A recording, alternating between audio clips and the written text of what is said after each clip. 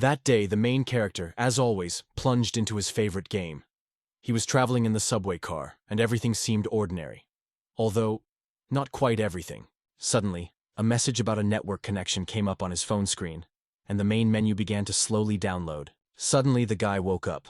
The smartphone screen still glowed with a network connection error and hanged the main screen. The protagonist only now realized that he was sitting right on the floor for a while. The hero lifted his head and suddenly realized that he did not pull around or dug around. Before his eyes, a majestic throne was stretched, and strangers whose faces were for the first time stood around. He rested in the middle of some magical seal, and next to him was another young man and a girl in school uniform. The stranger approached the girl and asked if everything was fine with her. She smiled, assured that she was feeling well, and sincerely thanked him for his care. The girl grabbed her head and asked what was happening here. The protagonist turned his gaze on the boy and the girl, thinking that they were also suddenly drawn into these events, without explaining anything. The protagonist gradually recovers and begins to think. Maybe he was really moved to another world, as it happens in a brand or video game. Some time passed, and the king, majestically riding on the throne, met the brave heroes who appeared before him. The protagonist could not believe that he was in the very center of one of the most banal games. At this point, the man who was sitting on the throne announced that he was King Joseph Rauya Paysanat. He said that his kingdom was in a difficult position because of the direct proximity to the continent of demons. So he appeals to the brave heroes with a request. They say they are able to deal with the master of demons instead of all of them. The protagonist only smiles Krivo. In his thoughts he runs. The king says nonsense, even looks not worried at all. Suddenly, another person approaches them and proposes to explain everything in detail, but first asks to find out their names. The main character calls himself Sakurai. The girl seems like a Takanashi, and a boy who is near is the name of Watanabe. The man rejoices that the ancient dream of calling the heroes has finally come true. He proudly calls the Trinity brave heroes and assures that he believes it is they who can surpass anyone with great potential. As His Majesty has just remarked, their kingdom is located immediately behind the demonic continent. So, they hope that these people will become stronger and break the master of demons. The Sakurai smiled boldly and asked if he was really considered a fool. The protagonist notes that the other two also do not feel much affection for the king. Then the man appeals to the brave heroes to open their status windows, so everyone will be able to personally see how big their strength is. Suddenly, silence hangs in the air. Boys and girls are overwhelmed, unable to understand what they expect from them. The man exclaimed in surprise, acknowledging that it was a great lightness on his part, because they have never encountered a status window before. One of the men shows how to call the status window properly, and explains what words you need to say for this. All you have to do is say the right command, and their current state opens. Suddenly Sakurai notices that something suddenly appeared. The main character enthusiastically notes that this world is surprisingly reminiscent of a popular game, and it instantly wakes up the excitement of a real gamer. He suddenly orders to open the status window. His unexpected gesture is a maze at a girl and a boy. They look at him in surprise. They meet, exchanges nods, and simultaneously activate the team to open the windows of their status. Sakurai looks carefully at the screen that has suddenly appeared in front of him. Its level is the first, and the main profession is a priest. All characteristics leave much to be desired, but the level of recovery is simply impressive. As many as 100 points. It would seem that fate gave him the role of support in the team. Smiling clumsily, he mentally acknowledged, he has not had such a strange and unbalanced combination of skills. It turns out that his arsenal had only 3 abilities, and one of them concerned only the knowledge of the language. That is why they find a common language so well, despite the fact that they come from different worlds. And they also got the ability to heal and regenerate. What to say? Both of these skills are extremely useful. In addition, he holds the position of priest, and therefore he is engaged in healing. The man is amazed and emphasizes that, in fact, he is a healer. Such a hero is extremely rare. There is a special profession of doctor here. It is called a priest. The most amazing thing is that the priest is able to heal any wound, even if it seems hopeless. The young man smiled awkwardly. He acted, just showed how to aim. Though in this world, if you think about, guidance is rather a preparatory business inherent in priests. So, he decides to introduce himself to a healer. The girl proudly reports that her profession is a witch.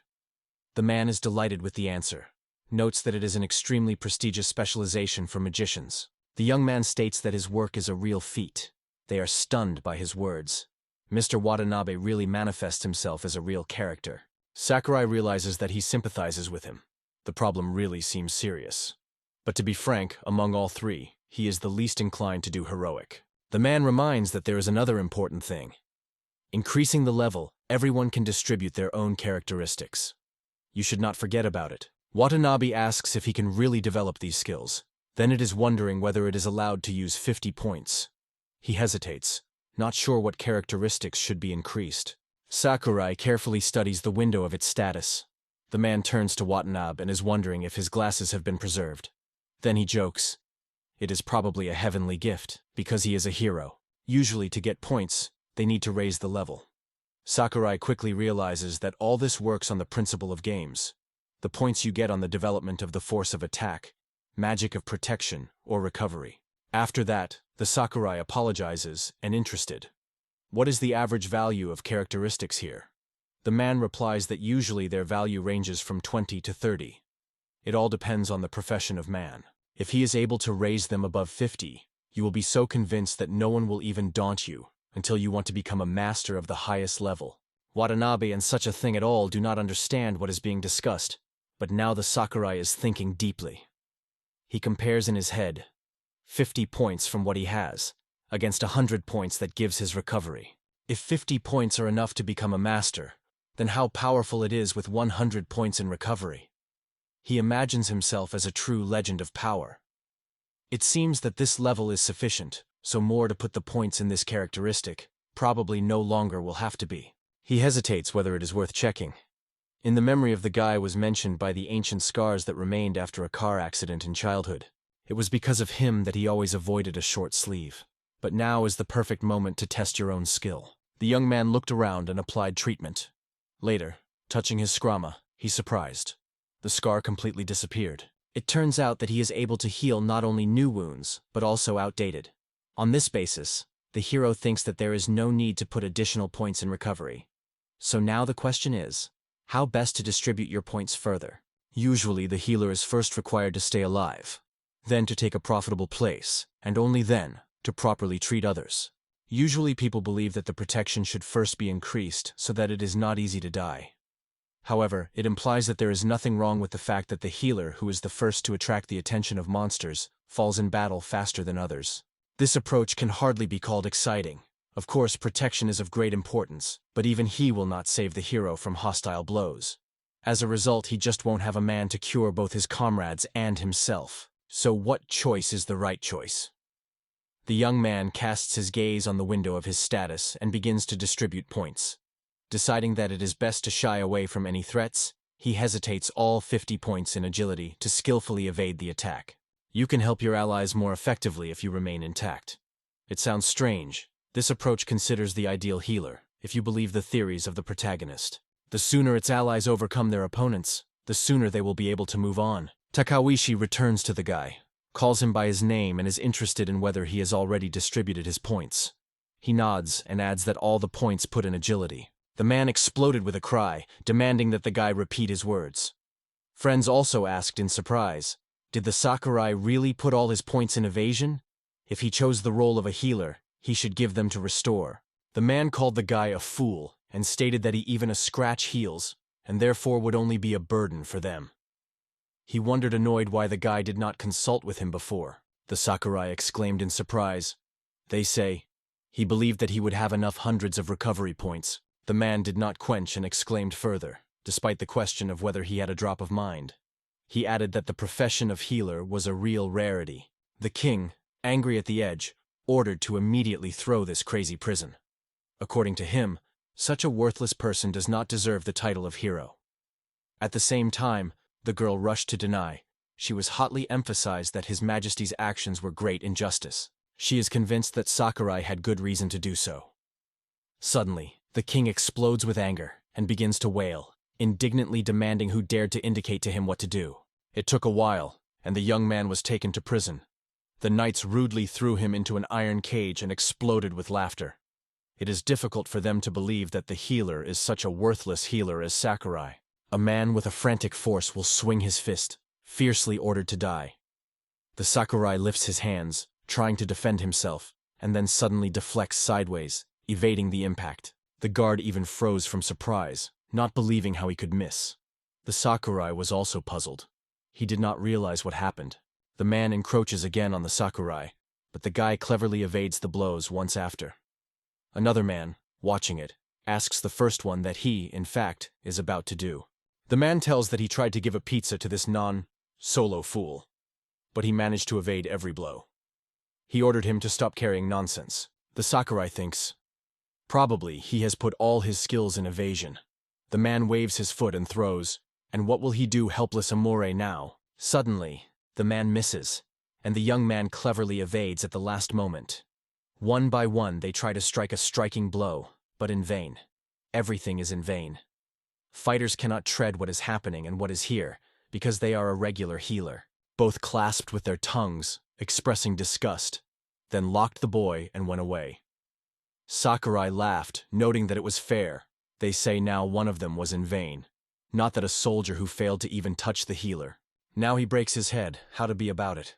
First, they immediately recorded it in a void without even trying to check it. If they just looked into a status window, everything would have happened differently. Although the king was marked by a great aggressiveness, he decided not to disclose this secret. Now he had to think about how to get out of here. Yes, he realizes that he will not be able to move freely on the street. He was summoned to a rather difficult place. What are these two now doing? Now he only has to feel sympathy for them. Apparently he will now focus on his further steps and test his own abilities. The young man opens his status window and thinks, maybe you need to get injured in the use of medical abilities. However, he does not want to harm himself. After all, he chose such a combination of skills. It is not easy. The young man does not want to risk his own health. Therefore, there is only regeneration. This is one of the main enchantments of classic role-playing games. He simply imposes a regeneration spell on himself. The young man uses regeneration and feels incredible heat that spills the whole body. As with treatment, it has no idea how successful the ability will be. He is only concerned about one thing: how many times he can use this skill. Sakurai is constantly activating one skill after another. His body gradually envelops a pleasant warmth. It seems as if it is swayed under gentle sunlight. He still does not feel any discomfort. It seems that his mana has not exhausted. However, some limit to the use of this skill must undoubtedly exist. So it turns out that he just has an incredible stock of mana?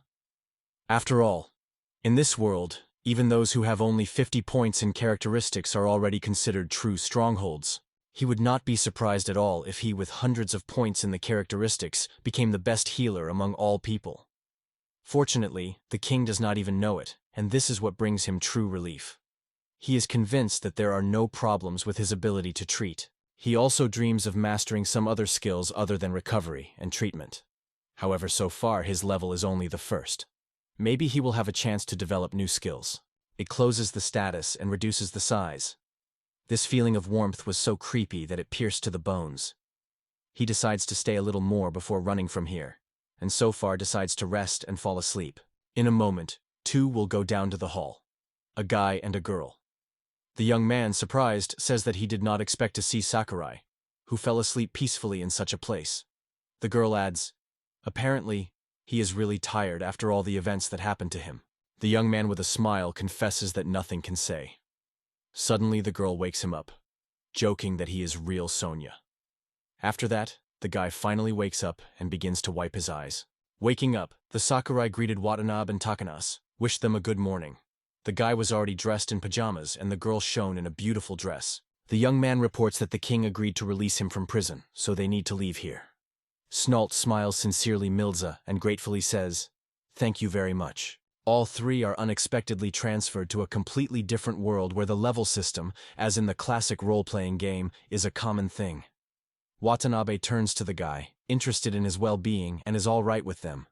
Sun calmly assures that it is full of order. When they enter the room, the young man is surprised.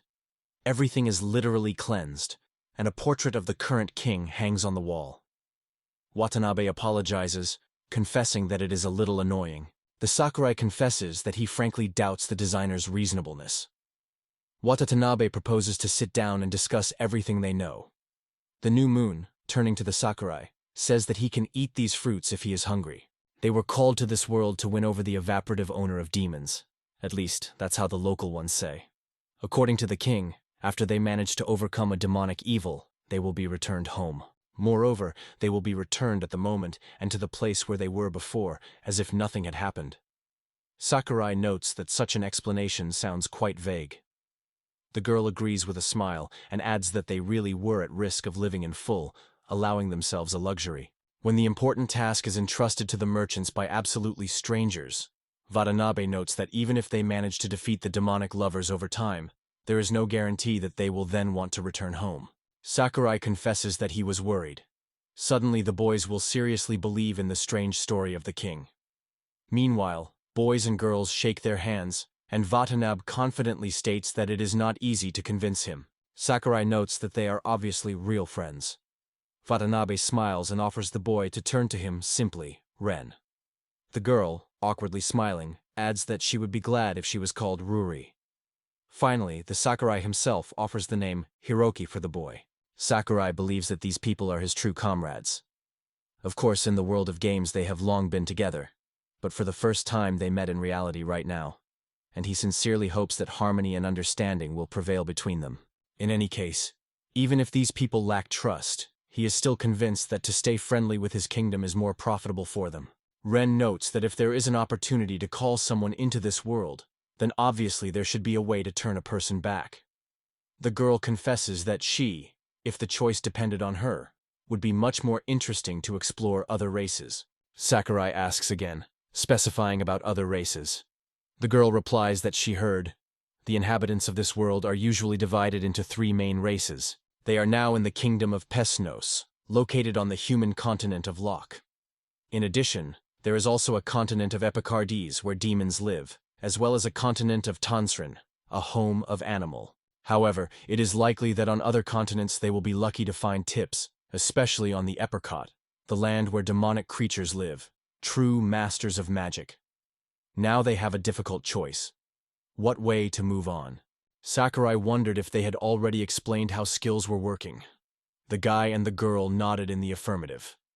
Then Ren added that there seems to have 3 varieties of skills in this world. First, there are passive skills. They act continuously, such as language knowledge. The next category is combat skills. They are only awakened if special armor, equipment, or weapons are used. For example, they ignite a flame with each sword. The capacity of such skills depends directly on the level of protection and force of attack.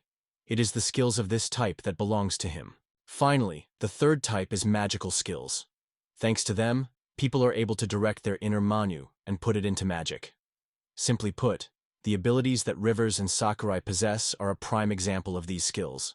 The power of such skills is determined by the degree of magic and the rate of energy recovery. Sakurai realizes it and recognizes that he will not be able to master everything right away. It is not as easy as it seems. Now it has become obvious that they needed to know something from people. However, he could not get rid of the thought. Prompts were probably hidden in other kingdoms. But how do you tell them about it? Ren reports that they are going to stay in the kingdom, and therefore want Hiroki to be with them. However, without having to finish the thought, he suddenly asks the boy to forget about it. Sakurai agrees, they say, that's exactly how it must be done. The Sakurai replies that he also thought about it and believes that there is no point in staying in one place. So he proposes to go out to look for some tips. Ren asks if everything will be fine with him. Sakurai confidently replies that there is nothing to worry about, because he is a healer with perfect evasion skill. Ren is again interested in the healer with absolute evasion. It confesses to this. In fact, now when you recalled, this was the main reason why he launched all his points for evasion. Because of this, he was buried to prison. The girl explains that here they distribute points as usual. Knights and magicians increase protection, magicians also pump magic, and knights attack. Sakurai notes that he expected it. Ruri is surprised. Did the guy really have such information? But immediately he is interested. Why did he spend all his points on evasion? The guy throws the apple, accompanying it with the words, "If you increase the evasion, no blow will affect you." The apple flies straight, but does not touch the boy's body. Ren from Ruri are amazed at what they see.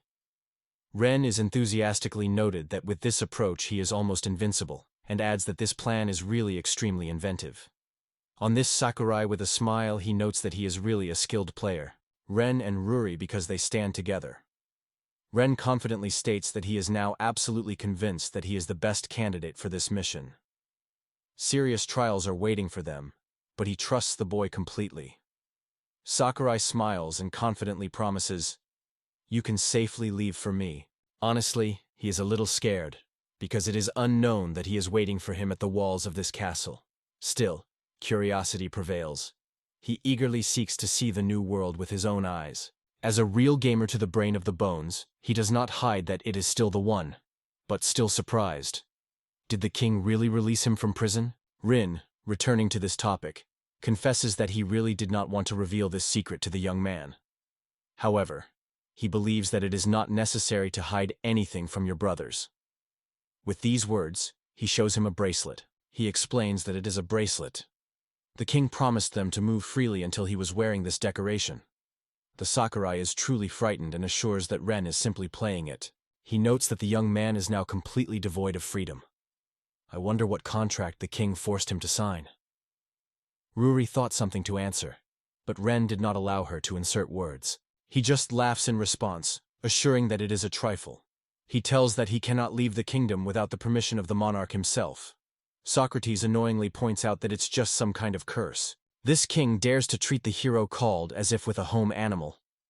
But the saddest thing was that all this could be avoided if he had not done so ill-advised. The young man strongly states, to apologize or something like that, he is not even going. He asks just to wait a little. He promises to find a way to get rid of this damn bracelet. Ruri agrees.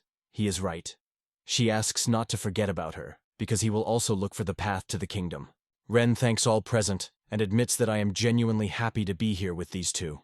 After that, they begin to think about how they are most convenient to keep in touch and discuss important. Sakurai points out that if they turn to each other only by name, then the king will only know their names, and no more.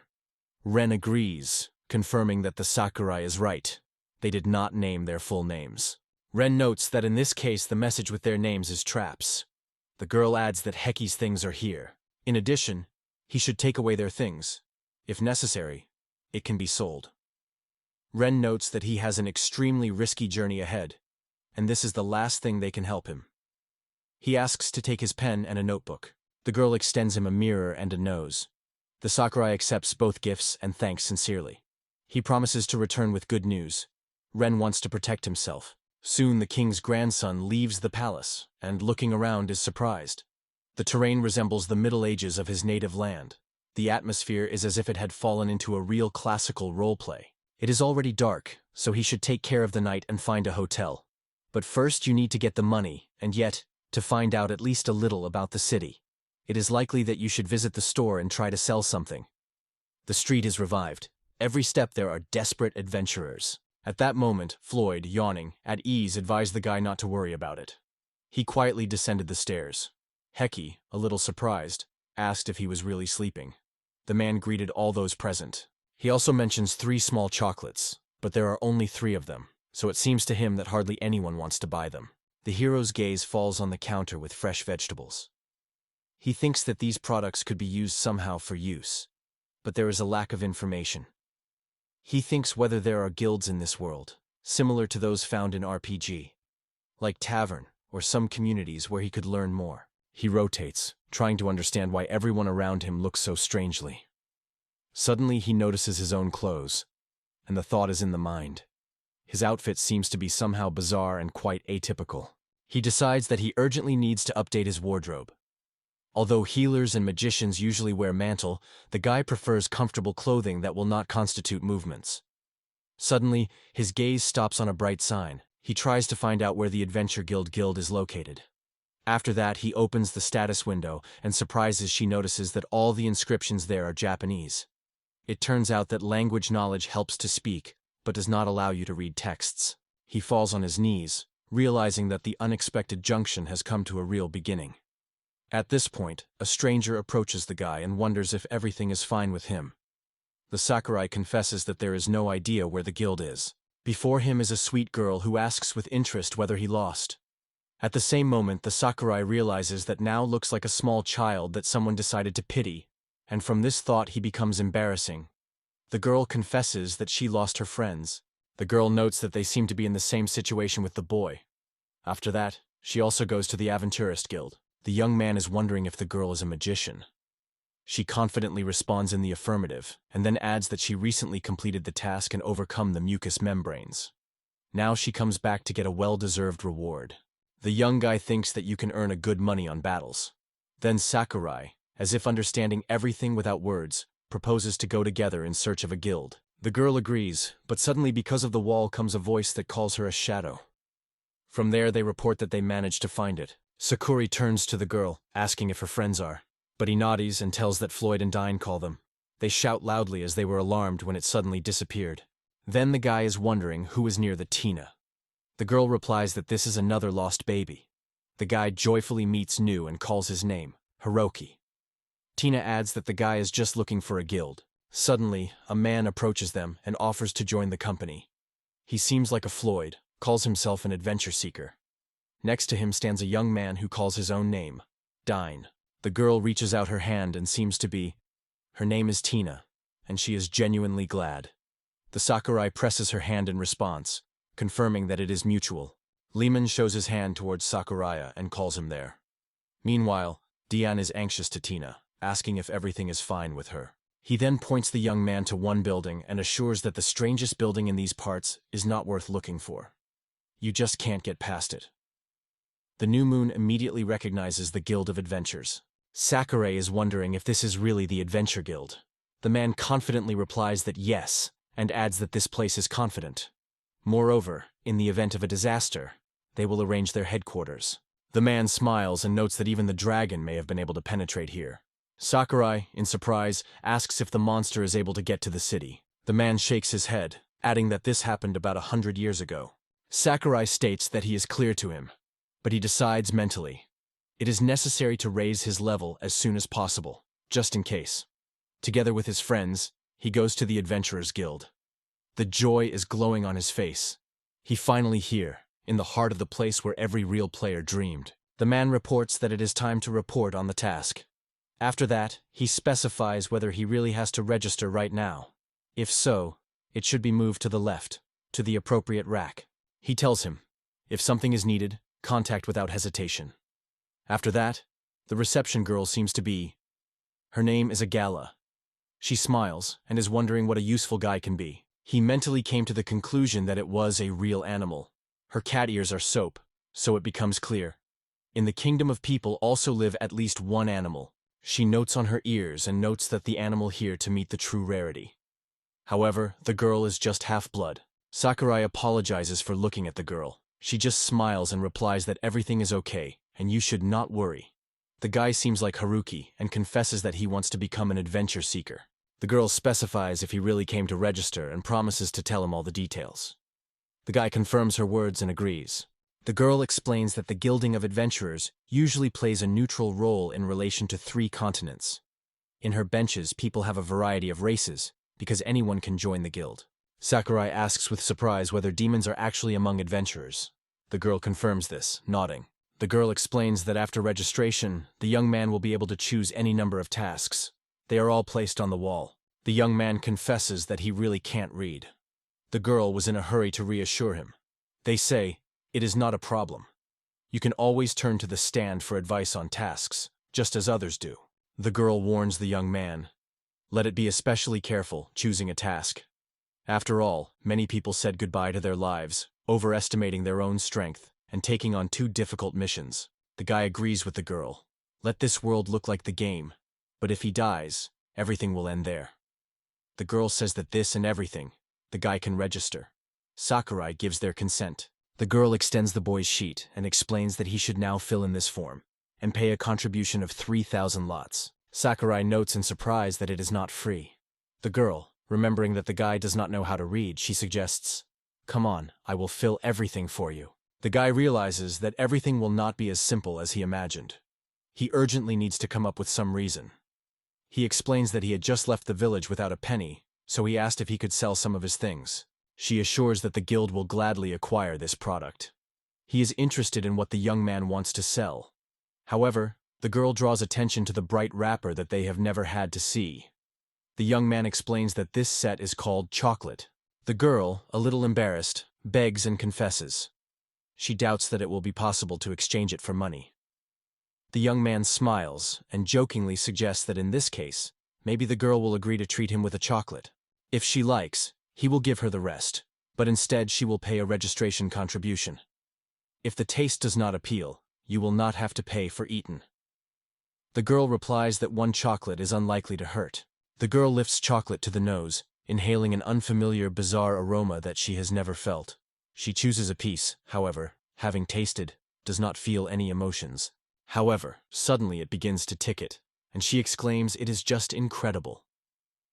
Sakurai smiles with relief, rejoicing what she really liked. The girl tells that she just put her chocolate in her mouth. She began to melt instantly. In addition to slight bitterness, the taste of chocolate also pleases a gentle sweetness. The girl reports that they have all governed. She will pay the registration contribution and get everything you need. The Sakurai thank her for her support. The girl is interested in who the guy works and what kind of battle he serves. The guy replies that he is a healer, and most of his skills developed in recovery and evasion. The girl enters the documents that the guy is a healer and writes his characteristics. But when she reaches the evasion point, her hand suddenly begins to tremble. She wary aside whether he really takes the art of evasion. Sakurai assures the girl that she should not worry about healing. The girl explains, the guy told that he is a healer who put invaluable points in agility. Having discouraged because of her straightforwardness, she apologizes and carefully wondered if he has a team. The young man states that he is free. One of the reasons for his arrival here was the desire to find like-minded people. The girl with anxiety notes that it seems that hardly anyone wants to accept him in her team. These words cause a guy a real surprise. The girl notes that everyone is well aware. Healers who do not invest in recovery skills rarely become good doctors. In fact, they have little benefit from them, and few want to deal with them. The man notes that he is the perfect combination for him, a healer with a high agility of evasion. The girl advises him to take a chance and leave as long as he has that opportunity. The guy instead states that he, LLB, is already registered. He then clarifies whether they can learn something from these people, and whether they will allow him to join. The girl replies in the affirmative. The guy promises to talk to everyone. The girl wishes him good luck. He adds that if he could, he would travel the whole world, and you should join a truly powerful team. He apologizes and approaches the company. Reports that now in search of a team that could join. I wonder if they need a healer. One of the men notes that such rare specialization is infrequent. The young man thinks that they seem to treat him favorably.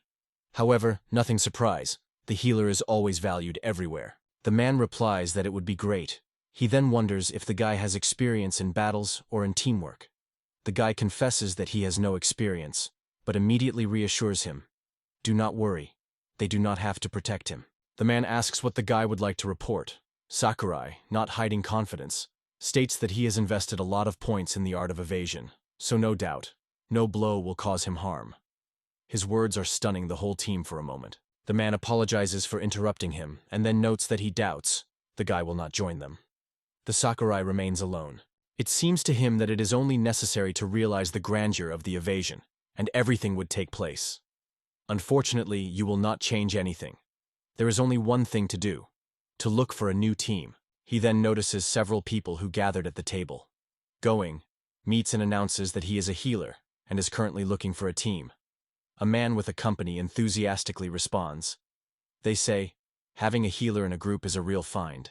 The girl notes that, as he could notice, among them only vanguard fighters. The guy asks if he can join their company. He thinks about himself that this is another successful acquaintance. The girl is interested in what skills the boy owns, they say. It would be great if he was able to use the shield. The guy suddenly realizes that there is no shield in his arsenal. Therefore, he confessed that he only recently started and has only mastered healing and regeneration. The girl seems less than expected, and the guy assumes that their opinion could change. The man notes, if the treatment continues, everything is under control. But because of this, they will have to rebuild their order. A young man with a smile assures that you should not worry. After all, he is a healer with the ability to evade strokes. This time he decided to tell everyone about the benefits of unique evasion art. He notes that no attack can harm the healer who has the art of evasion, so there is no need to protect him. Moreover, even if he is injured, they can be healed instantly. Therefore, there is nothing to worry about. Suddenly, the man is sharply knocking. They go and the man suggests the boy to look for someone else. The girl, smiling, adds, "Besides, they would not hurt another unknown participant in the team." Suddenly, his gaze stops on the Elfian. He immediately notices a bulky pack that is hard on her shoulders and is surprised. Do the archers can carry such a burden? Now he becomes clear who was talking about when the girl complained about a helpless partner. He suggested that, so he is already preparing to wear a luggage of another team, and does not even consider it something bad. However, the guy completely forgot about his own. It seems to him that confidence in him was only a good game for the public. He hints that it is possible to look for another team, and suddenly everyone starts to disperse. Everyone has already removed from him, and the young man begins to think that everything is lost. But suddenly, the girl on the receipt appeals to him and reports that he can still cancel registration if he wants. The guy is interested in the girl, whether she knows where to meet the monsters. The girl replies that they can often be found outside the city or in the dungeons. Realizing this, the guy asks her to tell where the closest dungeon is located. He then asks her to choose a task for him that does not involve the murder of monsters. The girl replies that he has several other assignments that she could offer. However, she is surprised if he really decides to go alone. It is too dangerous there. These places are covered with extremely powerful monsters known as bosses. The girl is worried, but the guy reassures her. He will just look back and immediately return. He convinces that everything will be fine with him. The girl believes that there is one task that is quite suitable and safe for a beginner. This dungeon is called a stone maze and is located near the city. His mission is to get a little healing herbs from there. The guild will buy all the herbs that she can bring, and this task can be accomplished at any time. The young man agrees to take the case. The girl notes that even if you complete the task without going into battle, the boy still has to face the attacks of the monster. The guy is running away, assuring that everything will be fine with him, so he decided to escape. The girl, however, warns him, asks to be careful. Sakarit is surprised to notice that the sun has almost gone over the horizon. Usually at this time it is still going on for him. But now he urgently needs money. Therefore, he decides to descend to the dungeon, collect healing herbs there, sell them, and to remove the room on the proceeds. In addition, he had already slept in prison, so night without sleep is unlikely to be a test for him. Suddenly, he notices a stone underground chamber. At first glance, no one is there. He decides to go there first. He enters the dungeon and finally realizes, otherwise you will not call this place a real dungeon. No other word conveys all its essence. He also notices that there is bright light inside, but no monsters are visible nearby. They may appear further if he dares to move forward. Many people have already died here, overestimating their own strength and taking on what they could not. Since he doubts the possibility of the resurrection, it would be necessary to create a map of this area. The diary he received from Ren is useful. Turning for the horn, he suddenly notices a small monster. This monster is a giant snail creature. Suddenly she rushes to the boy, but he cleverly evades, and the blow is in vain. The guy is delighted with such abilities of the healer, and even with high evidence, any trials seem easy to him. Moreover, mucous membranes are simple rivals, so overcome at least one he can. He believes that one should try to attack him. So the guy waves his legs and beats the mucous monster sideways, but the creature does not even shudder. No harm. Only now he remembers. He has only one point of attack. He is convinced that he would overcome this monster without much effort. It is only necessary to do him at least little harm. But before rushing into battle, you should weigh your characteristics more closely. He decides that it is time to leave attempts to kill the mucous membrane. He is interested in whether the mucous membrane will pursue him by the labyrinths of the dungeon, if he moves on. Suddenly, he notices two snails and decides that it is better not to touch them. Then, everything will pass quietly. It seems to him that they are unlikely to prevent him from collecting medicinal herbs. He needs to raise a considerable amount to be enough for a home and new clothes. Without a decent stock, he will not even be able to start his travels. It may be necessary to pull the goals of this herb. Otherwise, in his opinion, he will not be funds. For a long time, the snails did not stop attacking, but his body seemed to be evaded from each occasion. He even lost a sense of danger and almost forgot that he was attacked at all. Suddenly, the guy notices the ladder, and strange, but the snails for some reason do not hurry to climb behind him. The guy asks if they really can't leave their floor. If the monster is not able to leave the boundaries of their level, everything is much easier than he expected. Therefore, it moves as far as his evasion skills allow. Finally, he gets the second floor, where he is attacked by mysterious creatures similar to rats. On the third floor, the guy was attacked by wolves. On the eighth, he was already met with mixed monsters detachments. Subsequently, the guy still finds the same healing grass that the girl was told. She stretched to him a book in herbs, explaining that there are two types of plants in the dungeon. The first of them, herb from pain, and the second is a much more valuable medicinal herb. As the girl claimed, it is now the perfect moment to collect these healing plants. He collects plants and notes that there seems to appear nearby. It is intrigued, he decides to move on. Rising to the 10th floor, he immediately notices that everything looks much great here. It may be where he will be able to find even more valuable herbs. As he said it, he immediately came across the healing grass. Not one, but a whole handful. He believes that he is incredibly lucky. Suddenly, a loud roar is heard. The young man shakes up, stunned by unexpected noise. What was it? Said the thought in his head. He hesitates, to run away or rely on his agility, carefully approach and find out what happened. Then it comes to him that it is not necessary to flee. However, prudence will still be needed. He will finally be convinced of this only when it is first injured, and it will go forward. The young man gently looks out of the horn, and at his face there is a fear.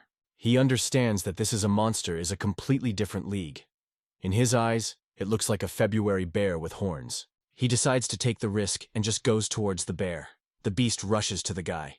But the guy was ready for such development from the moment as he chose his weapon. The monster will swing the paw, but the blow goes past the target. After a few annoying attacks, the young man cleverly and again. Suffler and irritation are reflected in the face of fear. It cannot understand why it is not able to hit it. Sakurai confesses that it is a real surprise for him. Though, to be honest, he did not imagine that everything would be so simple. It cries with the neck, adjusts to collect the healing plants further. And now he remembers. A bundle of medicinal herbs costs 1,000 lots. Easy work, and profit promises to be considerable. However, he is not sure that the battle with this enemy will be as simple. There should be 20 grasses.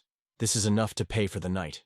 He decides that this is quite justified. Lifting his eyes, he notices 5 horned bears, who are trying to understand why they are not able to hit the boy. He tries to escape and exclaims that it is not ridiculous at all. Even if they can't get it, he still is creepy. Suddenly the guy notices the door. He imagines that they are likely to hide the treasure storage. Or, more likely, that is where the entrance to the boss room. Despite the fact that the thought of returning already had in his head, he recalls. He promised himself to move forward until he was injured. He is convinced that he will easily cope with 5 bears, so the boss of the dungeon does not seem a serious threat to him. Meanwhile, the bears do not look at him, getting ready to attack just in the head. Feeling confidently, the young man decides to go to the treasury. Opening the door, he apologizes for an unexpected visit. Having looked at the room, the guy understands. Here everything speaks that it is the owner of the owner. He looks carefully at the monster and finally realizes, before him, orc. In many games these creatures appear at the beginning, but to be forced to meet such an enemy as a boss is truly creepy. He is covered by fear of a terrible situation, and he begs to give him some weapons. The monster tries to hit, but misses. Understanding the cause of his miss, the guy suddenly laughed and started jumping around the orc.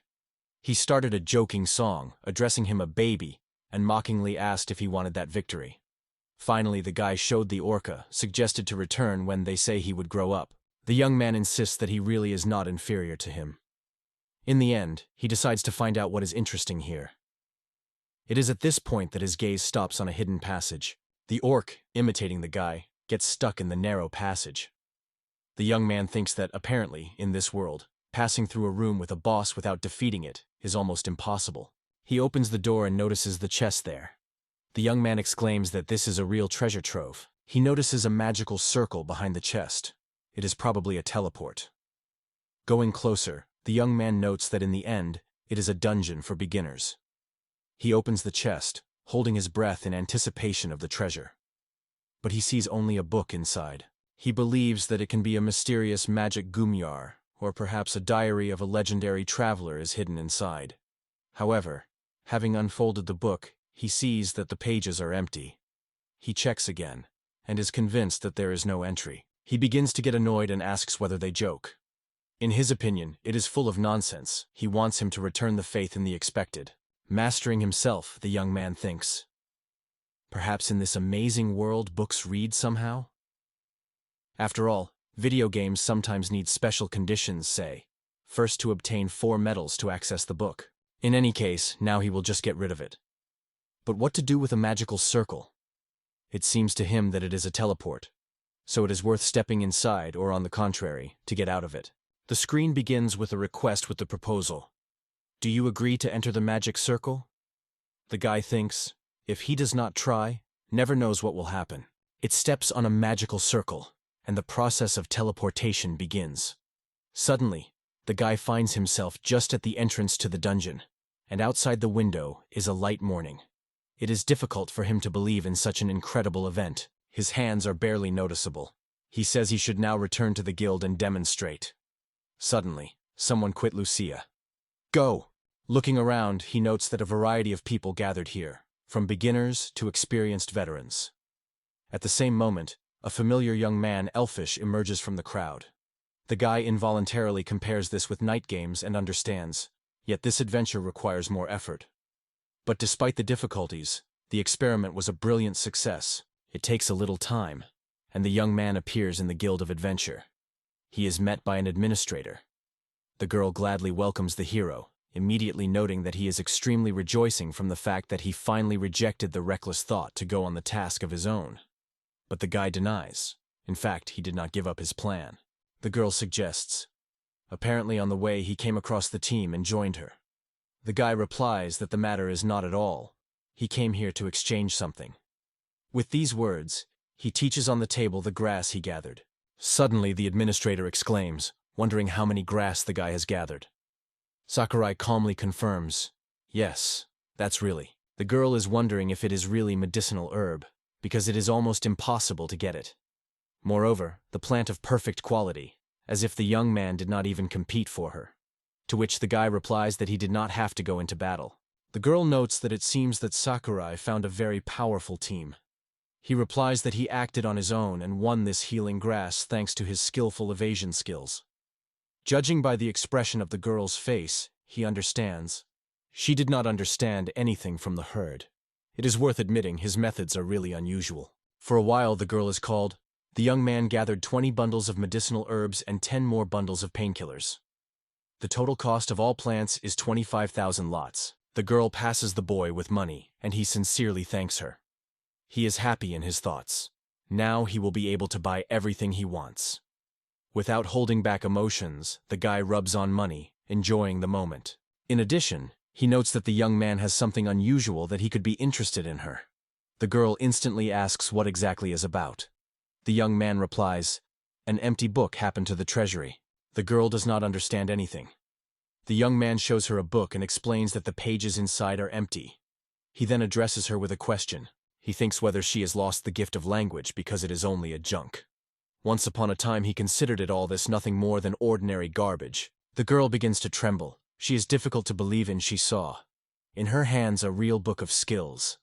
The young man also does not hide his astonishment. The guy asks if he can gain this skill because it seems to be empty. The girl agrees. This is true. And also adds that the brown cover means the lowest value among all. However, the price of this book is really overwhelming. As much as 10,000 lots. The young man is distrustful of whether it is, but the girl assures she does not joke at all. She hesitates. To use a book or sell? That's the dilemma. The young man is sure that such things should be used without a doubt. New skill is more valuable than any money. The girl proposes to teach him to use this book. First, he needs to put his hand on the cover. The guy agrees. After that, she explains that he should apply any skill, and the book will absorb his menu, and instead give him a new skill. After that, the young man applies a therapeutic spell, and the glow of the book envelops it from head to toe. Finally, he acquires a new skill, a protective shield. At the same time, the guy realizes that his mind is in his mind. He recalls the girl who noted, If the guy had a shield, he would probably sigh with relief. If he had a team, this skill would be a real find. But unfortunately, he is still alone. The girl is wondering if he has got a new ability. The guy confirms that yes, he managed to master a new skill. She sincerely welcomes him on her achievement, and he thanks her for his kind words. The girl expresses that Heki has every chance of becoming an outstanding traveler, despite the fact that yesterday he tried unsuccessfully to join the detachment. However, it notes its striking progress. She approaches him with alertness, and notes that those delicacies called chocolate seemed quite strange to her. The girl thinks, who is he really? The guy thinks that he is one of the heroes called from another world, but cannot voice this truth aloud. So he chooses to say that just an ordinary boy from a neighboring country. The name of this country is Japan. He tells the girl that it is time for him to go and thanks her for goodbye. In response, she says that if a young man once needs help or advice, he can always turn to her. Before going to the hotel, he decides to test something. The young man inhales a pleasant aroma that has wandered in the air. Suddenly, the seller from the store is called. Did this man really hungry? Here he has a wonderful barbecue. The young man agrees. The man is right, because he spent the whole night in the dungeon without food and water. So now he will gladly take a few barbecues. The man announces, 1 barbecue costs 300 lats. The young man smiles and replies that he takes 3. Without a minute, he pours on juicy pieces of meat and begins to taste them. He points out to the man that these spices perfectly emphasize the taste of meat. The dish is really incredibly tasty. In response, the man laughs fun, agreeing with him. Looking around, he notices that this street is reminiscent of a lively market. Then he approaches another ant and orders the juice, paying 300 lots for it. Then the young man squats near the fountain, deciding to rest a little. Looking at the passers-by, he remembers the words of the guild administrator. Almost everyone present here is ordinary people. She noted that there are almost no animals here. But he believes that the reason lies in the fact that it is the kingdom of people. He is wondering whether representatives of different races live in other kingdoms. The young man smiles, realizing that he is in a completely different world. He is interested in the inhabitants of this mysterious place. Do not happen here, the higher elves? Although, if you think a girl who carried a whole mountain of things could well be an elfine. Although he has some doubts about it. If he has to meet her again, he will certainly find out it. Currently, the guy decides to check his own status. His gaze immediately comes across a completely new skill. Fascinated by the discovery, he wants to try it, so he leaves away from the city. Returning to the trade in drinks, the young man gives her a mug and thanks sincerely. Another woman, glancing on him, notes that his outfit is quite unusual. The young man casts his gaze on his t-shirt, notes that he is dressed in things from his native land, but he decides mentally, it's time to buy something new. He approaches the woman and is wondering if she has simple clothes. The woman replies in the affirmative, adding that the guy is still very young, so these things will be suitable for him. Considering the clothes, he points out that the fabric seems thin, but will agree for rest. Therefore, the guy expresses the desire to buy another bag. The woman in response voices the total amount. Together, everything costs 2,800 lots. It has passed for a while, and the young man decides to experience his strength. Going out of the city, he notices a large snail in front of him. The young man rejoices. Wonderful, just creatures as snails, he needed for training. The young man notes that they remained as carefree and cheerful as they are still. In his imagination, there is already an idea to tame them and make their pets. The young man activates his recently acquired shield skill, and a shining shell flashes around him. He calls for Mucus to admire his shield. The monster rushes to the attack, but all their lunges are in vain. No one causes him harm. It turns out that he constantly evades and is not able to check the shield in action. He is wondering if this shield will come in handy. He cannot return home in this form, shining too. He thinks that the shield will remain whole until the enemy breaks him. He thinks whether there is an opponent here that can surprise force. Suddenly the guy hears noise. It seems that newcomers gathered in that side. He notices a young man and a girl and immediately recognizes Tina and Dina. His thoughts come back to Floyd. What to do with him next? However, now it seems that there is no nearby.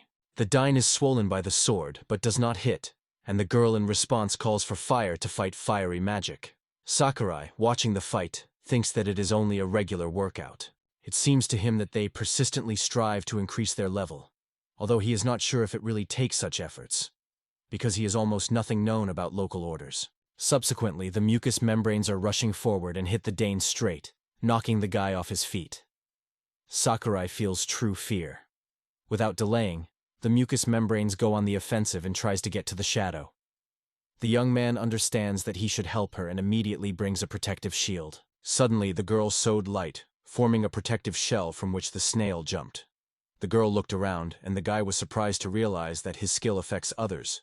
Dane is shouting to attack the girl. She obediently nods and calls for the flames with her power. The fire flashes and the snail falls dead. Dane sighs surprise, amazed that they have succeeded in some miracle. The young man exhales with relief and notes that now the right moment has to disappear quietly. Suddenly, the girl notices something brilliant in the bushes and calls Hiroki. From there comes a young guy. She acknowledges that Hiroki saved them and thanks him sincerely. Dine also shares its joy and is approving for the young man. The young man is welcome with the girl, and he thinks that he was able to save them. Dan proposes to turn one another by name. The guy asks if it is really convenient, and Tina immediately agrees with it. The voice confesses that communicating with someone older is not easy, but offers just to turn to him, Haruk. Dine is interested in age and asks if they are peers. He reports that he is 15, and Tina confesses that she is only 13. Sakurai adds that he is 19 years old. Their surprise is difficult to hide. Sakurai points out that he looks much younger than his years, and this creates some inconvenience. Dine adds that it was a surprise for him because they are almost the same height, so he automatically assumed that they were peers. Suddenly, Dean shouted that Hirokia was in danger. Along with the guy, several mucusers crawled, and Tina exclaimed with anxiety that there were 3 monsters near him. Dean asked impatiently why he was still standing in place, not running away, or at least trying to defend himself. Hiroki confidently states that everything is fine. At that moment, Dina sounds loudly to look around. Suddenly, the snail misses him. Dina, along with Tina, was amazed at the events that just happened before their eyes. They wonder if the mollusk really missed. Sacrifice assures that he actually evaded. Dine notes that his body really fluctuates, but is it more evasion? The young man confidently states, yes, it was definitely a bias. The young man tells that he has managed to get a whole book of skills. Comrades were surprised to ask if it was possible. The young man confesses. Could they help him destroy enemies? The powerless rage covers him. He feels his own weakness, and it annoys him. Dane finally masters himself and agrees to help. Haruki exclaims enthusiastically that it is great, and if they manage to kill them, it will help him incredibly. Subsequently, Dine help the steam cope with the licht, as he suggested to act with someone much easier and more enjoyable. Now he is overwhelmed by the desire to collect his own team as soon as possible. Finally, all the slugs were defeated. Sakurai confessed that he was glad to get acquainted with new comrades, though he was upset because he never got to the enemies. Left without strength, Dining and Tina looked exhausted. The young man reassured them. He did not consider it a problem. Tina complained that she had completely exhausted her stock. The young man asked the girl how she feels, and assured that he would now help her recover. Tina said with a smile that everything was fine with her. She did not get scratches, and that's all thanks to his shield. Just a little tired, because she spent all her manu. The young man noted that repeated use of skills or can be depleted, so he suggested that you rest at least for a short time. Sakurai confesses that the shield is quite frosty. As soon as you activate it, he immediately begins to glow. Tina jokes in response that he hastened and forgot to adjust the device correctly. The guy wondered about the peculiarities of the magic, and Tina explained. She is able to control the power of her snacks, changing the volume of man, which spends on their use. The guy is wondering what will happen to his shield. The girl replies that this shield can withstand 5 beats, but if you reduce their number, the protection force will become much more powerful. The young man is aware of this and decides to try. In his imagination, he draws a shield that protects him and Anton. Protection for 5 beats, but without any glow.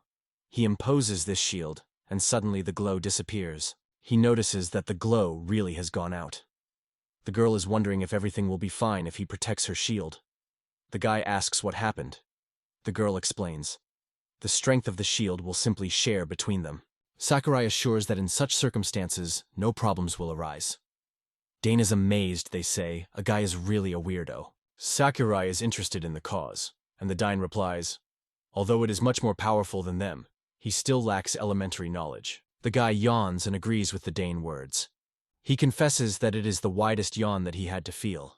The guy also adds that he has not closed his eyes from yesterday. The Sakurai confesses that after that conversation he thought about finding the hotel. Diana advises to pay attention to the Falling Star Hotel. Not only clean and cozy rooms, but also delicious food that deserves special attention. He says they also stay here. Floyd is probably still sleeping after yesterday's drunkenness. He ironically remembers him as an example of a hopeless adult. Sakurai happily points out that it is really great, but wonder why they are still here. He proposes to go to the hotel. The guy turns to Tina, encouraging her to climb him on his back. He will carry her himself. The girl is embarrassed, begins to assure that everything is fine with her, and adds that they just wanted to hunt a little more. The young man reports that the girl has ended magic. Tina denies. They say while they were resting, she managed to restore strength a little. The young man states that he will go first. He proposes to meet at the hotel. Tina states in response that they will still see. A little time has passed, and Dine exclaims that Hiroki is something incredible. The girl agrees with him. She has never seen someone so skillfully fight. Subsequently, when the evening sky still gave rise to memories of a falling star, Tina and Dine return to the constant. And at dawn the next day, Floyd invites them to a new fascinating journey. At this point, the guy wakes up, descends and welcomes all the morning greetings. The woman who cleaned the dishes jokingly noticed that he probably slept without his hind legs. Sakurai assures that he fell asleep in the morning. But then why is he still noon outside? The woman explains. In fact, he slept all day. The young man notes that he should have guessed earlier. It is not surprising that his body is full of energy. The woman, however, noticing, probably yesterday he was tired. The woman brings the boy free breakfast. Sakurai jokingly points out that he looks appetizing. He begins to have breakfast and exclaims enthusiastically that the dish is incredibly delicious. He has not yet been smoking. The woman is wary of asking whether he is a friend of Floyd. The young man agrees and notes that he is very warm. In response, the woman notes that this is not surprising, because Flouds had time to get bored. Then the guy is wondering whether the Floyda group really stopped at this hotel. The woman explains that their special guests have already left the hotel. She also recalls that the guy here is completely new. Smiling, she puts him a dish, noting that it is from the institution. The woman reassures the young man, calling not to be ashamed. If something is embarrassed or a question arises, be asked boldly. She is always ready to support and do anything that is in her power. The guy thanks her for her help. In this situation, the young man is interested in whether there is a store where you can buy equipment. The girl confidently replies that one wonderful shop knows perfectly. She asks him to wait a minute to quickly draw a card. The young man tastes dessert and enthusiastically notes that he is incredibly delicious. And also with interest he will say that he will be shown a wonderful store. Subsequently, getting to the store, it is surprised. The building looks impressive, and its reputation is really great. The young man goes inside. Stunned, he notes that the interior looks no less gorgeous than the outer facade, and the goods here are so attractive that it is difficult to look. The man appears to him to meet, and the guy realizes that he is in front of him. The man notes that the young man's clothes are quite unusual. Seeing a traveler in it, the dumplings are interested, to which class the hero belongs to.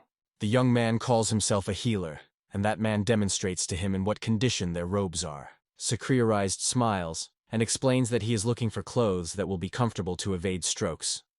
The seller, in surprise raising his eyebrows, is interested in why he is just such a thing.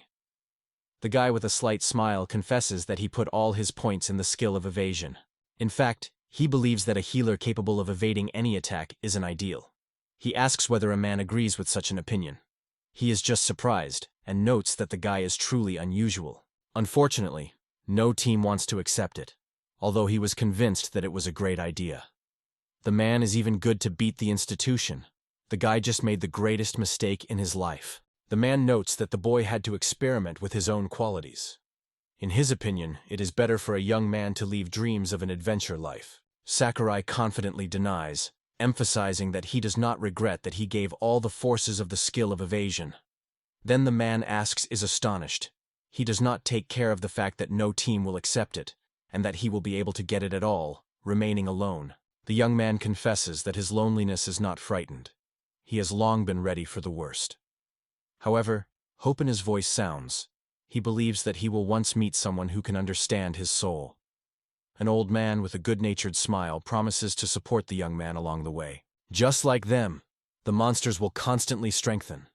They will learn to adapt, and meeting with seriously armed adventure seekers, they will rush into battle with even more frantic fury. However, the guy has doubts that there are many monsters that can be agility with experienced adventure seekers. The young man agrees with that.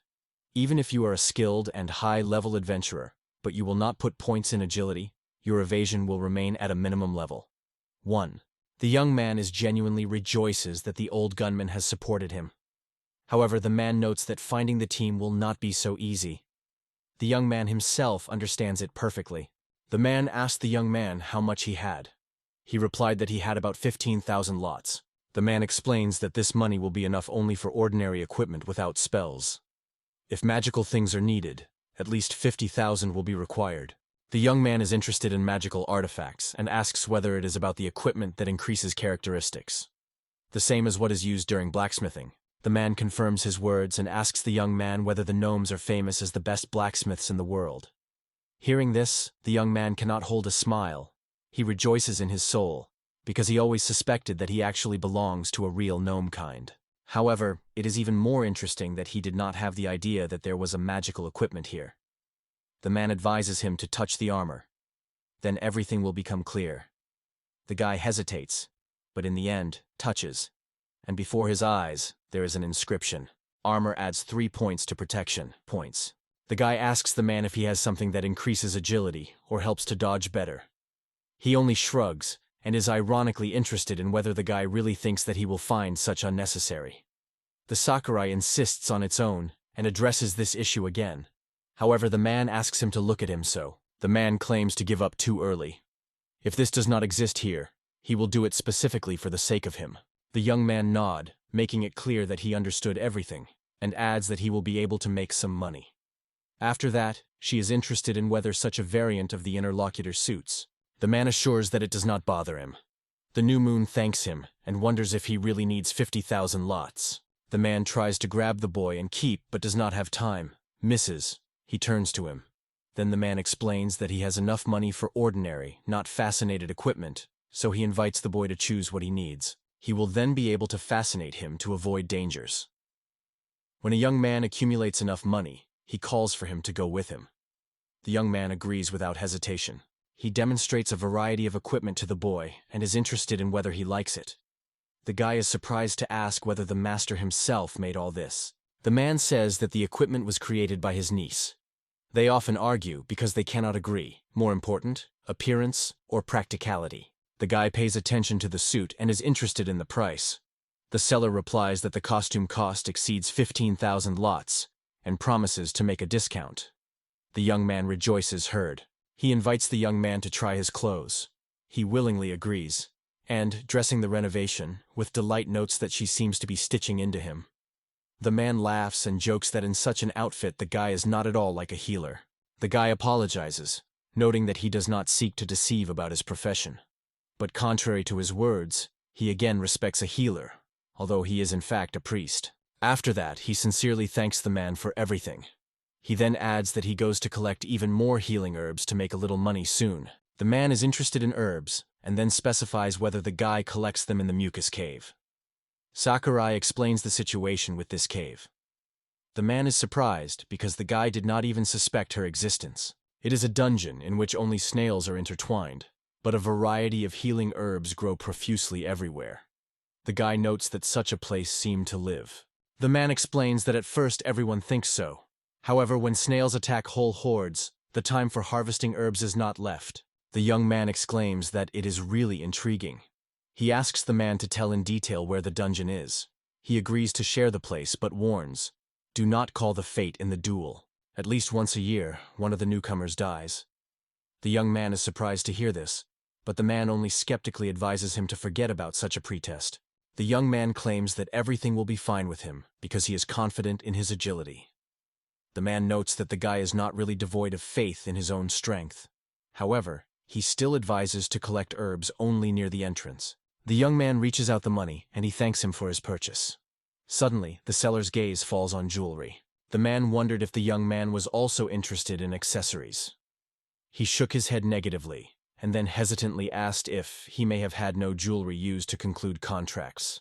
The man apologizes, explaining that it is almost impossible to find this in these places. The young man replies that he is in fact interested in a way to terminate such a contract. However, the man again apologizes, confessing that he has never heard of something like that. A young man with sadness on his face sincerely thanks him for his support, and then reports that in this case he goes to the snail cave. The man persistently reminds you not to forget about his reservation and in no case even think of going inside. Meanwhile, the young man notices some signs on the way. Probably a warning, although the value of written to him is unknown. He thanks local residents, because with their help he finds a cave without much effort.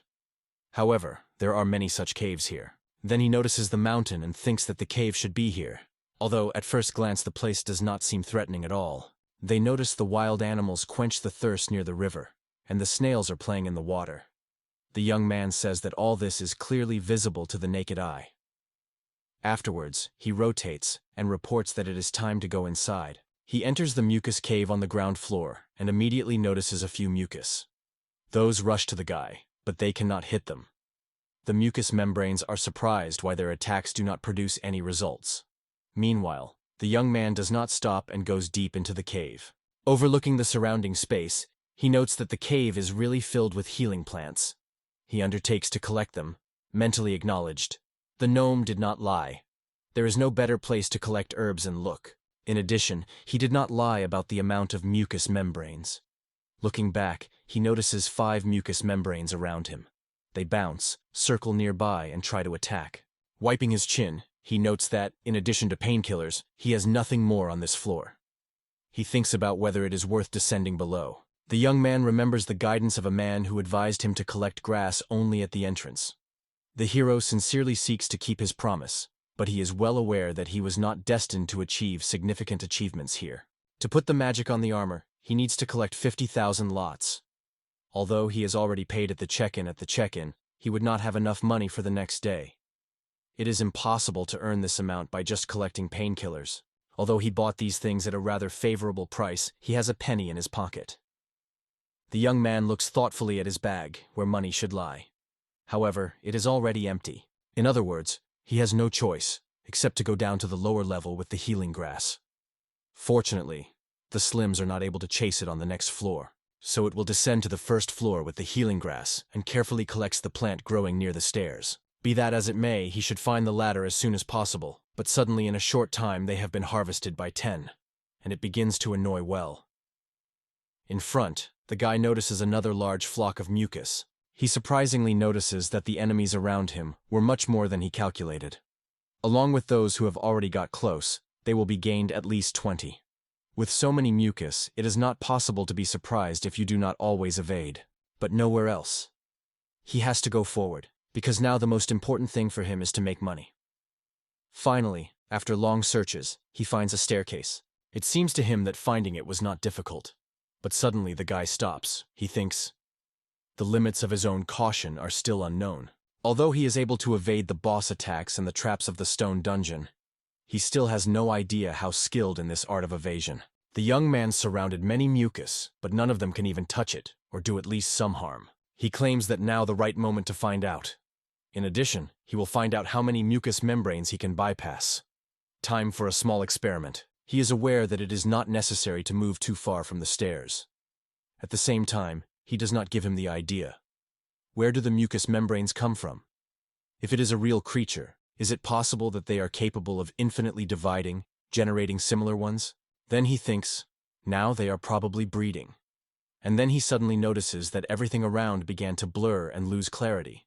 It is surprising. Why is it happening? Perhaps the reason in the protective shield, he suggests. He remembers how Tina explained to him.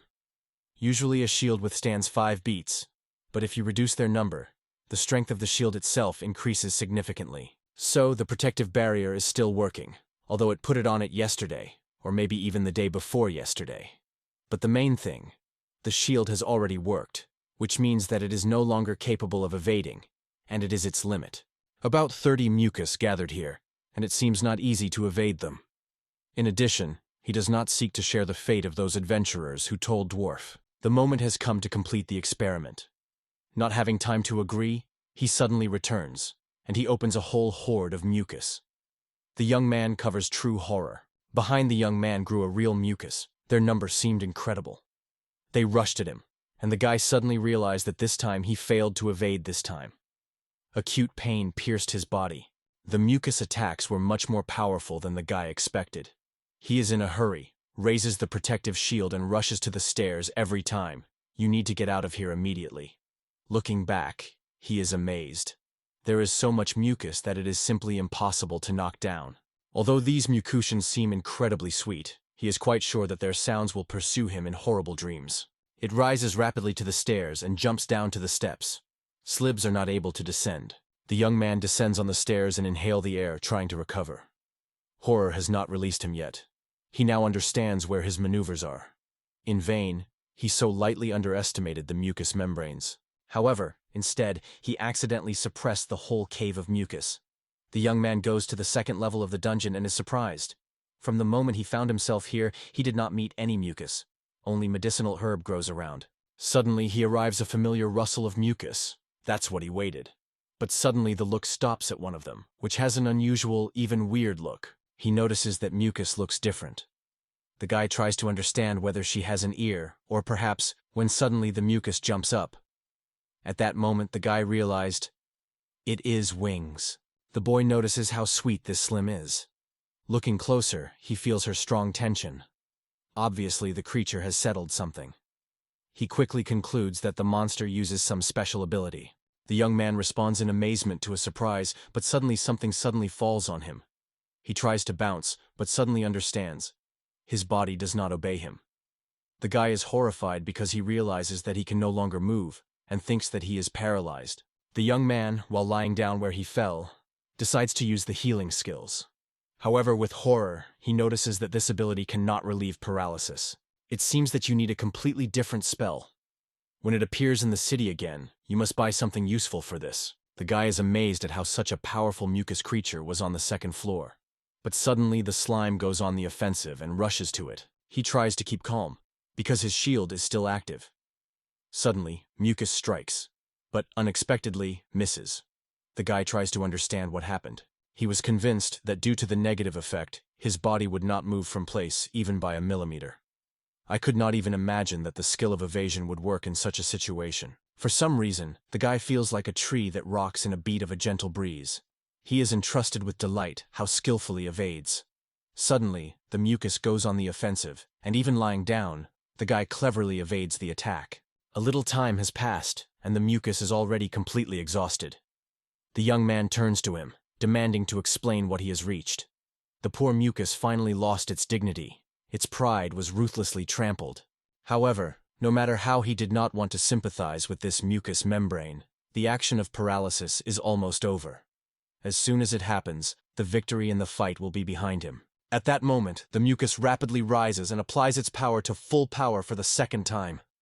He is striking the young man again, and he exclaims, "Again?" So he just waited for debuff weakened. Slime, full of confidence, was certain that this time he would surely succeed. And the young man, meanwhile, reflected, will it last forever? So the guy is waiting for the inevitable death from starvation. He in despair shouts that he will not allow it, but has no chance of harming mucus. What to do in such a hopelessness? Suddenly, the guy notices someone's figure in the valley. People closely insist it is necessary to stop because it is too dangerous. But someone else assures that there is no reason to worry. Everything is under control. The protagonist realizes that someone is nearby. It is covered by joy, and without restraining admiration, he exclaims loudly, calling for help. These people were Floyd, Dine, and Tina. It was the girl who first noticed Hiroki and immediately called him. Floyd, however, wondered if he was really Hiroki. The young man called Tina, Dana, and Floyd, and even crying from excitement. He confessed that he finally managed to get here with Floyd. According to him, God is sure to bless Floyd. The man with anxiety asked why the guy is here alone. Because this place is extremely dangerous. Floyd leaned over the Sakurai lying on the ground, and wondered worried about whether everything was fine with him. The young man sighed, and bitterly replied that no good condition here could be. The guy warned Floyd loudly to be alert. This slippery creature is able to fly. The man realized that before him the mucus that defeated Herok. He has the impression that to cope with this creature is clearly impossible. Floyd reassures Herok, assuring him that they will take care of him from now on. He then orders the diving to inspect the surroundings and the shadows to use the flames. The young man and the girl silently do the assignment. Suddenly, Sakurai attacks a snail. Floyd exclaims that he is careful, but the guy cleverly evades the attack. For a moment, Floyd stopped. He could not understand how he managed to evade. Dane noted that the guy first saw that skill with his own eyes. Tina emphasized that Hiroki is a real AU in the art of evasion, and Dine added that this boy was just a weirdo with mysterious abilities. The man looked at the snail, who was in vain and desperately sobbing, falling failure to kiss the guy. The man calmly assured that he would be explained to him later. At first, he rushes sharply forward and states that it is time to study the mucus well. Wagon. He rapidly cuts through it with a sword. It sharply bounces back, and Tina instantly imposes a spell of fire. The man again strikes the mucus membrane and threateningly warns him not even to try to attack heroes. A huge snail throws its body from side to side, trying to attack the key hero at the same time. The guy skillfully evades every jerk. He thinks that, despite numerous injuries, Slimachka has not lost strength, and still behaves surprisingly lively. The young man suddenly realizes that he seems to underestimate the danger. The slug does not stop trying to attack people, and after all, rushes rapidly towards Flauta. The guy is confused and afraid to evade, but the creature still attacks him. Hiroki monitors everything that is happening and uses its healing power.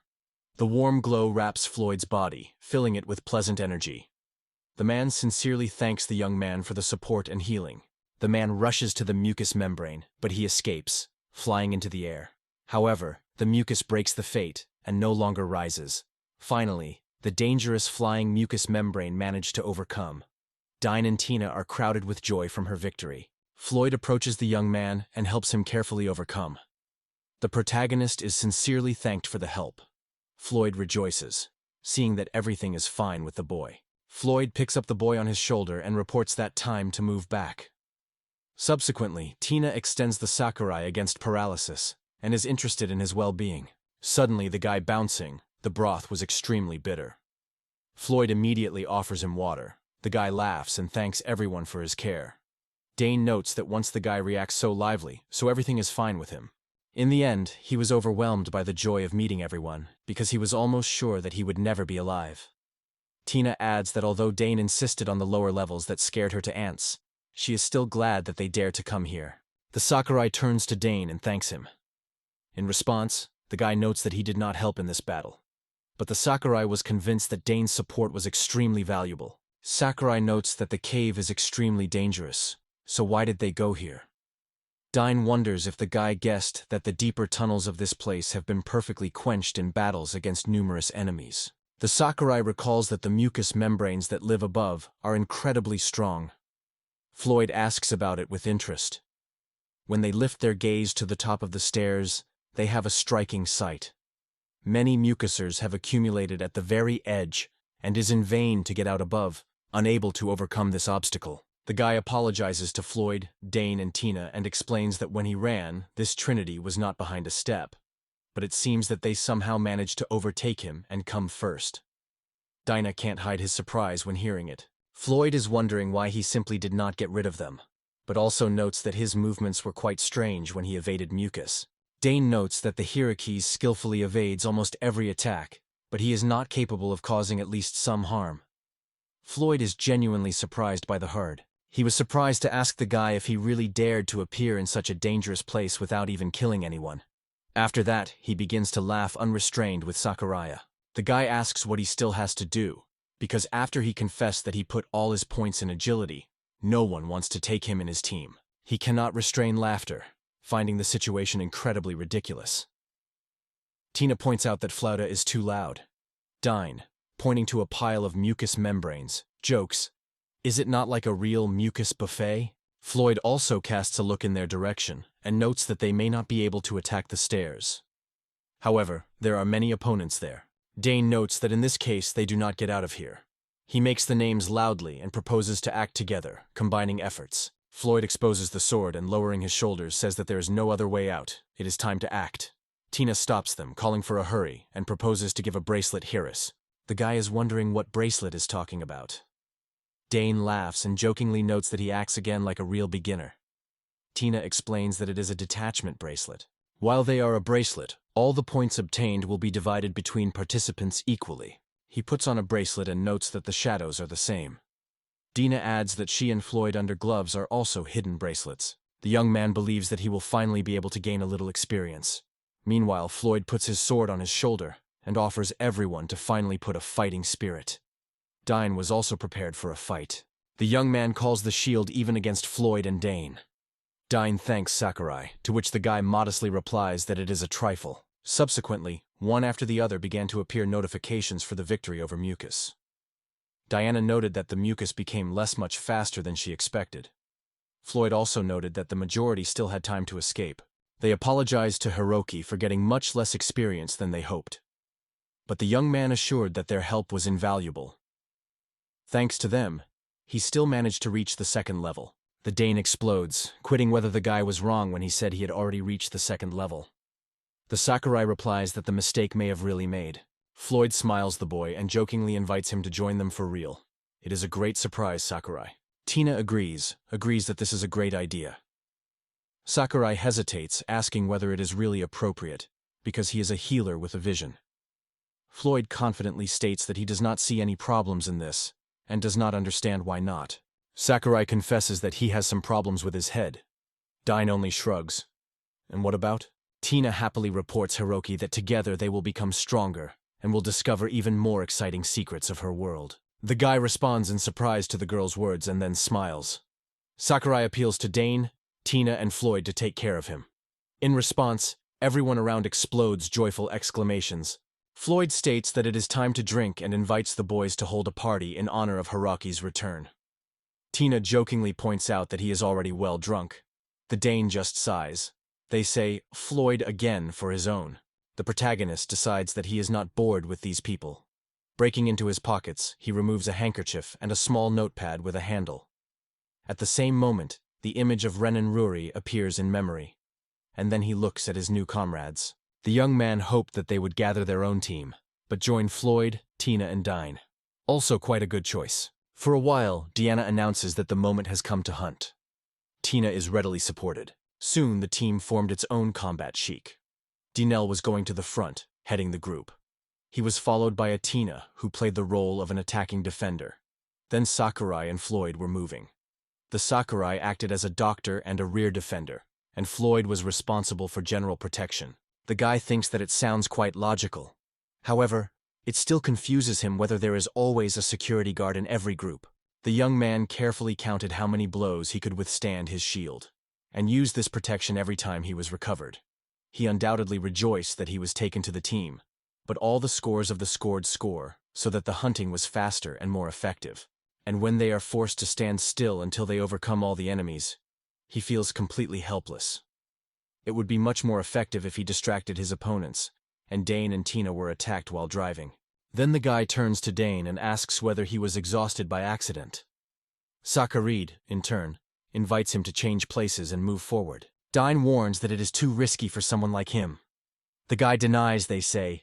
Dine knows perfectly well that he is able to evade anything. Dine replies that everything is fine with him, and asks him to entrust it to him. Dine turns to Haycock, ordered to listen carefully. Guard protection is its responsibility. Even if he is able to evade, the responsibility for all the same lies on it. Dane asks if the guy really considers him so unreliable. The Sakurai nods, making it clear that he understood everything. Floyd, meanwhile, notes that the guy looks here as a stranger. It seems to him that this young man has got to a rather serious company. Sakurai only laughs in response, and yet they had to be obvious for a long time how effective his shield and the ability to evade. That is what he was counting on. If so, it looks as if they completely rejected the benefits of his combat style. The young man suddenly felt something strange and involuntarily lifted his leg, which was quite surprised to himself. As it turned out, the snail tried to climb him on his leg, but missed. Floyd grunted from this funny scene. He said with a smile that this young man was able to dodge anything.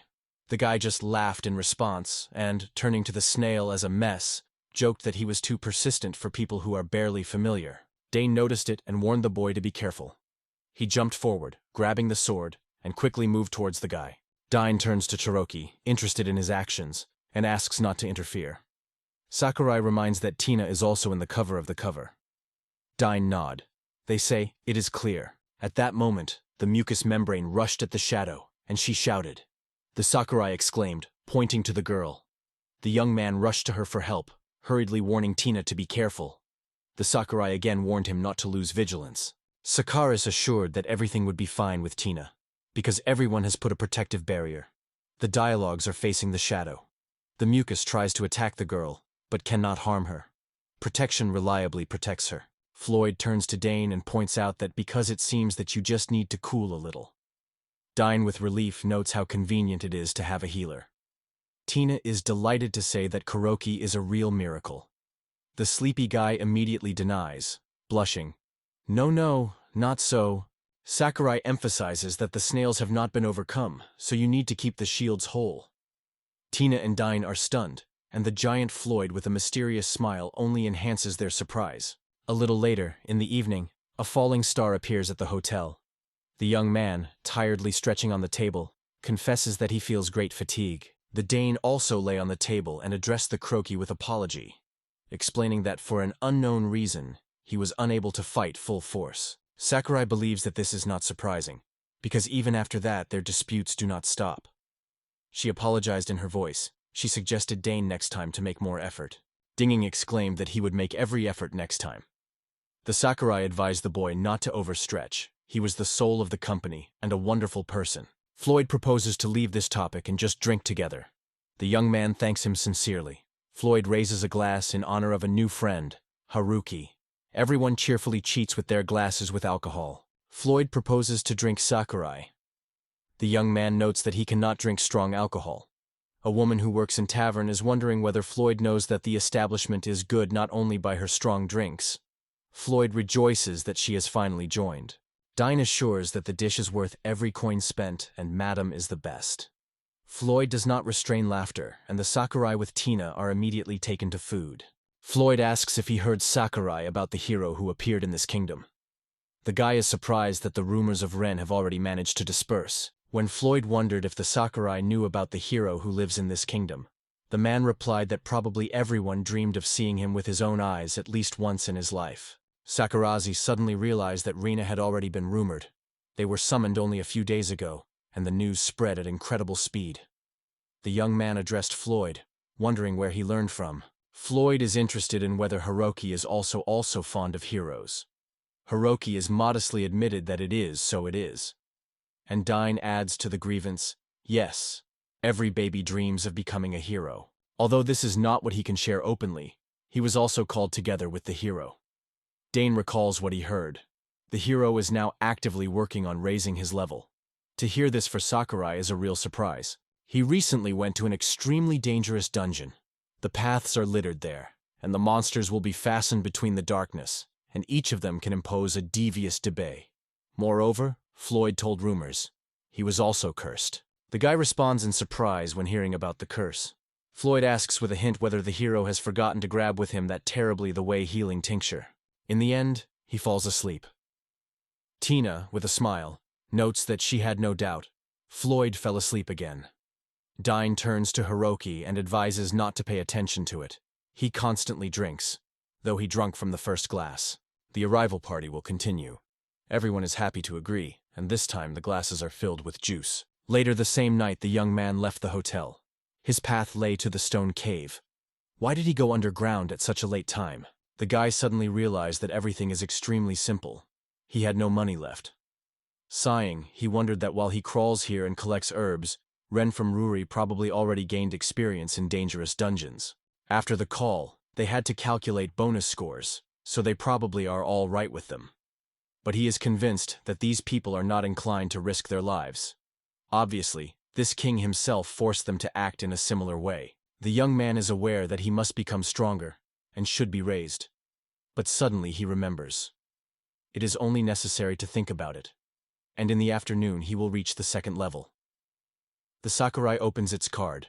Suddenly, he draws attention to his own second level and an extra score that he received for achievement. Now it becomes clear to him why healers who spend points on something besides treatment are doomed to remain mediating. Usually, before you get the title of master, everyone focuses on improving only one skill. However, at least 50 points should be put in it to obtain this rank. The gnome may have turned to a stubborn man, encouraging him, not a healer with the gift of evasion. He sincerely rejoices that he did not tell anyone about his peculiarities. Most likely, they would begin to consider him some insurance, because together with evasion and restoration, he scored as much as 150 points. He considers whether it is necessary to raise the skill of evasion again.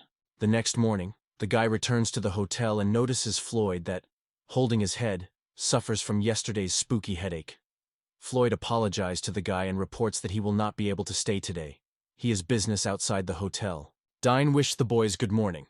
Floyd, rising the stairs, lightly threw that all things were leaving Dane's care. The Sakurai notes that Floyd looks just awful. He should probably seek help. Dine in response only smiles. They say, "Do not worry, Floyd is always in this condition, so it's better to go from here." Tina approaches the hero and is interested in whether he is fine. The young man asks in surprise what she means. Then Tina carefully asks whether he was able to relax last night. The Sakurai laughs, remembering that the eye has not closed this time. Then he proposes to go first to the guild. Dine in response reassures him. Everything is under control, and they still have some tasks that need to be accomplished. They soon reach the guild in the capital. The girl on the reception notes that the grass, which the Sakurai brought, is traditionally distinguished by unmatched quality. She asks whether the young man saw the bulletin board, and reports that he had been left there for him. The guy is wondering what kind of message it is. The girl nods and adds that he has been left by some Ruri. The young man suddenly remembers this girl, and how they agreed to exchange names. Ruri is a high school student who, along with the main character, was moved to this world. It is the embodiment of true femininity, so Ren and his friends have decided to take on the task of protecting the rivers from all troubles. The girl on the reception carefully reads the letter. She gently addresses her expensive Oki, and at the end reports that he will wait for him in 2 days at the Plum Bar. Since then, the message has been left yesterday. The meeting should take place tomorrow night. I wonder why she asks so hastily about a date. Did something serious happen? Tina wondered the young man if he was ready to go. He replied that he was already going to the meeting place. A little time passed, and the team got to the stone cave. Tina noted that for the first time they descend underground without Floyd. The Dane reassured everyone, they say, with them, Hekui, so nothing to fear. The guy apologized uncertainly, confessing that he was not so skillful. The guy exposes the shield, covering Tina and Dine. Dine gratitude to the hero for salvation. The young man says that although he visited here at night, today he returned to this place again. He decides to mark the location on the map, and suddenly something unexpected is impressive. He noticed the trail that led to the stairs in the shortest route. Suddenly, Dane exclaims that he came across something interesting. Going to the stairs leading to the second floor, Tina stops everyone and warns, "It is better not to climb it. It is too risky." Dan assures that everything is okay, and besides they should not work out yesterday's combination. The guy froze in surprise, hearing it. He smiles and assures that in this case they will certainly do it. Tina notes that Grukas was in the same situation. Diana picks up that all this is great, and proposes not to delay and act. On the second floor, they came across mice that the protagonist has encountered earlier. The Dane rushed at the attack. Reports on the screen appeared on the screen. At this point, the young man suddenly notices that one of the wild rats rushes directly to Tina and Sakurai. He clicks his tongue with annoyance and at the same moment cleverly avoids another mouse. This time, the mouse that pounced on the Sakurai missed and did not touch the guy. Meanwhile, Tina used fire magic and aptly struck the enemy. The Sakurai reported that Dane and Tina have everything. They gradually, step by step, improve their interaction, so he is convinced that a truly incredible team will come out in the future. Dinah turns to Hakukia, explaining that they will go further, as soon as all the enemies, and she is wondering if he is properly understood. At this point, the notification comes. The rats are destroyed to the last. Sakurai enthusiastically points out that Dane proved to be brilliant. Suddenly Din notices that the mice have dropped the item for the task. At that moment, a man passes by and, without holding back his voice, he calls Lucci, urging her to hurry. Dane, Tina, and Sakurai turned their gaze to their direction. The man approached the guy and asked, Was he the healer who had already talked to them before? The Sakurai welcomed him. The man notes that in the end he still managed to find a team. Well, the better for him. After that, he looks at Dain, Tina, and Sakuraya. Then he announces that they go to the lower floors, but how are the others? The girl approaches him and asks not to mock the poor guy. Suddenly, they approach the elf loaded with a good amount of baggage. Immediately after that, they diverge, and the girl jokingly throws, "See you on the next floor, if of course, you are not scared." The new moon at this moment is stunningly understanding. She is a real elfish. Familiar with safety, acquaintances leave the premises. Dian and Tina are interested in asking Gyromes whether he is really familiar with these people. The young man explains that they are unlikely to be called acquaintances. In the guild, they are only in a few words. Tina noted that the team was really powerful, and Dain just shrugged his shoulders. For him, it is an ordinary group of naive fools. They spent all day on the second floor hunting for rats. The next morning, when Floyd was finally recovering, the team already honed its skills in joint actions. When the sun was hiding behind the horizon, the young man said goodbye to Floyd, Dain, and Tina. He reported that he had urgent cases, so he suggested that they go without him. Some time has passed, and the young man finally appeared near the plumbing shop. Ruri was already waiting for him, a girl who noticed the boy and greeted him warmly, inviting him to come closer. The young man also greeted the girl. All present in the bar immediately paid attention to him. He was called a guy and noted that he had just come. At that moment, the guy asked whether she was waiting for him for a long time. The girl replied that she just came. The girl wondered how the boy had a matter, although, judging by his new outfit, he was wonderful. The Sakurai with a smile replied that it was feeling fine. He said he was able to earn well by collecting herbs. The bar was already sitting with a drink of men who watched the girl and the boy closely. The Sakurai wondered what happened to Ruri. He was rumored about them. They say that the hero conquers the most dangerous dungeons, which is where he gaining strength and improving his skills. In addition, he heard that there are a monster capable of imposing powerful curses inside these places, so he warns to be extremely careful. The girl sat silently. I mocked me mentally. Well, silent, does he really think he is right? Finally, focusedly tired, she looked at the Hiroki and solemnly said, "Rina cursed." Then a label appeared on Ren's body, like a snake. It is not too dangerous now, but over time the curse will start to exhaust his body, and in the end, it will lead to inevitable death. Moreover, the potion of purification was in vain. It did not take any action, and therefore all remained a bad sense of how to remove this curse. The young man again and again repeated that the curse would do the death of him. The girl sighed and added that the most horrifying thing is that, though the king claims that he was looking for a medicine, in fact he did not even try to do anything. She also did not leave attempts to find the medicine. She combed the royal library, asked all the scientists she could reach. Unfortunately, her searches did not give any results. Sakurai assured that he understood everything and promised to seek help from the guild and other travelers. The girl thanked him for these words. He asks not to thank him because he would not allow the wren to die. The girl agrees because she thinks the same. The three of them came to this world, and together, three of them, they have to return home. The girl smiled. Hiroki wondered if the rivers had tired of the reign of this evil king. She replied that she was fine. Currently, the king has only ordered them to raise their level. It benefits them, because they themselves seek to become stronger. Now their goals coincide. The young man wondered what level the girl reached. It is assigned to it and opens its characteristics, invites him to be convinced in person. The young man is genuinely surprised. Looking at her characteristics, he could not but admire. It really impresses. For example, the magic level reached 18 points, and protection reached 60. Its abilities were undoubtedly at the highest level. The girl reports that she was hunting with his wounds. She asks him not to worry. He will soon catch up with them. The young man assures that he will make every effort. He notes that the girl seems to have mastered new skills. Suddenly, they approach the drink of men.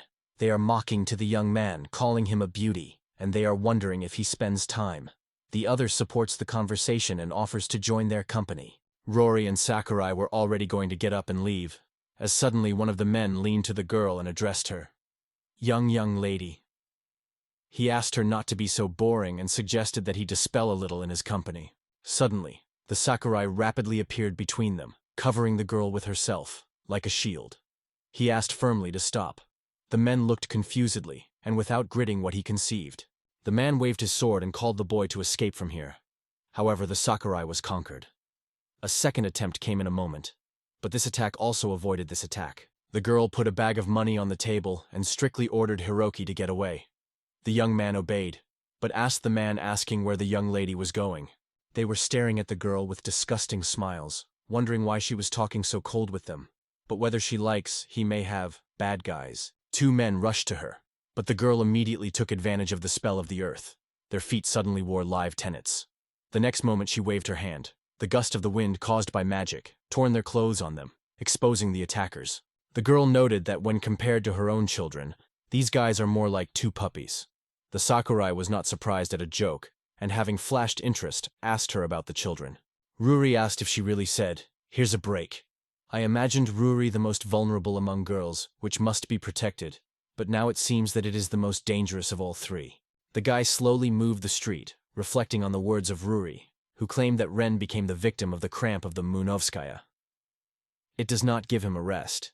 If nothing is changed, the Ren may not survive for several months. The trouble seems to catch up with Ren again. The next morning, Floyd suspiciously looks at Sakuraya when he asks the way of removing the curse, and with irony is wondering if the guy really knows the answer. The man explains that there are special elixirs for this purpose. They come in 3 types: basic, standard, and improved.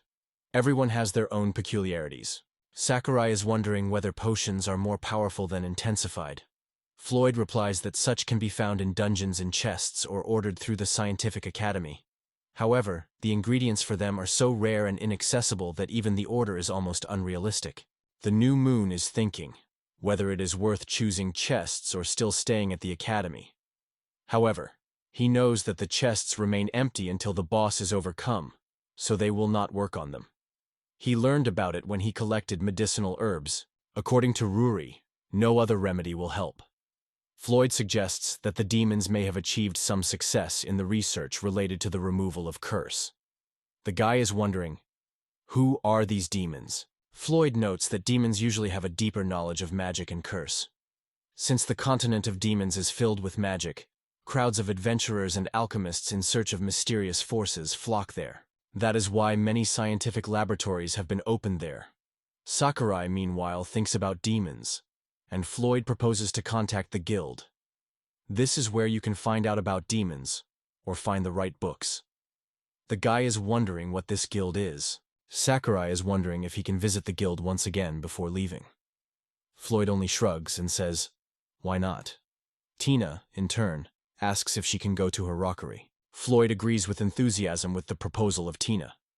Meanwhile, Sakurai thinks of a girl. Subsequently, the Sakurai with Tina go, and Floyd says goodbye to them, wishing good luck. They soon reach the guild in the capital. Going to the rack, he addresses the registering girl with the question of how to get rid of witchcraft. It replies, if the hero needs a potion, it can always be purchased at the store, found in the dungeon, or ordered through the academy. And if there is a lack of skills, they have rare high-level books they collect and store. The guy replies that he understood everything. In his thoughts, he weighs the likelihood of going to a dangerous dungeon to get a cherished book of skills, but it quickly concludes that this is not far from reaching for him. Meanwhile, Ventina apologizes and wonders if they have demonic pharmacy books. The girl, according to the stable registration, assures that they really have such books. The new moon, however, cannot tread what it is. In a moment, the girl returns with the book in her hands. Tina thanks her for her help. Sakurai, interested, asks why she did not offer them a book earlier. The girl confesses that in everything the bias of His Majesty of the King to the demons. The young man is aware of it and guesses that he may have found nothing, because she was looking for in places under the rule of the king. The girl explains that their guild adheres to neutrality, so they really have similar books, but showing them openly. Tina adds that if you do not turn to a specific request for books dedicated to demons, they will not be offered. Sakurai realized that in this kingdom there was a crazy desire to overcome the demons. Tina unfolds the book and demonstrates the boys' section dedicated to the removal of the curse. He enthusiastically notes that it is extremely useful. The girl who is on duty on the reception looks at them stunningly. Tina carefully views the book and argues that they will definitely need a apricot grass to prepare the potion. The guy is wondering what the plant is. Tina explains that it is a healing herb that contains a lot of magical energy. The guy notices the image of apricot grass. Tina explains that it is a medicinal plant that grows only in separate, unique areas of the demonic continent. The Sakurai again raises the question of the demonic continent, remembering Floyd's words about this mysterious place. The girl tells that they are on the mainland of Apricot, and it is here that the real demons live. The guy in response recalls this mysterious continent, Apricot. If there is a continent in the name, there is certainly such a place. Sakurai apologizes and appeals to the administrator to leave the message. He thinks about himself whether to tell the Rura. Tina mentions the demonic continent. She dreams of visiting these mysterious lands when she becomes an experienced and powerful adventure search. The receptionist confidently states that Miss Tina has every chance of coping with this task. She will take only 1 or 2 years. The girl adds that she is looking forward to this moment. The young man listens carefully to them and notes that waiting for a year or even too long, he simply will not have time in time. The demonic continent is full of dangers. He decided that he had no right to involve Tina and the rest into this adventure. At that moment, Floyd and Dina approached them. They turned to Hiroki and Tina, asking if they were ready to go. After some time, they approach the stone cave. The young man transmits Flota's shield, Day, and Shadows. All 3 thank him for his support. The young man looked around and noted that it is very crowded here. The Dane turned to Floyd and reported that he could cooperate with Heki. Hearing this, the man smiled widely with joy. Subsequently, they descend the stairs into the cave, and Floyd announces that they go to the 5th level today. Tina, Dine, and Sakurai support this idea. The 2nd floor was filled with people. Sakurai immediately paid attention to it. They all trained enthusiastically, hovering the skills in the mice that inhabited this place. Others looked around, trying to understand whether the monsters appeared this time. They remained in place, watching and waiting for one of them to notice at least the smallest movement. Tina points out that it is extremely calm here. There are almost no monsters, because there are many other adventurers around. Sakurai does not respond to her words, and just silently goes forward. He thought about the journey to the continent of the demons, but immediately realized that it would not be easy. The most serious obstacles are lack of funds and insufficient strength. If you do not consider the finances, the issue of weapons is acute. He even thinks about whether to hire a skilled adventurer. Tina notices the thoughtful expression of Hiroki's face, and is wondering if he is concerned about something. Hiroki emerges from thought and surprises his eyes. Tina points out that the guy looks surprisingly thoughtful. It is at this moment that Floyd urges Tina to use magic, and Dine appeals to Heki to prepare a shield. Suddenly, Mouse wounds Flauta. Tina, frightened, sincerely apologizes. Sakurai also apologizes, hastily uses a healing spell, and then imposes a protective barrier. Floyd warns, even if a monster is a little here, you should not relax. The Sakurai embarrasses from reproach and hurry to apologize, sincerely recognizing his mistake. After a while, the group finally rises to the 5th floor. Tina offers Dianan and Floyda a little. They sit on the stairs to restore strength. The girl extends the jarokes of the flask with water and asks to drink. He thanks her for the care. At this point, Floyd returns to the boy and is wondering if he wants to tell him something. The man notes that Hiroki looks too tired today.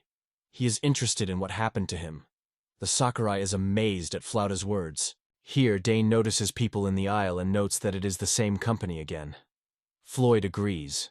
In fact, their appearance leaves much to be desired, and a woman with her husband is just boiling with anger. Floyd noted that they had a terrible appearance and then asked who it was. I turned to the Saker. What happened to them? Dane explained that only a few days ago they intersected with them, and from the very beginning he was somehow not by himself because of this meeting. The man was angry, recognizing the Sakurai group, and angrily exclaimed that they were again.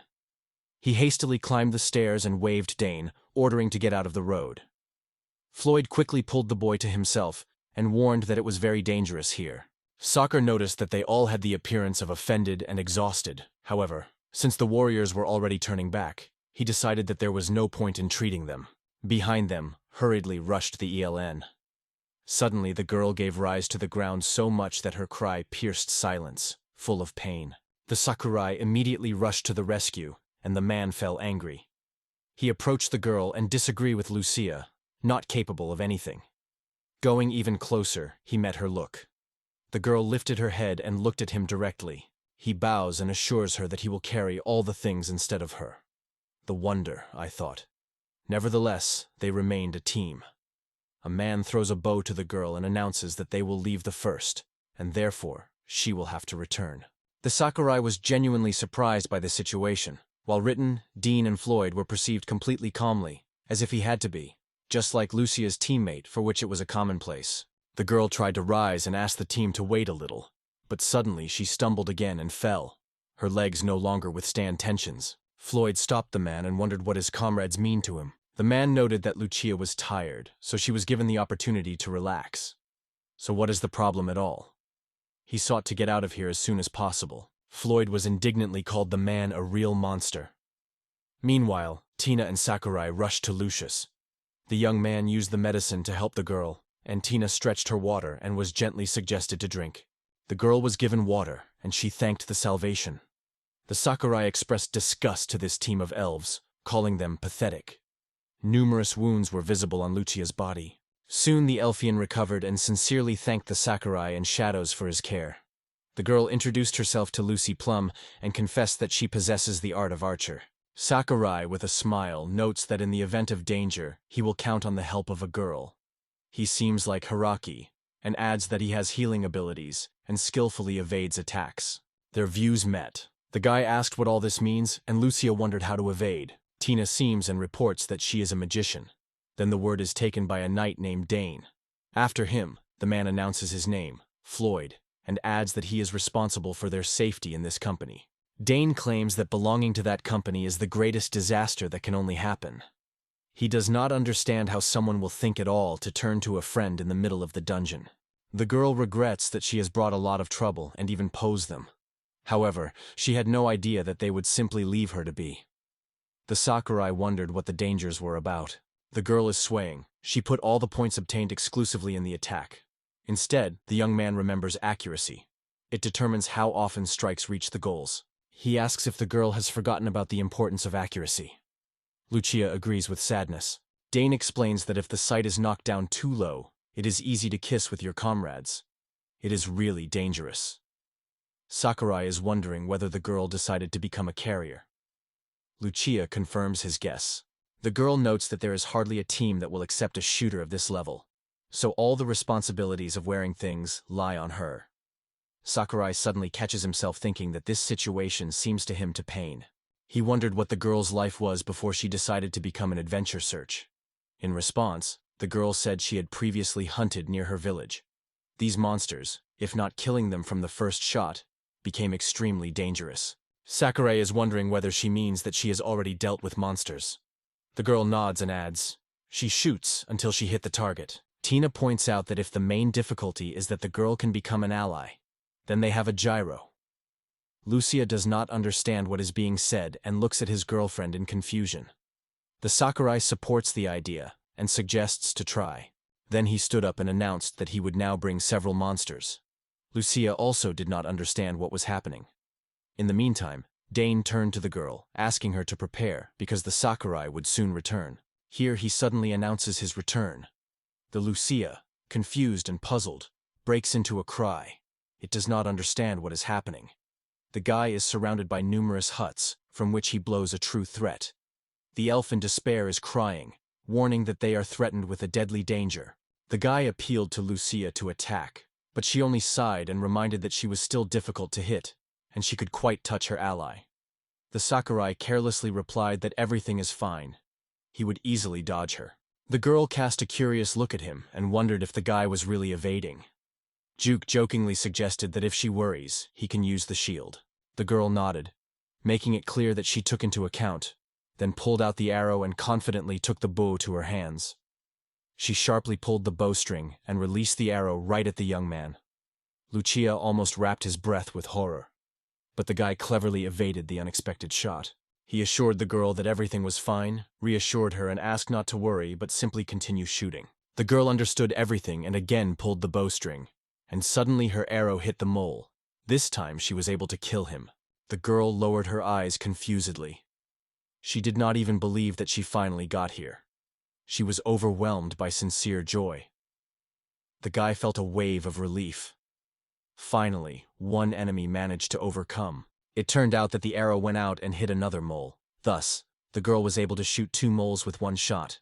All present could not hide their sincere surprise. The girl glowed with happiness and joyfully confessed that she was incredibly happy now. Hiroki recalled that there were 3 more puzzles and called Lucia not to stop, but she willing to continue. Although there were many mistakes after all, the informants were able to overcome. Floyd noted that, despite the victory, Lucia suffered 2 heavy losses, and the girl shone with joy and proudly shared the news with her years. She coped. The young man sincerely congratulated her on success. Floyd watched them and noted that everything went great. He noted that probably the girl would not want to return to that company, and asked if she wanted to join them. The girl is wondering if she is really allowed to join them. She assures that with the presence of Hiroki, she will certainly be useful. Tina smiles happily and states that she does not support the idea of attachment of Lucia. Dine also adds that he does not intend to give up in the fight for strength. The young man just sighs, acknowledging that such words are not easy to pronounce now. However, in order to obtain an epicot grass, he will have to go to the continent of demons, a place where dangerous monsters tea. He cannot expose Floyd and the rest to such a threat, so he should go on his own, but he still has to voice it. The guy asks, what about their team? At the same time, he announces that he will change places with Lucy, as he needs to go on a journey. They allowed him to join himself, and he was sincerely grateful to them, but he had to move on. Tina asked his journey and insisted that he had to go together. Floyd broke her, asking to stop. The man asked the guy where he was going. The guy replied that he wanted to get to the continent of demons. Floyd assures that he understands everything, but they can't go with him. Sakurai explains that she does not want to involve them in it, because time does not play on his side. The guy explains that this is the question of the life of his friends. Tina reacts instantly. If so, they should go together. Floyd also warns Tina, insisting that she does not interfere, because they will only interfere. The girl burst into tears and asked with tears in her eyes whether the young man was leaving her. He gently stroked her on his head and quietly apologized. He assures that all is well and asks her not to worry. The girl in response promises to become stronger and wait for him, no matter how long separation. Floyd asks the guy whether he is really going to go right now. The guy confirms, yes, he goes. Tina sadly asks if it is true that this is their last joint hunting. Heki confirms, yes, everything is right. Tina calls for full force. She encourages Floyd and Dine to show her best abilities. Dine agrees without hesitation. Floyd notes that it is necessary to change the settings of Lucy's bracelet. The girl thinks about it. The man adds that the design of the building should be considered without the use of Hiroki. Then the protagonist shares with them his own suggestion. He advises Lucia to attack enemies if they keep at a distance. But they need to get closer. They will be a blow to a blow, as always. After that, Lucia goes back to cover the rear of the team. Floyd notes that such a way seems great, so he proposes to test it. Lucia adds, if there is no one nearby, she willingly use the bow and arrows and give all the strength for the sake of winning. Hiroki reports that they will help them again. They soon overcome the 5th floor, and after it, the 7th, on which whole flocks of orcs emerge. Traveling more and deeper through the dungeon, the team is increasingly common language and interacts more confidently. Arrows stuck in the air again. They poured hail, but one of them still hit the target. Lucia exclaimed with delight that she managed to kiss again. Sakurai was glad to learn that a girl could keep a continuous shooting. It impressed him incredibly. The girl in response only fun. Sakurai believes that although the accuracy of Lucia's shots leaves much to be desired, its ability to destroy the target with one and only blow is fully compensating for this defect. At this point, Tina calls for fiery magic and enthusiastically states that he will also make every effort. At that moment, Dane and Floyd boldly rushed into battle, waving his swords. Finally, the mini-orcs were defeated. The Sakurai reported that they were going forward again and activating the shield.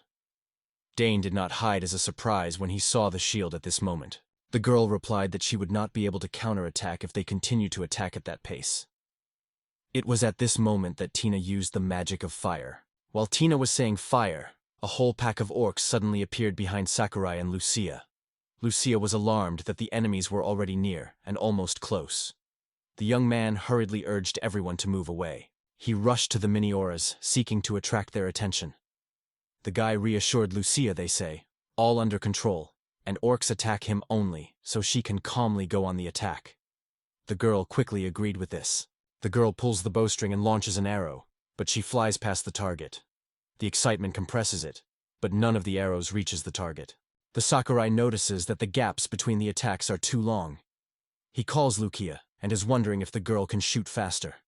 Lucia agrees, and the Sakurai thinks, even if she understands everything, the fear of targeting a person restrains her. Hearing this, he notes that there is no sense in them. Instead, the young man suggests that the girl sight at him and incite, does she not want to try? The guy's words are stunned by Lucia. The girl gives a sweet smile and agrees, adding that this time she will shoot for real. The young man cleverly evades, but the arrows are impressive orcas. He enthusiastically points out that she shoots incredibly quickly. Finally, the mini-ears were defeated. The Sakurai exclaimed Lucia that it was incredibly cool. The girl did not hide the surprise. The guy managed to evade every arrow. The Sakurai agrees and adds that it looks like it is. He suggests that many fun adventures are waiting for them. But suddenly the young man realizes that he will soon have to go. At that moment, Tina decides that he should make even more effort. She calls for her fiery magic, trying to create more powerful flames and strike the enemy even more. The Pustuna seems to have been strongly strengthened in recent times. Now he can go without hesitation or regret. But suddenly, something alarms. The guy notes that Tina looks unwell, and she is wondering if she needs to help.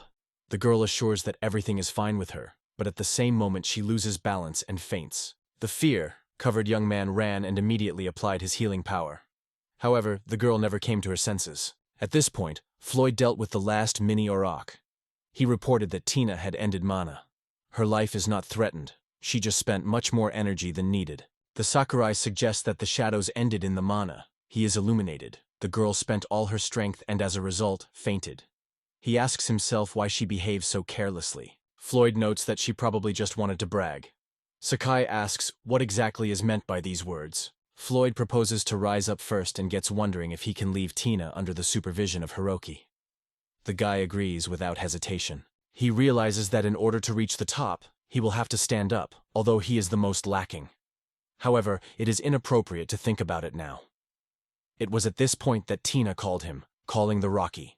It takes a little time, and Floyd, Dine, Lucia, Hiroki, and Tina are finally chosen from the dungeon, heading to the entrance gate of the capital. Floyd is relieved that it's time to rest. Sakurai is worried about whether everything will be fine with Tina. Floyd reassures. She just exhausted all her magical forces and will soon recover. It is only worth resting. He notes that the girl was extremely attached to Hekok, so she's not easy to put up with his departure. She dreamed of composing a company to him, so she diligently surpassed herself, seeking to prove her significance. The man reports that he will take the girl to the hotel. Returning to Heka and Lucia, he is wondering if they can sell materials. The young man assures that everything is under control, and takes it. They say goodbye, and the guy promises to return soon. Lucia turns to him, noticing that he apparently died during this time. However, Hiroki assures that he feels great. He asks how Lucia feels after that unpleasant situation with that company. The girl replies that everything is fine. She just couldn't find a common language with them.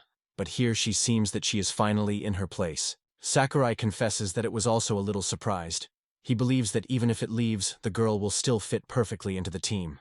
She agrees, they say, so it will be. Some time has passed, and Heki, along with Lucy, finally get to the capital's guild.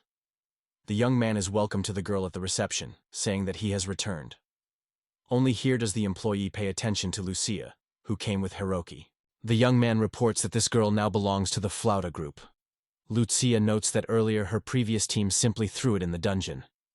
Hearing this, the girl cannot hide her deep surprise. She states that she will have to reprimand them, then quickly recorded something in her diary.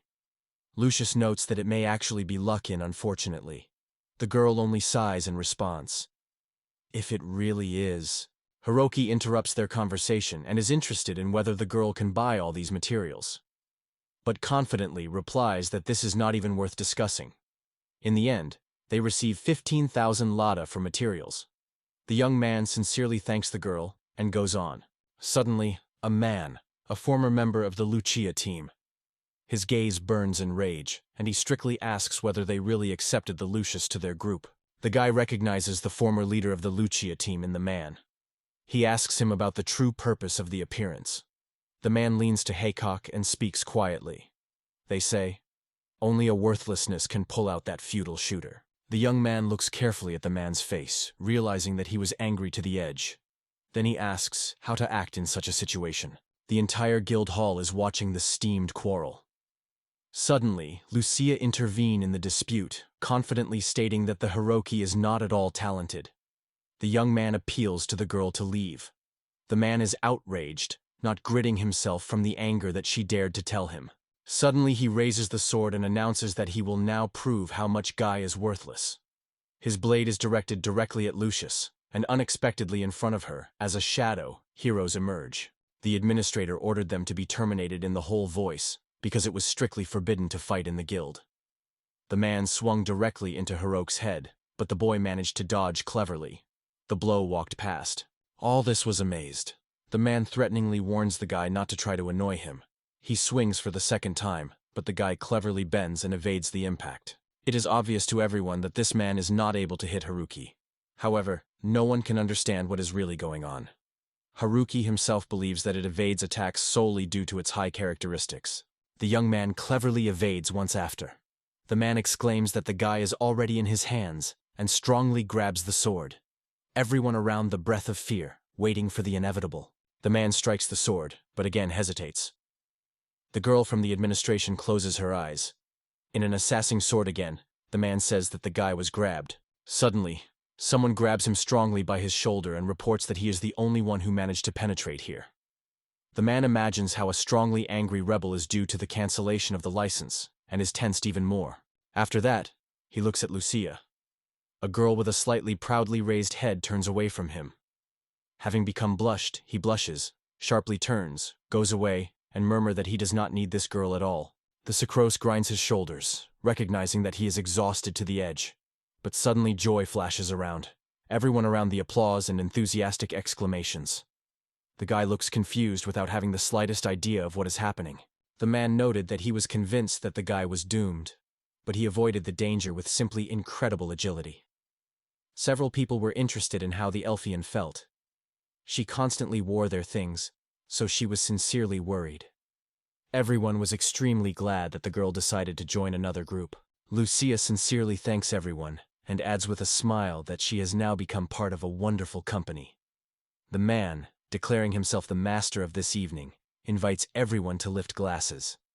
A girl with light eyes expresses gratitude for their hospitality. Sakurai, thinking a little, says it's time to come back. Sakurai reports that their companion was injured in the dungeon. Everyone understands at once. The guy and the girl are probably very worried about their team. In a moment, the guy approaches the guardian man and expresses his gratitude. The guard smiles slightly and replies that he only does his job. Luke expresses gratitude to the young man, and he, with a relief, replies that he is glad because the girl was not injured.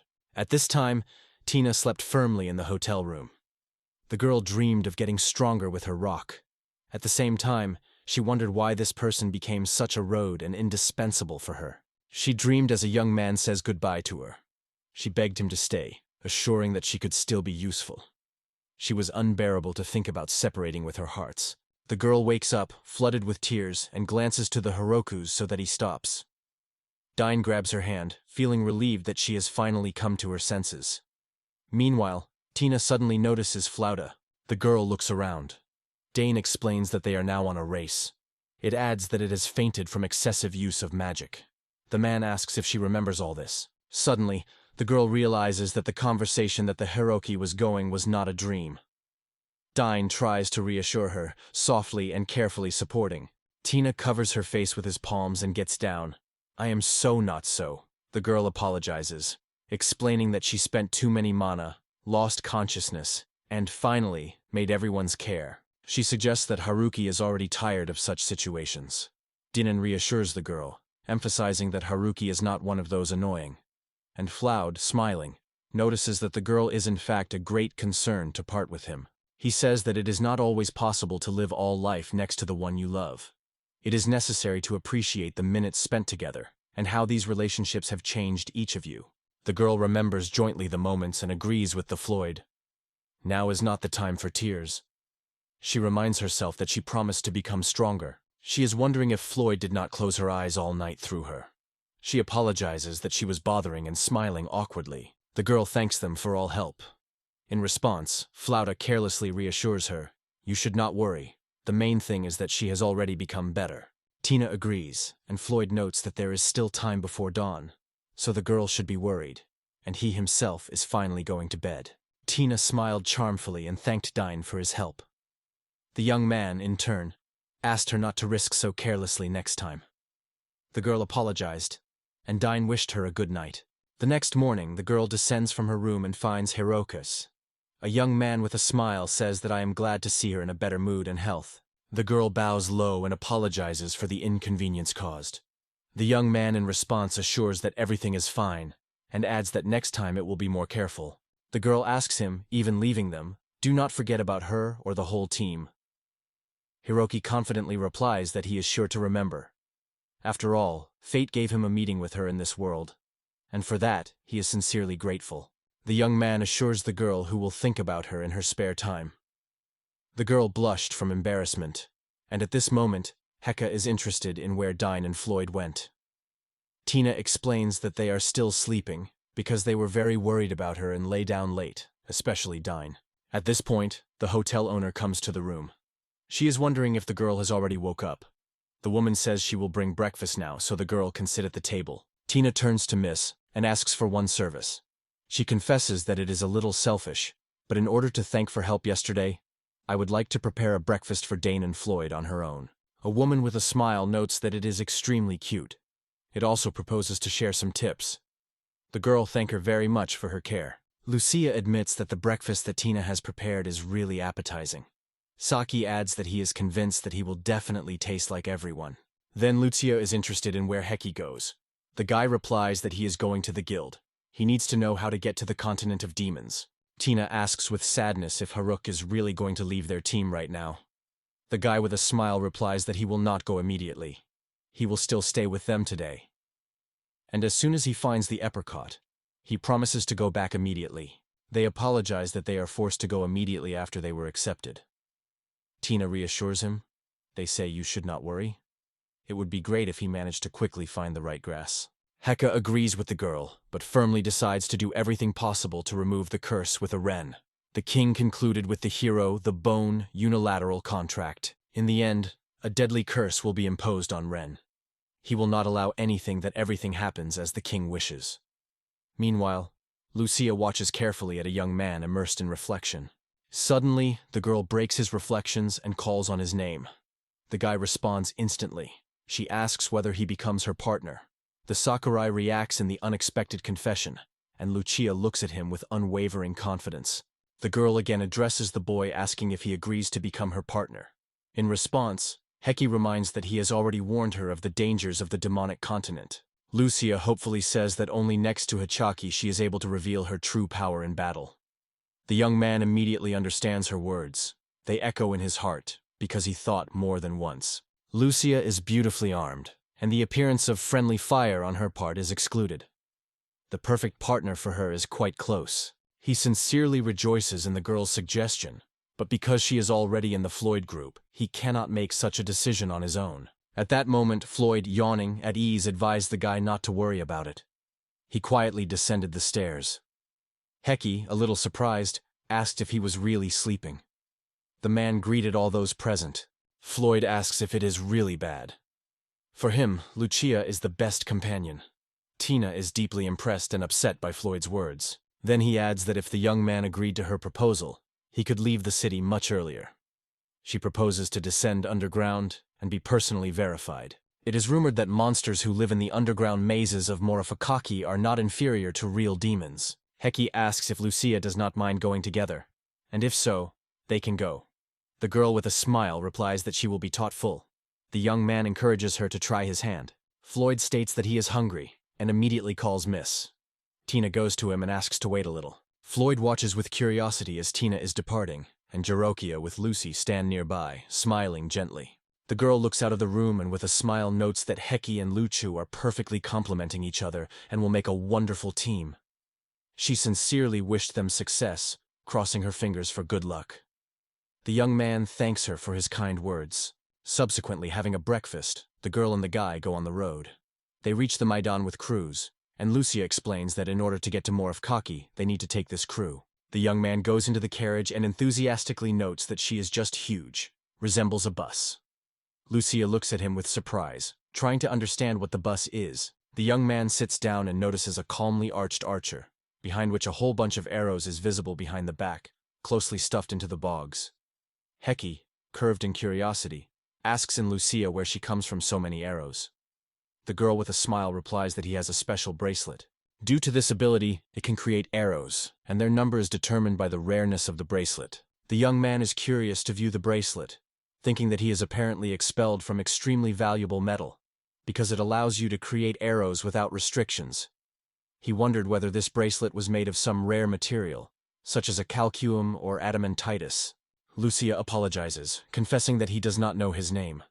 The guy notes that this place is really incredibly convenient. Lucia laughs in response, and the guy thanks her, adding, "Another mystery managed to solve." The girl turns to a boy named and adds that they are partners. She will make every effort to be satisfied. The guy is embarrassed by such a genuine confession, but agrees. For a while they leave a cart. Lucia reports that the road to the dungeon will take about half an hour. It turned out that the map of Morifkaki covers only the 15th floor. The young man suggested that this was not the end.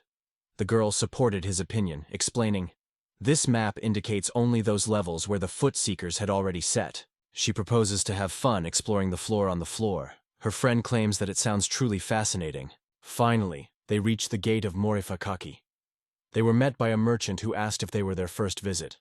With a smile, he offered them a map, if necessary. The guy agrees, and the man hands him a card. Lucy offers to buy some food. Heki looks interested in, and notices many. He is wondering if there is something that can attract even more monsters to him. Lucia is surprised why he wants to attract a monster.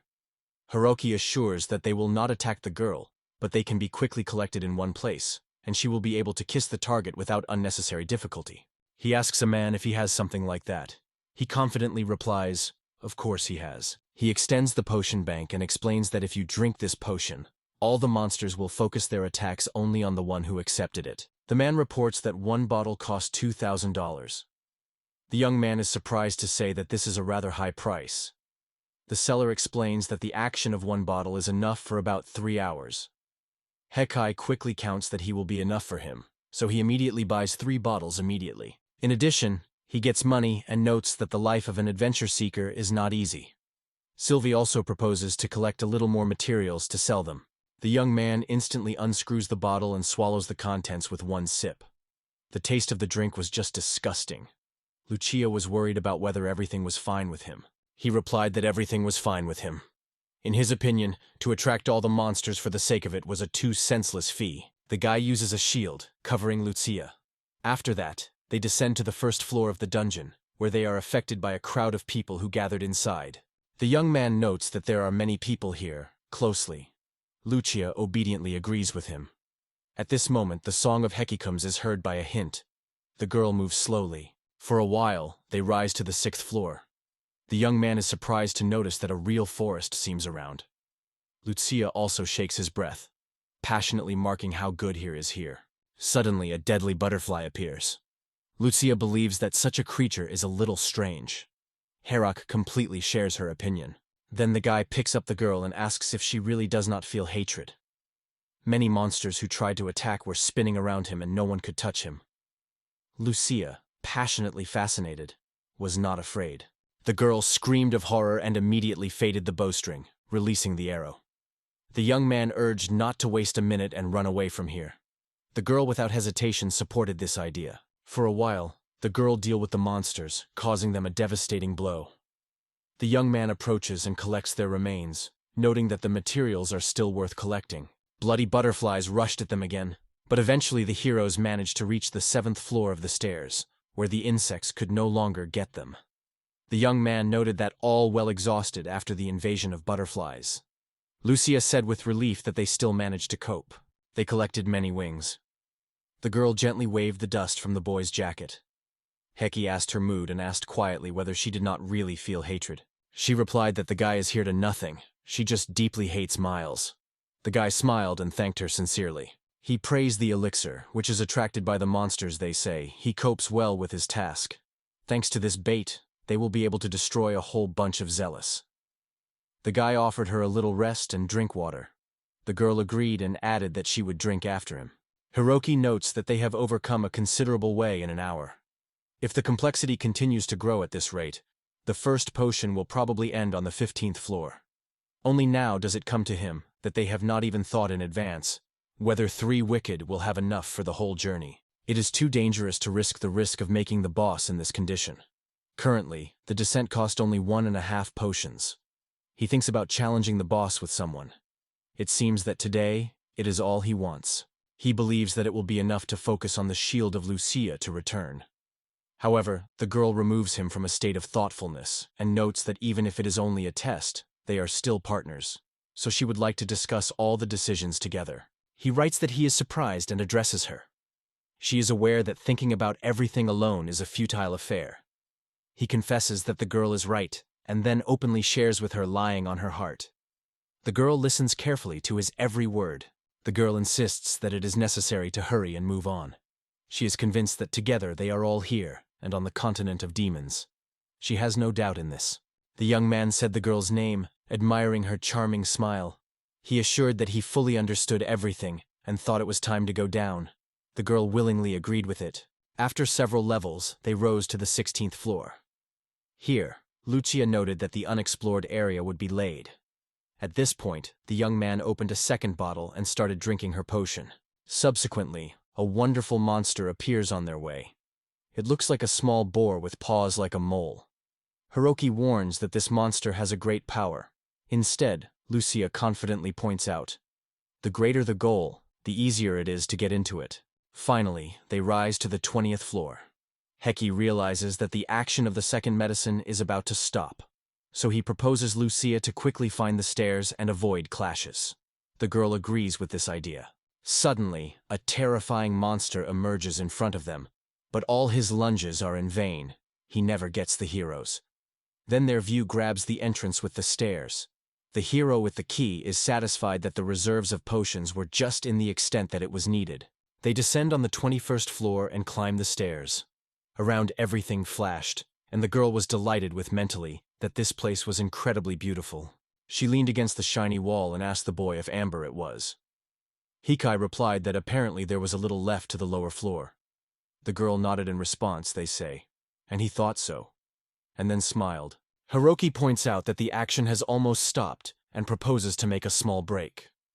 Lucia agrees with pleasure. She likes the idea. Having removed the meat and sandwich from his back, Lucia wondered from the guy if he was tired. Hekui assured that she did not feel tired at all, and suggested that she really was heavier, because the girl shoots without stopping. Luke shakes his head in conjunction. Not at all. Instead of complaining about fatigue, it is better to fight while there are strength. She cheerfully assures that her energy is enough, but a loud yawning is suddenly erupted. Heki is wondering if the girl really wants to sleep. Tia, with a slight smile, confesses that she was a little tired, because she has not participated in such a fierce battle for a long time. She smiles gently and offers to stay here at night. The young man agrees, but in confusion he notes, "How will they rest without sleeping bags? Do girls not seem disgusting?" Lucia notes that adventurers are probably habitable to sleep even on the stairs. The guy replies that then they may well stay here. At heart, he believes that only one it seems inconvenient and unusual. At that moment, he feels something and notices Lucia falls asleep, bowing his head on his shoulder. She realizes how persistently the girl worked today. It is not surprising that the forces left her. Grateful for her efforts warms his heart. He gently wishes her good night. If it goes with the Lucius, they are guaranteed to get to the demonic continent. However, he is restrained. Will he be able to take such a huge responsibility? It seems to him that he falls asleep. And the next morning everyone wake up together. Lucia exclaims with a smile, "Today is the perfect day to defeat the boss." Hiroki points out that, despite a strange dream, Lucia is in a sublime mood. He confesses that he also fell asleep earlier than he had time. The girl is passionate about it. Here is really extremely beautiful. The guy carefully covers Lucia with a shield. The girl is grateful to him. Then he absorbs the potion and skeins. This show seems to be disgusting to the girl, and she wrinkles wraps. Suddenly, a black dog emerges from the darkness. Lucia notes that he appeared unexpectedly quickly. The monster instantly rushes forward and hit the shield with frantic force. The young man realized that he did not slip. The arrow got exactly the target. At this point, Lucio had already launched her arrow, but her heart trembled with excitement for the boy. He asks the girl to calm down, explaining that he has a shield. But she nods and, without spending time, again pulls the tetva and releases arrows one by one. Haruki told the girl not to pay attention to him and just continue to shoot, only so they could become a real team. The girl agreed. At the same time, the girl puts 5 arrows on the bow and releases them together. They all get in a black dog. Haruki is amazed at this skill and asks whether a girl is really able to let 5 arrows at the same time. But he replies that she needs some preparation. She confesses that she was very frightened when the monster lied to him. The guy notes that his attempts to evade, apparently, is still not enough. But suddenly he notices something has disappeared from the monster. He immediately suggests that it is a rare thing. Lucia recognizes the find. It is a demonic stone, material that is incredibly appreciated in the creation of equipment. Hiroki believes that they are lucky and suggests to hunt several more monsters. Lucia supports this idea, and together they go to destroy new black dogs. At the very end of the tunnel, they notice the door. The space around is as if saturated with a depressing atmosphere. The girl suggests that this is probably the room of the boss himself. She considers this moment extremely exciting. Carefully opening the door, they look inside. The guy is full of curiosity. He wants to find out who is the chief here. Suddenly, a 3-headed dog. A real Cerberus. Usually this monstrous guard appears only at the end of the game as the final boss. So why did he come so unexpected here, at the beginning of the journey? The protagonist could not understand what hell was forgotten here. He realized that the lower tiers of the Mori Fukaki are so confusing and dangerous that no one squeezes her nose. However, they simply did not have any other way out. Lucio thinks whether it is not too much. The skill of Hiroki's evasion is striking, but all this seems excessive. The guy agrees with her, but he has the question whether such tactics of avoiding in a real battle with the boss will work. He assures that there is no reason to worry, because they are protected by a shield. The guy explains Lucia. When Cerberus decides to attack him, she needs to press tightly against the wall and gently slip to the very end of the room, because her main goal is to find a way out. The girl is amazed at his words and does not immediately understand what he means. He persistently asks her in any case not to open the shooting on the monster until she reached it. She asks in surprise whether the guy really allows the boss. He nods and warns. Let him closely monitor what is happening. This passage is quite narrow. Cerberus will not get there, so they may not worry about safety. The girl thoughtfully notes that this way can work, but asks if it will not be deceived. To which the guy smiles and reminds that their team is not playing the rules. He explains that they came here to find out what they are capable of. The girl confirms his words. She assures that he will not let him down and will surely become a Hiroki partner. The young man agrees, and is interested in whether the potion is able to attract the attention of monsters to the leaders. Lucia replies that he never used it in a similar situation. So the guy realizes that the girl does not know the answer to his question. He believes that it can work theoretically, although it is quite familiar to games. Thinking that he should act as carefully as possible, he is taken to the case, and Lucia exclaims the guy to trust her. He hopes that 3 levels of protection will be enough and activates his skill. After that, he calls for himself a dog. Zulf, trapped for service, wakes up, straightens on all his paws, and threateningly clicks. Hiroki covers anxiety. It seems to him that the appearance of the dog is just spooky. He forces himself to take his hands, because Lucia stood behind and watched him closely. Suddenly, Cerberus rushed his paw and rapidly rushed to attack the main character. However, the blow passed by. The boy managed to bounce sideways in a timely manner. Hiroki sighed with relief, rejoicing that he managed to avoid attack. However, the power of this monster is simply incredible. Cerberus, with a click of his sharp jaws, rushed forward, but the young man cleverly evaded. The monster missed again without harm. Hiroki calls Lucia to immediately move to the passage. The girl nods as a sign of consent, and slowly, gently pressed against the wall, moves forward. The young man looked carefully at her as if giving silent cheering. But suddenly the monster rushed forward and recharged his paw just in the boy's back. The blow came exactly into the shield. He did not have time to move away. Breaky trembled with fear, but gathering with his forces, snatched the arrow and throwing it straight into the head of the monster. The girl did not flash, and the guy wondered why she always involved only in such situations. But suddenly he realized the potion for the attraction of the monsters did not work, and Cerberus was stepping up just to the girl. He realized that the action of the potion was too weak. The young man rushed to the girl, releasing all the power of his shield. The monster encircled Lucia, but the protective barrier worked flawlessly. The girl remained intact. But when he hit his paw next time, the shield melted without a trace in the air. The young man tried to create protection again, but suddenly felt that he was lacking in air. He rushed just in front of the girl, protecting her with his body, and then instantly lifted the shield on himself. At that moment, Lucia apologized, confessing that she was confused and panicked. He smiled and assured that everything was fine, because the monster chose him again with his target. He ordered the girl to flee immediately before the exit. At that moment, the insurance rushed at him and crashed into the shield. The girl did not hesitate. She rushed to flee. After getting the way out, the girl shouted loudly to the boy that already here. Hiroki replied that it was a wonderful news. Then, pulling the bow with the arrow, the girl announced that she was on the offensive, and ordered her Rocky to run rapidly to her until she was holding a monster on the site. She is rapidly rushing to Cerberus and hit him just in the head. The girl assures that everything is under control, and advises him to run into a safe place as soon as possible. Suddenly, Cerberus was rushing just on a girl. Heki exclaimed her name and warned to be careful. She rapidly retreated with the corridor, where the head of the giant dog had already penetrated. Hiroki called to the girl, wondering if everything is fine. Lucia replied that she was fine with her, and added with a smile that she could now easily impress him. The girl puts the arrow in the bow, and a number of rapid blows attacks the monster. Rocky is surprised to exclaim that Cerberus has lacking one head. The monster, meanwhile, has already caught the place where Lucia was hiding. The girl confidently states that she will not stop shooting. The second head of Cerberus managed to overcome quickly. Hiroki noted that it would be wiser to simply escape, but if it went on, it is likely that they will be able to win the monster himself. Suddenly, Cerberus is sharply turning and rushes to the young man.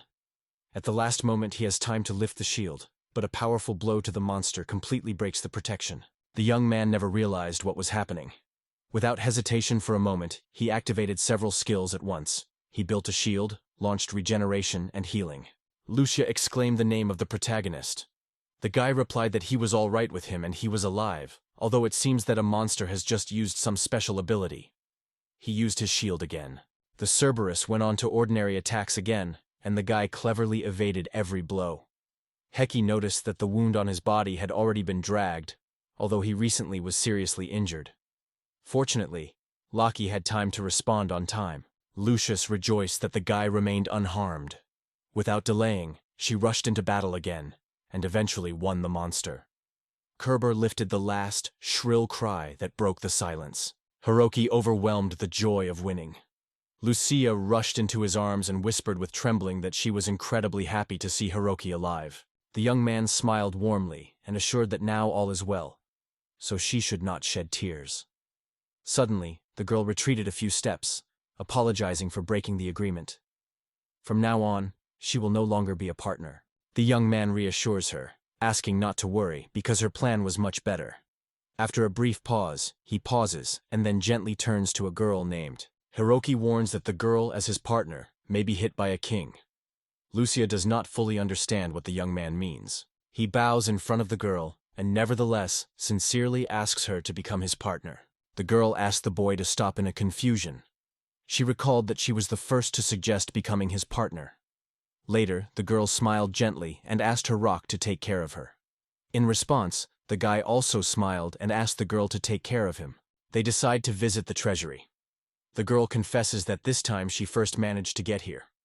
Opening the chest, they detect the mountain of gold coins and many other useful things inside. Heek reported that there was a whole bunch of money and a book of skills among the trophies.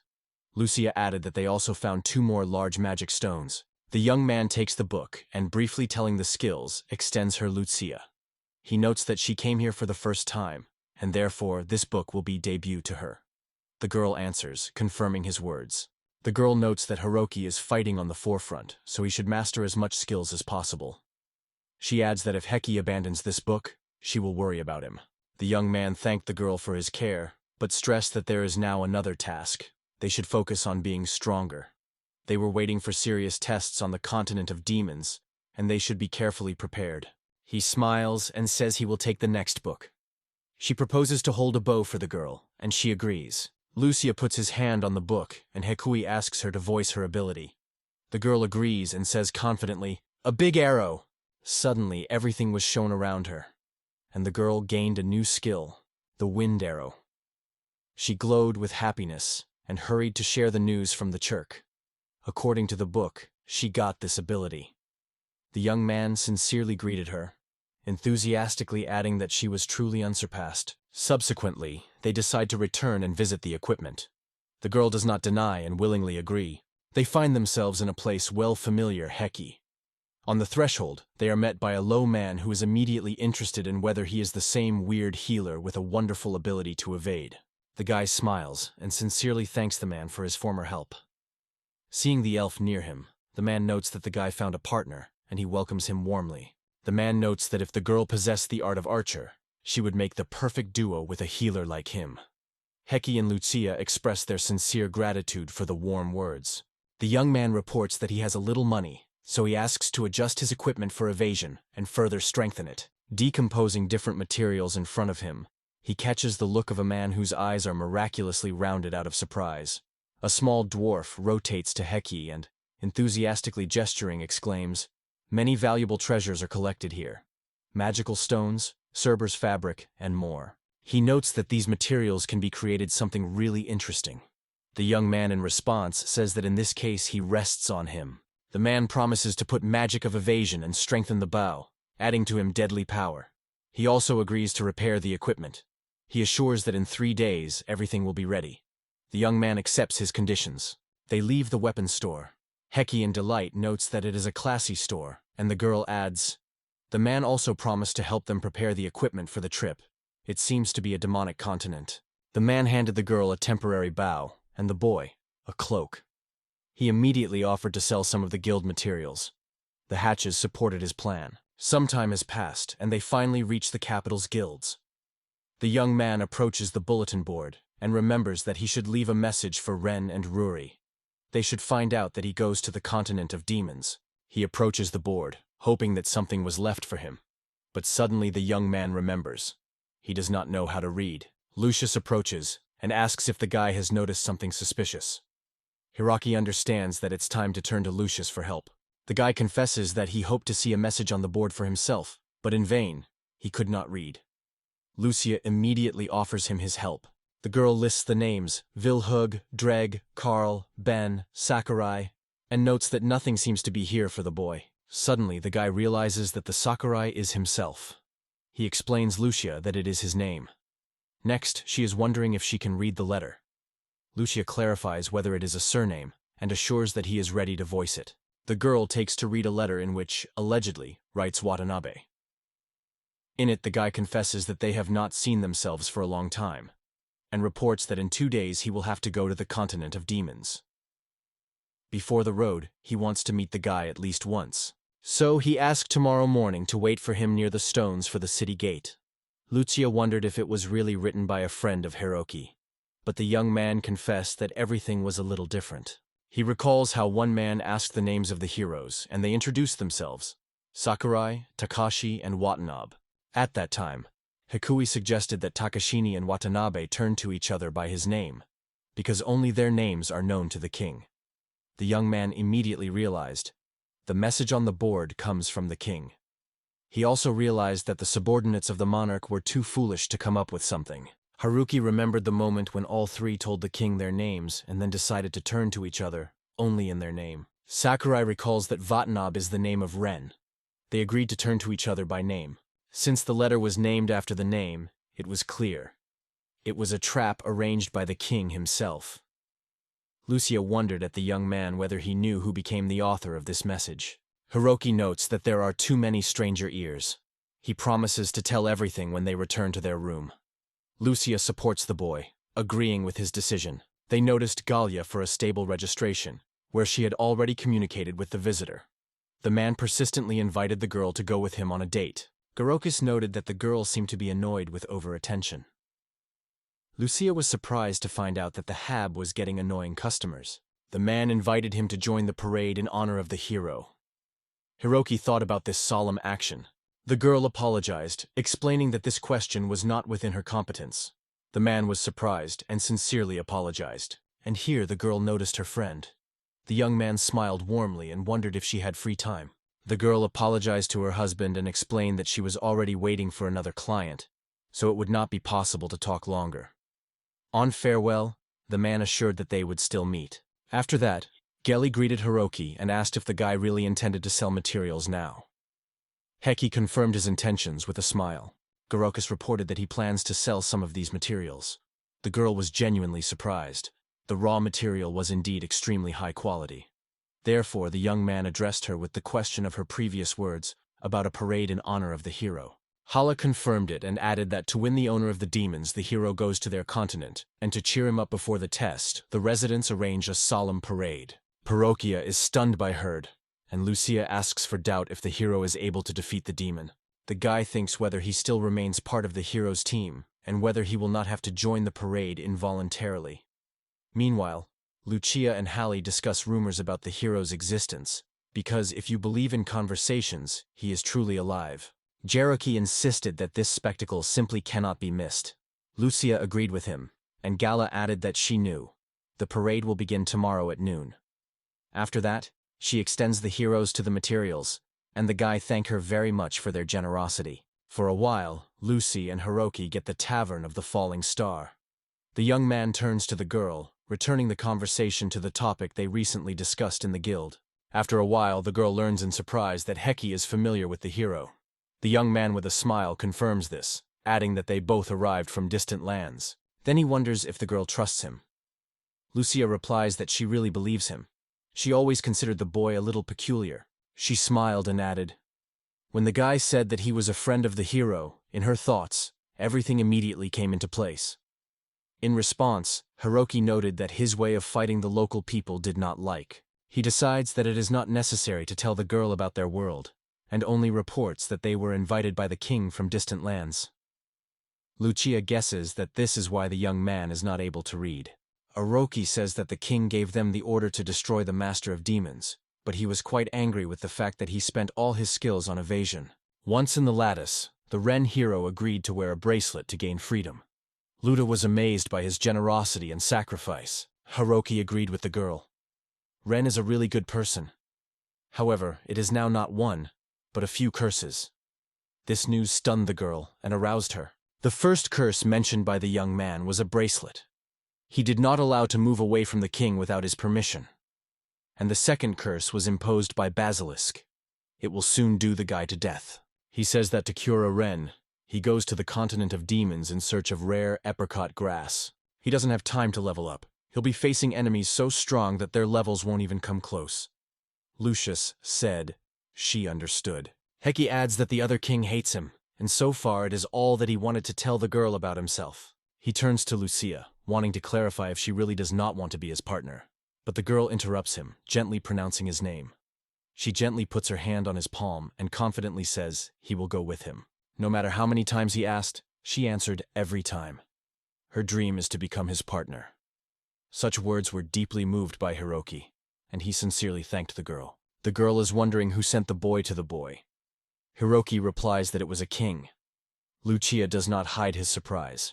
The young man notes that it was for such cases that they called the king their names, not names. It turns out that the king only resorted to the hero, trying to contact him.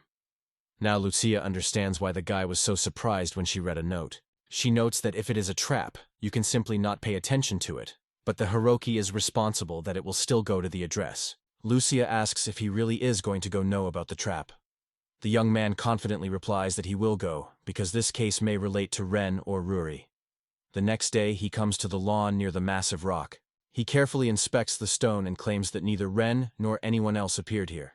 Suddenly, a star blows from the thicket, aimed at the guy, but he cleverly evades her. He glances on an arrow that lies helplessly on the ground and immediately understands a trap. Returning to those who hide in thickets, he asks loudly if they are from the Watanabe kind. At this point, the court beadle addressed Watanabe with the question of whether he was ready to participate in the parade. The young man confidently confirmed his readiness. Ren replied that the parade was so embarrassed that even the Ruri was barely restraining to leave from there faster. The man in response noted that it only proves how important it is for the king to overcome the owner of the demons. That is why he trusts this task. But before you go, can a Ren stay for another minute? The man approaches the guard nearby and is interested in the situation. The security guard assures that everything under control. This is what the stranger expected.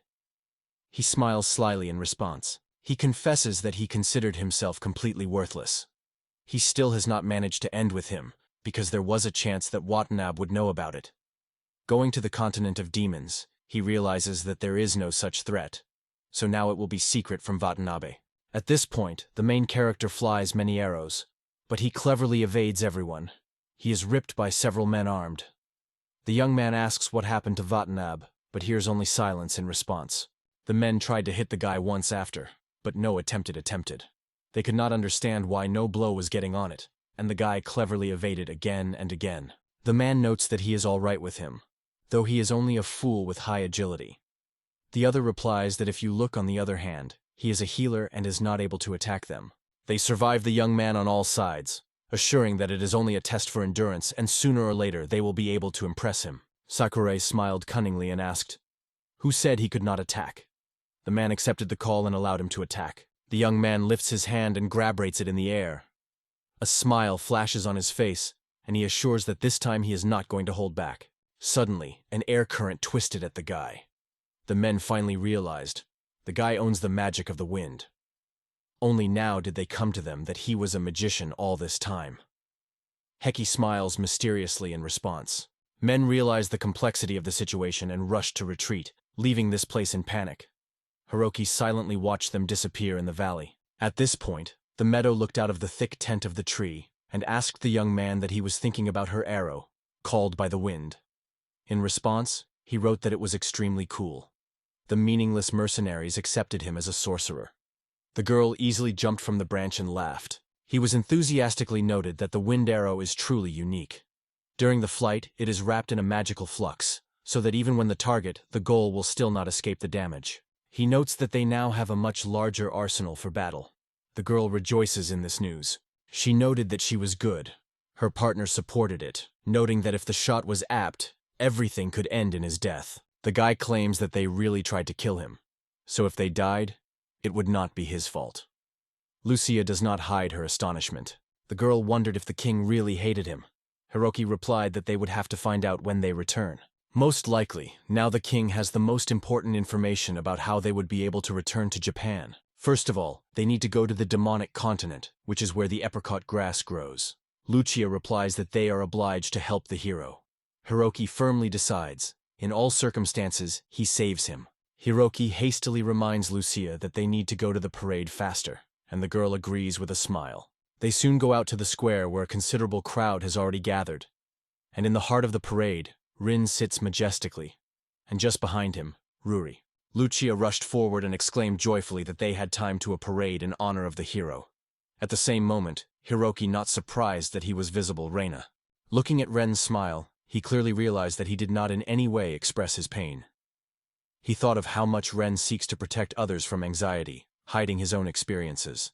Hiroki draws attention to height, and notices that Ruri Fun steps after the Ren, waving his hand. He notes how quickly the Rugri has adapted to a new life. He is with the dignity of a true aristocracy.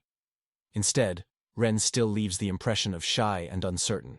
Lucia asks the guy if these two are actually his allies. He confirms, yes, they are by my side. Lucia tells that Ren is a brave hero who has been cursed, and only apricot grass can save him. But it looks like the guy feels quite normal. Ren himself agrees. Suddenly, Ren notices something in the crowd. He immediately jumps off his horse and turns to people, asking to disperse. Happy Ren goes to Haruki. Lucia does not hide its surprise about it. Rennie approaches Haruki, noting that a lot of time has passed since their last meeting. He would like to contact Haruki as a hero, but still uses his name. Haruki turns to Watanabe, wondering, or not surprisingly, the main star of the parade is not in place. Ren explained that Takashi allowed the crowd to distract the crowd. Ruri replied that nothing wrong, she would somehow handle. Lucia confessed that she guessed so much, but still amazed. Haruki is really incredible. Thank you for the clue about the apricot grass, Renee. He will go to the continent of demons to find it. He managed to convince the king that they are really going to defeat the demons. This is what will become the main theme of the parade. The boy only laughs in response. Then Ren asked the young man, asked if he had enough money and whether everything was fine. Hiroki assures that everything is fine with him, and he already has a girl. Ren, casting his gaze on a confused Lucia, is interested in, is it she? The same? The girl, which Shili represents as an elf Arid, calls herself a locally. She is genuinely glad to get acquainted with you. After that, he asks to look after the Sakurai, and they press each other's hand. Rin notes that the young man seems to have met a truly wonderful companion. This fills it with genuine joy and brings relief.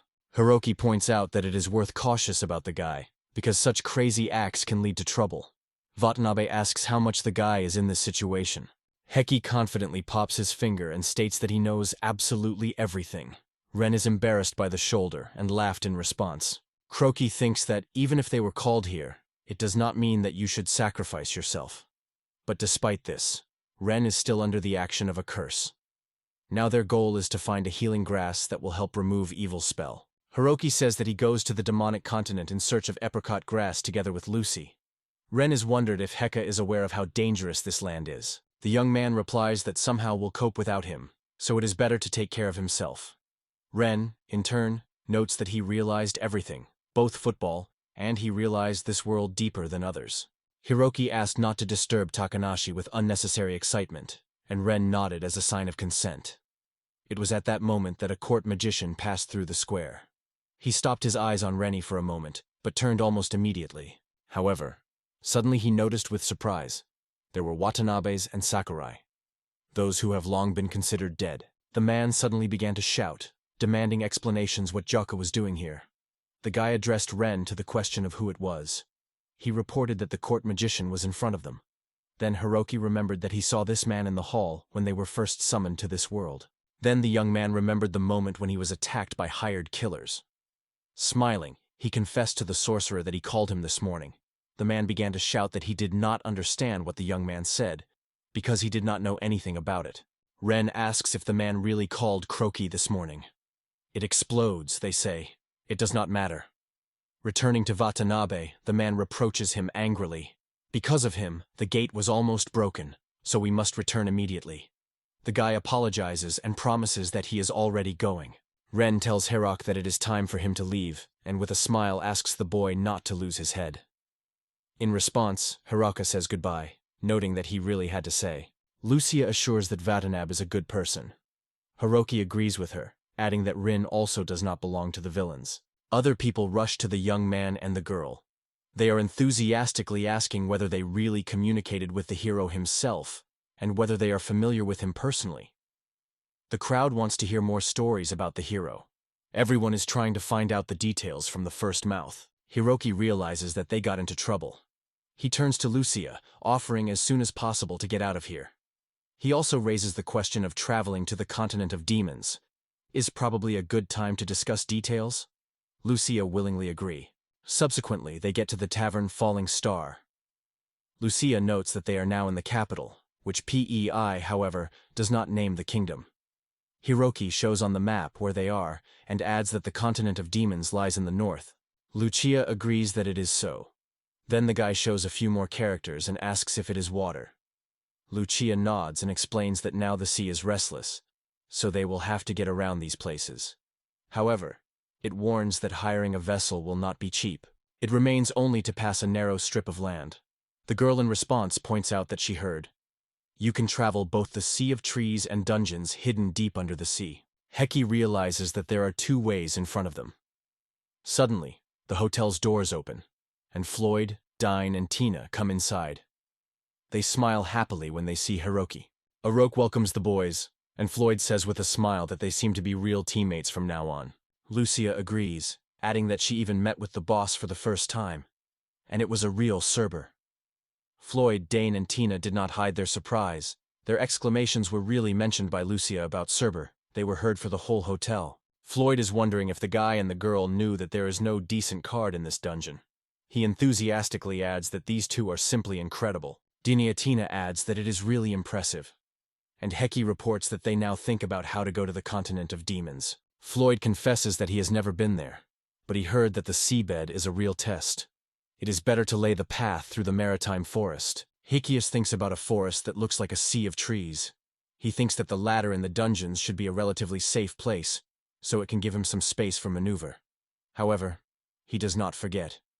Every dungeon certainly hides the boss. Yet, it remains a mystery whether they really have to cross the boss in order to get to the continent of the demons. Tina notes that almost no one dare to challenge him, so if they get into the mess, hardly anyone will come to their rescue.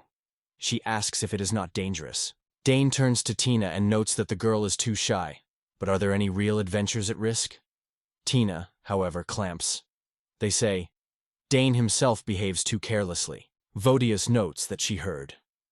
In the dungeon on the sea day, the enemies are really not simple. But in her opinion, this is because the participants do not have time to increase their level. She thought that raising the level of passing the dungeon would partially help them solve the problem of lack of force on the continent of demons. Here, Oki agrees. They really should not forget about raising the level. Between them and the Wren from Ruri, most likely, a significant difference in levels has already been formed. Floyd tells how difficult it was moved by the depths of the underwater dungeon, gaining a new level. Dane rejoices and cannot believe in his happiness, as if it is only in a dream. In other circumstances, he would simply stop them, but for this couple the complexity of the problem is quite different, not as it is for everyone. So he thinks, why not give them a chance to try? Hiroki then proposes to use the underground way, and Lucia supports this idea. Floyd asks when they go. Heki replies that the departure is scheduled for the day after tomorrow. Dine, with a noticeable surprise, adds that everything is too rapidly, but agrees. If the Floyd will expel, it will disconnect for the whole day, and it is possible that they will not meet anymore. Floyd asks the mistress to bring meat, and Hiroki, to spend it there until there is an opportunity. The girl comes out of the kitchen, nodding as a sign of understanding, and asks if he first. Floyd jokingly replies that the farewell promises to be long, so he advises to bring all the meat they have. Lucia also orders a drink.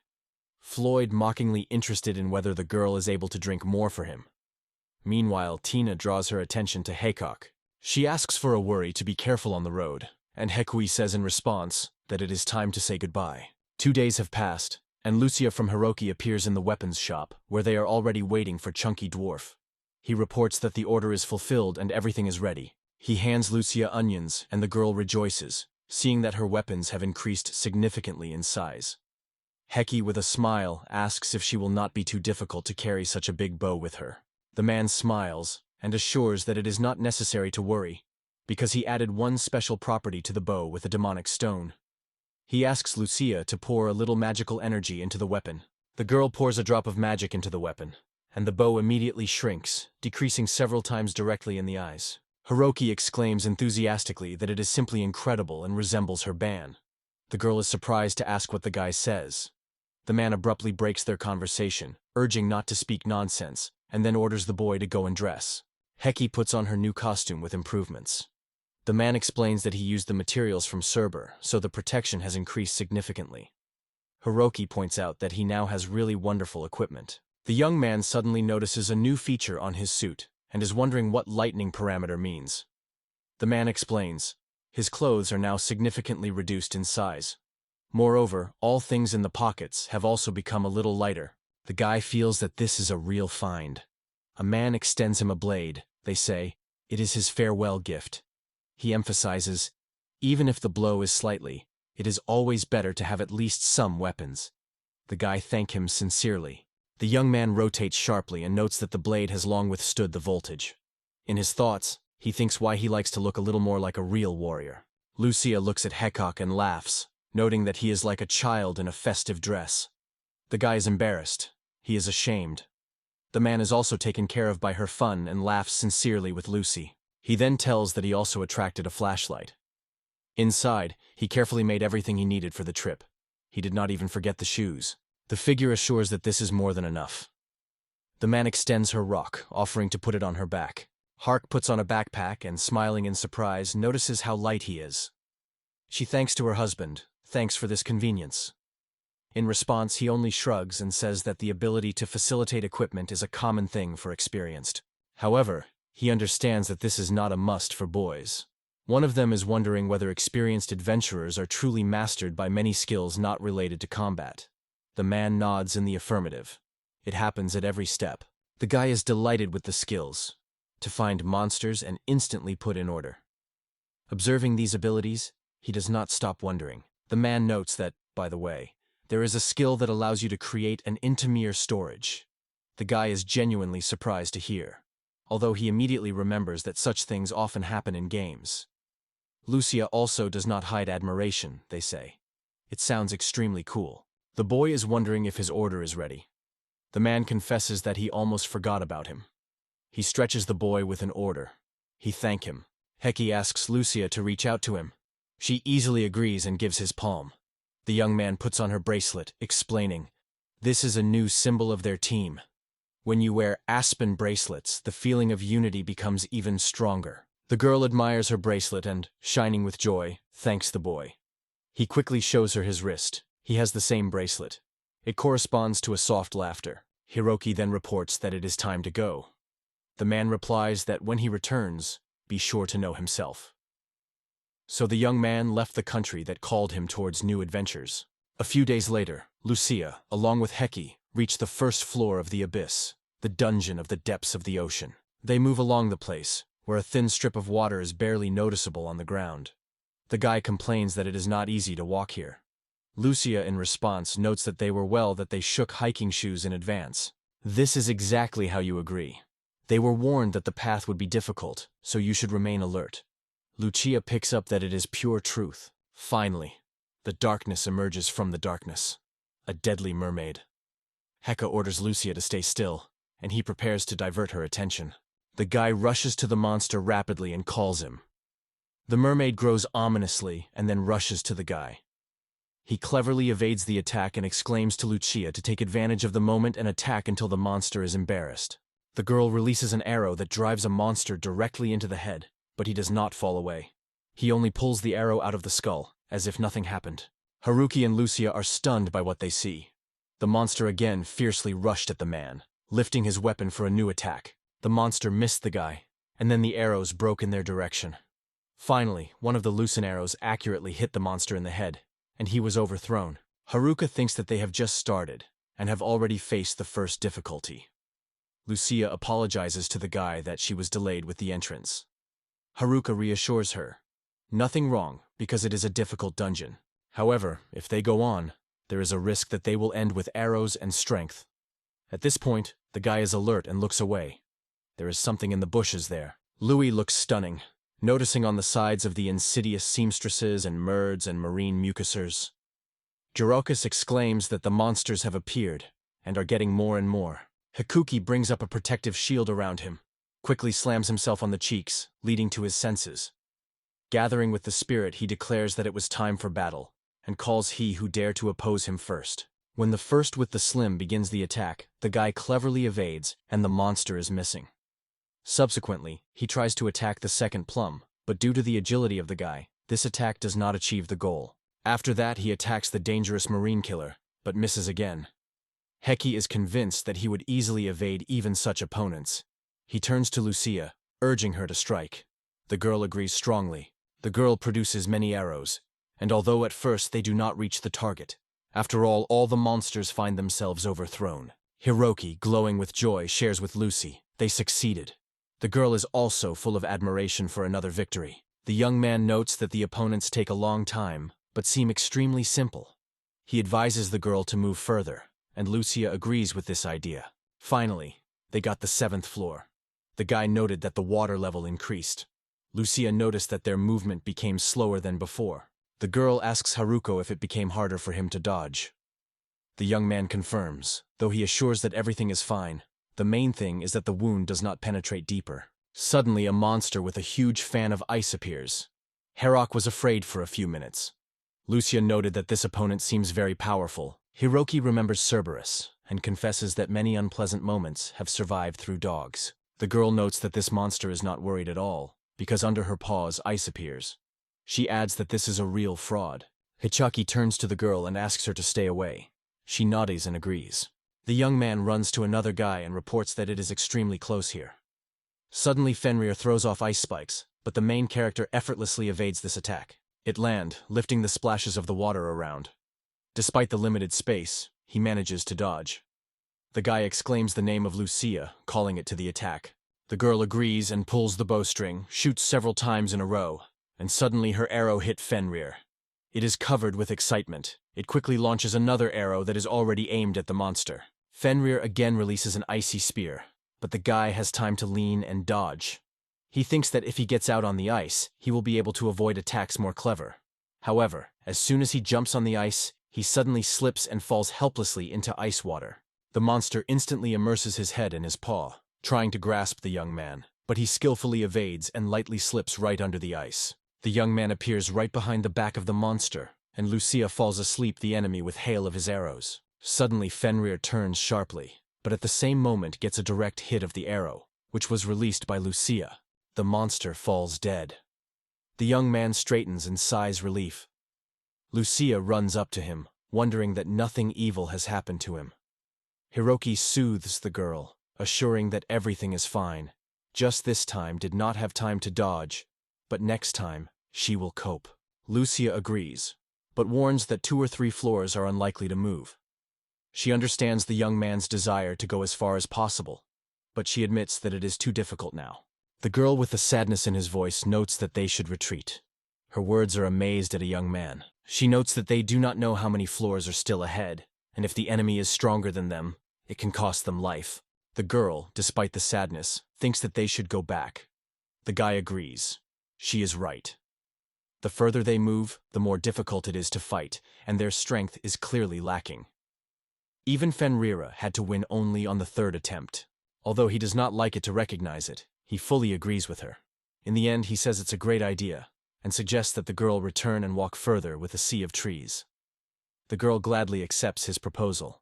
The girl proposes to return to the stairs and dry her clothes. Heka looks at Lucia and notices her sadness. Though she suggested retreating, she seems to have wanted to go at heart. But now it is not time to lower your hands.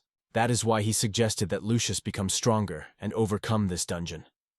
The girl looked at the boy and, smiling, agreed with his words. They decided to harden together and be sure to come here again. After some time, they reached the villages that were huddled near the forest. Hiroki notes that now, when they have a roof over their heads, it's time to dine. They are presented with a variety of food to the table. The young man with delight notes that all this reminds him of shawarma. The spicy sauce is especially affected. This taste, in his opinion, is nowhere to be found.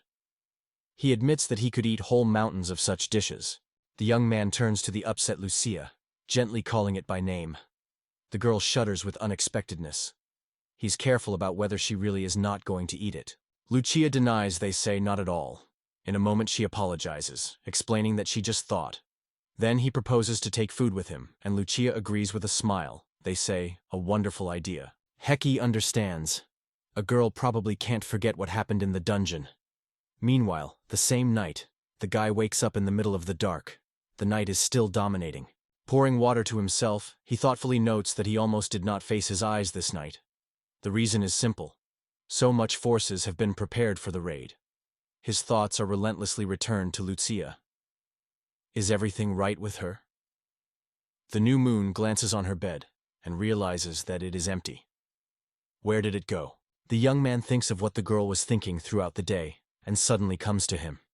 She really went to the dungeon. He runs out of the room rapidly, trying to determine where she could go.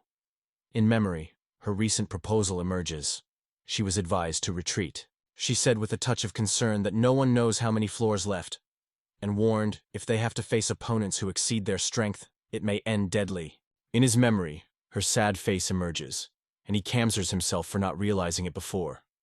In his thoughts, he quietly addresses her, gently saying her name. Rocky suggested that Lucia could decide. They returned so quickly from the dungeon through her. If he were more attentive, everything could be avoided. Now he is looking for Lucia feverishly, not understanding where she disappeared. In the silence of the night guard, the guard at the gate heard a slight knock on the door. He asked the guy that made him come so late. Hiroki wondered if he had seen the guard here. He nodded and added that it was probably about her. At this point, the girl fought desperately with the local monsters. Once after she struck, then hitting, then missing, and again causing powerful attacks. Suddenly, the monster crashes into a tree, and the girl breaks from the branch on which she just kept. At the last moment, Haruki's fall has time to put up a shield. The girl comes to her senses and wonders where the protection came from. Haruki addresses her. The young man is wondering if she had just hunted. He asks her not to disappear so suddenly because she is sincerely worried about her. Heka is interested in a girl if she still can't forget about that dungeon. Sorry, she confesses. If she had more power, they would probably gone it. The guy smiles and asks whether she remembers her words. Said the day when their paths crossed for the first time. She then promised that from now on, all decisions they would make together. He confesses that this news is extremely pleased, because he wants to share with him, because they are a real team. The girl was struck by his words. She confessed that she felt a sharp loneliness when she saw a young man trying to deal with everything on her own. The girl confesses that she seems like that too. She apologizes to the guy. Haruki says that she understands her desire to complete everything, but wouldn't be better done together? The girl agrees and gratefully thanks the boy. Haruki notes that before dawn it is a long time and does not want to sleep at all. He invites the girl to spend the night in Rise and Levels. She gladly agrees. The girl is wondering why the guy is in pajamas. The guy throws in response that he was in a hurry. The girl explodes laughter. Earlier, on the 7th floor of the underwater dungeon, Ruri set a spell that weakens the territory. It allowed the flame to stay as long as possible. The girl noted that they would not get wet. Ren agreed, adding that the girl could really do so. However, he wondered if everything would be fine, because the use of so many skills at the same time carries a certain risk. The girl agreed, noting that they almost do not spend Manu. Ren, amazed, passionately said that Ruri was just incredible. The girl takes the water and smiles, notes that the guy is flattering her again. After that, they together impose a search. Ruria, surprised, warns, the monster is already approaching, and there are many, so Rina is worth maintaining alert. Several Fenriras appear. Ren, immediately grabbing the sword and shield, called a girl by name. Noticing the monster, Ren says loudly.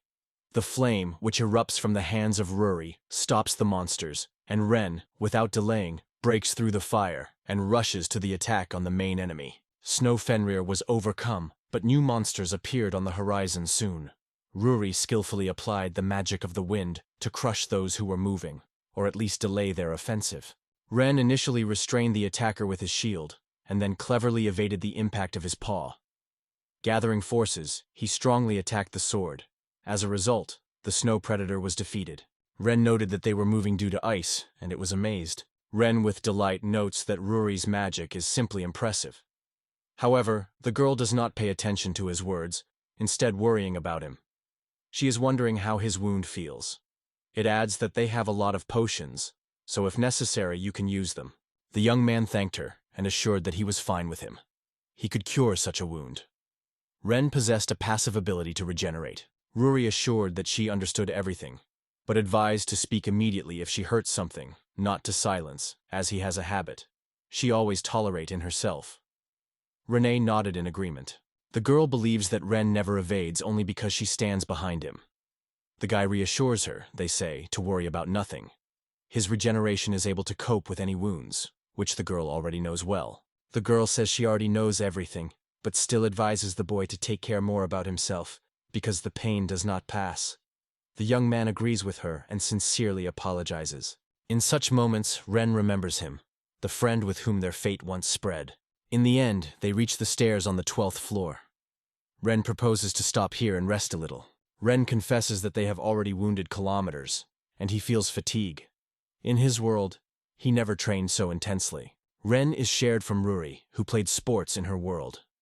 In response, the girl modestly points out that it is unlikely to be called sports, but she mastered the art of archery and riding. Now the young man understands how the girl managed to ride a horse so cleverly. He likes those who do not spend time overreach. The girl explains that she just had the desire to do something. Ren confesses that he also had a lot of free minutes, so he often engaged in household chores. However, Ruri denies. In her opinion, this is not a rest. Ren asks the girl if she really thinks. After all, he could always be near his family, and it brought him true joy. Rusi suddenly understands how lonely Ren is feeling. She suggests that he was probably very closely related to these people. Ren turns to a girl named. She confesses that she does not really want to meet her family, but she likes life with them in this world. Ren wondered if the girl really fell in love with this place than Japan. Rugri replied that life here is a solid difficulty and little pleasant, but everything is quite different for her. The girl confesses that she is more pleased here, because Ren and Hiroki next to her. She has a family whose needs always put in the first place. It was because of this that she has not had friends. Ren believes that her relatives were either afraid of her or tried to take advantage of her influence. She adds that the girl was even harder. She notes that, apparently, only he really understands what she had to go through. Now everyone perceive him solely as a hero. Sometimes he thinks, how would their attitude change if he was born so from the beginning? He is well aware of how expensive this support is for a girl. This is what gives him true joy. Ruri thinks that although she did not tell him about her family, everything became obvious to them without words. They are always near him, even if she does not ask for it. Ren is interested in Rura, whether they matters in which world they found themselves. It adds that it may not be so important in this world, but even when they return to Japan, their friendship will remain unchanged. All three will remain friends. The girl was amazed at Rina and fully agreed with him. Ren notes that while with her and Heki, they will have fun even in Japan. He is slightly doubt and asks whether that is really the case. The Russians are confident. When they are three, they are all over. He says that after returning, they say goodbye to the king, who only uses them for their purposes. Ruri completely shares his opinion. The guy suddenly begins to cough, grabbing his hands. The girl, exciting him in the name, rushes to him, but he hurriedly apologizes, justifying that he just got a breath. He laughs again and apologizes. Ruri is silent in response, but Ren reassures. Everything is normal. Meanwhile, the guy continues to rub his breasts involuntarily, and Ruri, turning, states that he will go to refresh a little. After that, she will return to repair her armor. Ren warns the girl of the possible danger from the monsters. Rui assures that everything is under control. She sees these creatures and does not worry. After the girl goes, Ren patients patiently, and then sudden pain covers him. Sharp, piercing feelings penetrate the whole body, forcing him to compress his teeth with pain. Ruri assumes that he probably suits pain due to a curse. However, when he is near her, he carefully hides his suffering and does not allow himself to show weakness. The girl, hiding behind the wall, jokingly calls the boy a fool, and then confesses that he worries for him, because they are friends. Heki, along with Lucy, go to the path that unites the continents of Rochat and demons. The girl is skillfully striking another monster, and the guy rejoices in her success. Lucia reports that she finally managed to impress the enemy. She apologizes, noting that it took some time. In response, the young man reassures her. They say, "You do nothing. In such a thick fog, it is not necessary to see something. Although the monster is here and less than in the dungeon, it is still nice to find opponents. It is easy to win them and move on." The girl picks up, they say, these monsters are really some fragments. It seems that they do not have to worry about the lack of evil. But to go to the dungeon without them would be extremely dangerous. It becomes almost impossible to navigate the card because of a thick fog, so it is unlikely to help them. The guy is convinced that they are going in the right direction. The card shows that the goal is very close. Focused on the route, he does not notice the dangerous abyss in front. The next moment his legs break down, and it falls down. Lucia in despair exclaims the name Heki, trying to save him. He begins to fall, in surprise noticing that the bottom is not visible. When fear covers it, it exclaims the order to reduce the strength to 1 impact and activates its shield. The guy lifts a shield but falls. It is covered by such a fear that it begins to cough. He falls on the grass, lifts his eyes and is surprised. Did he really come from there? At this time, Lucia exclaims his name from above, and Rocky is calling Lucia loudly. The girl is happy to exclaim that it is extremely happy to see the young man unharmed, and therefore worriedly asks how he feels and whether he was injured. Hikai assures that everything is fine with him, but he is unlikely to be able to return. The girl confesses that she cannot jump to him from above. He nods in response and reminds, everything is right. Without his shield, she cannot stay during the jump. But if it enhances the shield, its radius will decrease significantly. Protecting it during a fall is too dangerous, and he does not want her to feel this nightmare. The girl offers to temporarily disperse, and everyone walks, until their paths intersect again. She notes that there are almost no people here, but at every step of the monsters. He asks with anxious whether she will handle herself. Lucia reassures the boy, assuring that she is not afraid. She moves skillfully crowns of trees. Hiroki, as you should expect from a forest inhabitant, nods approvingly and agrees with her. Then they agree on the next meeting place. If the girl passes along the cliff, it will come across a huge stone. That is where they will be able to see. The girl agrees and urges Heck to be careful. The young man advises, and they also do not lose vigilance. The young man says that he was rushing forward, and something suddenly rushed at him. Fortunately, the beginner managed to dodge, but did not have time and to blink his eye, as he had already faced a terrible monster. Well, he is not happy today. A monster named Mushroom Rent appears. The guy first considers this mushroom surprisingly sweet, but just notices the stump under him. He immediately changes his mind. The guy continues to dodge the monster and, smiling, notes that it still looks quite cute. He thinks that it is not too difficult to maneuver between these monsters, but there are more and more. And at the same moment, another insurance is squeezed to him. He notes that the fog is not so thick here. It is probably due to the fact that it broke off the rock. He feels at heart. You need to hurry up and find Lucia as soon as possible. At this point, Lucy moved cleverly the peaks of trees, almost dancing between the branches. It seemed to her that she had returned to her native forest, not even mentioning that there was no familiar soul nearby. But noticing a thick fog, the girl realized that it should be especially careful. Jumping from a branch to a branch, she looks forward to meeting a newcomer. Meanwhile, near the trio of Desperate, the duel with the mushroom-like creature that was leased. The Elfian peacefully harvested herbs nearby, as a dark shadow was suddenly hanging over her. Her shrill cry came to her husband from her detachment, and he immediately alerted. The giant red bear grabs the girl, and she is already preparing to say goodbye to her life. However, suddenly the beast is on the offensive, but a protective shield is flashing around the girl, which instantly heals her. Man and girl are surprised to watch the amazing healing. Looking at, the girl notices Hiroki nearby and exclaims enthusiastically, "He uses the magic of treatment even from such a distance, while joining the monsters at the same time." Hiroki called them not to worry about him, but rather deal with that monster. The man thanked the boy loudly in response. Seeing a lot of monsters around the young man, they asked him in surprise where such a powerful magic came from. Suddenly, the bear is rapidly pouring on the girl and knocking her down. The man calls her by the name of Lily and immediately reacts. The girl nods and instantly creates many arrows. The girl causes magical arrows that are targeted right at the bear. Heki watches in surprise how she launches arrows without a single bow. She exclaims enthusiastically that it is incredibly cool. Finally, the red bear is overcome.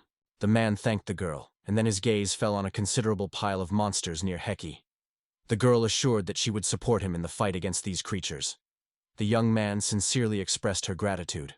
The girl creates arrows and produces a volley of automatic shots.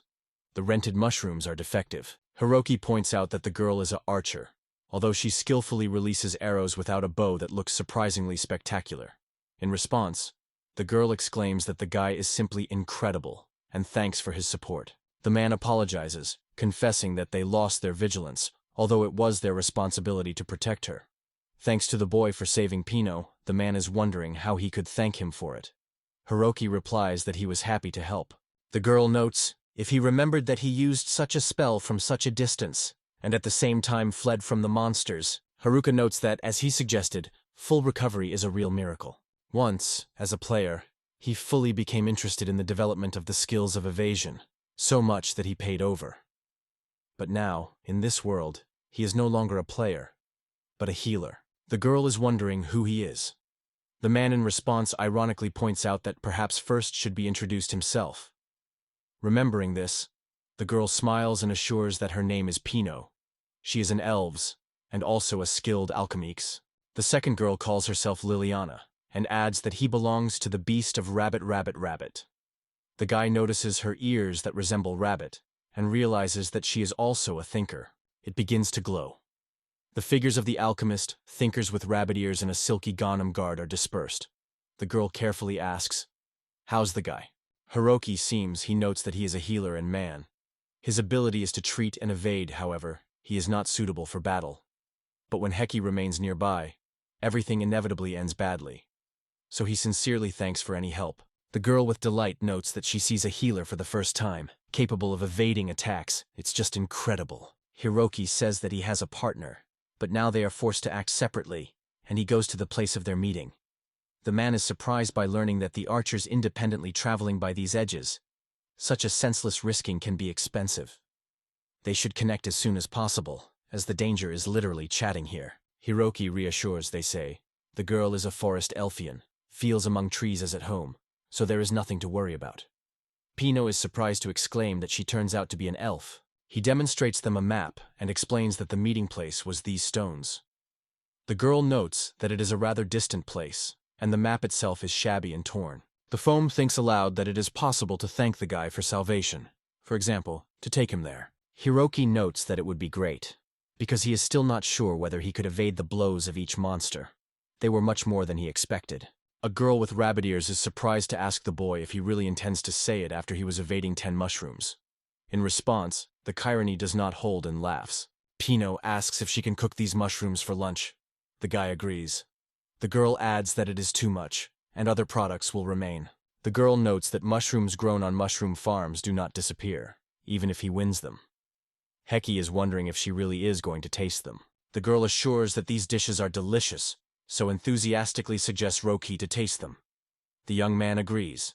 At first glance, everything really resembles ordinary mushrooms, even look identical. Foam is delighted with such food. Pino notes that if the guy is able to collect so many mushrooms around him, he can always eat. But the young man replies that Pino will never dare. The girl enthusiastically calls this idea brilliant, but the man only smiles and notes that she has a rather peculiar idea of the genius.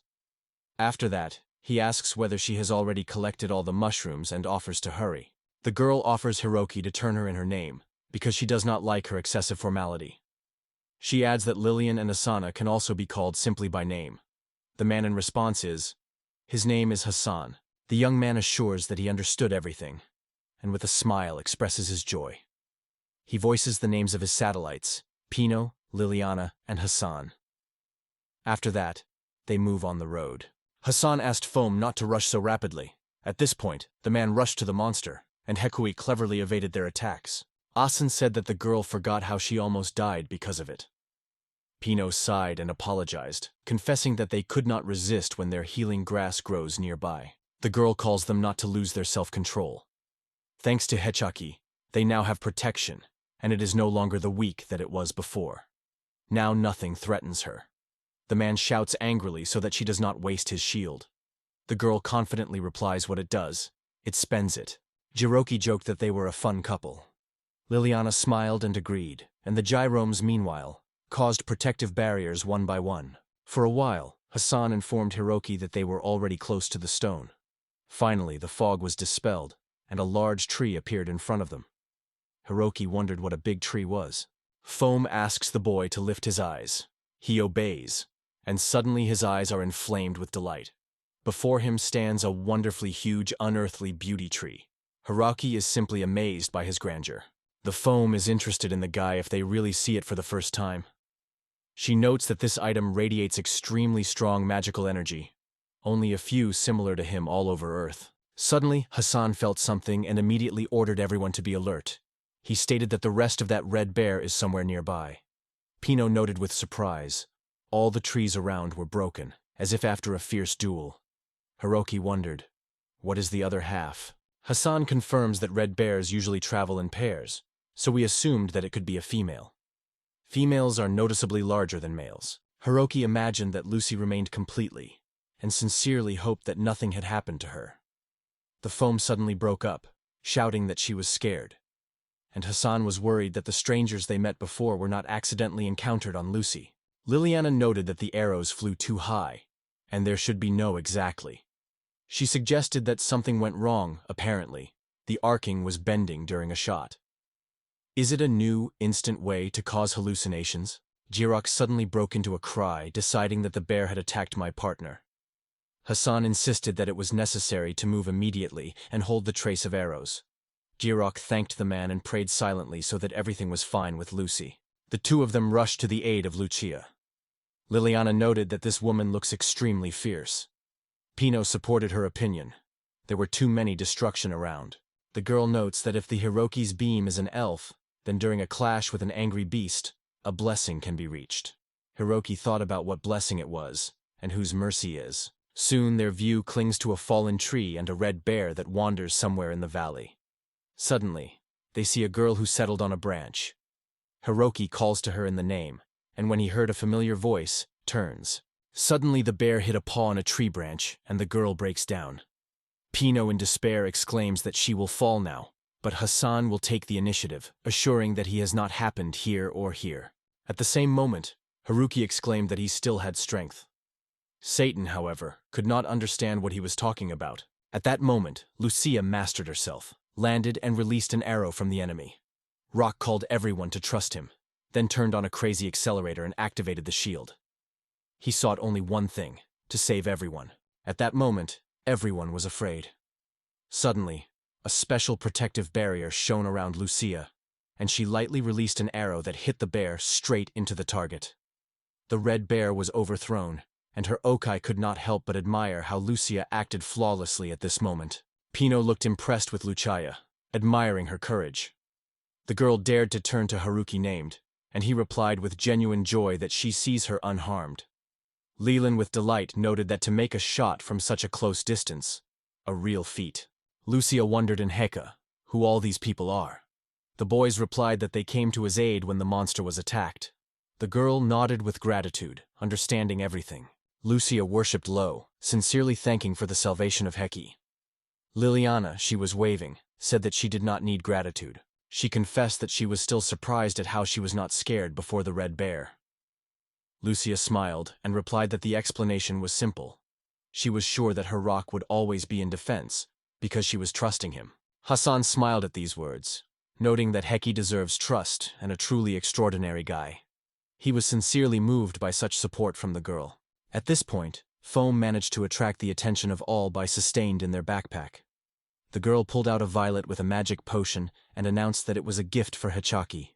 The young man lifted his eyebrows in surprise, asking that he was a wonder. He thanked the girl, noting that his mana stocks remain inexhaustible. Pino cried away from horror. It just couldn't be. Even after he used the shield from such a distance, she asked in a stunned, "Is his magical power really boundless?" The young man laughed, thinking that he could not tell her the truth, because he did not understand it. But suddenly, Pino noticed something, smiled, and noted that in Lucia, everything is fine today. After that, he showed to the sky and mysteriously said that it was there that a gift was waiting for. Jiroki and Lucia lift their views to the sky, trying to guess what kind of gift it meant. Suddenly, one of the leaves on the tree shone with a gentle light, and like a pushinka, swam down to the girl. Lucia, taking carefully watching this miracle, said quietly that it was incredibly beautiful. She noted that it seemed strange, because only this leaf radiated the glow. Pino replied that the mighty fruit tree decided to reward Lucia for this battle. The girl wondered what that means. Pino explained that a large tree has a great affection for elves. Now Heki finally realized what Foam was referring to when he spoke of the possibility of blessing for Lucia. As we should expect from another world, everything was different here than at home. Pino assured that this leaflet is extremely valuable, so Lucia should keep it as the most expensive treasure. The girl also added that if Lucia uses a leaf to make an arrow, she will be able to destroy everyone with one shot. However, the boom will be the only one, so you should think about your choice very carefully. Lucia laughed cheerfully, reporting that she now had a trump card. Hiroki enthusiastically noted that it was extremely cool, and expressed his desire to get the same. Pino noted that even if Hiroki had taken a similar subject, he would not have illuminated, and the whole idea would lose meaning.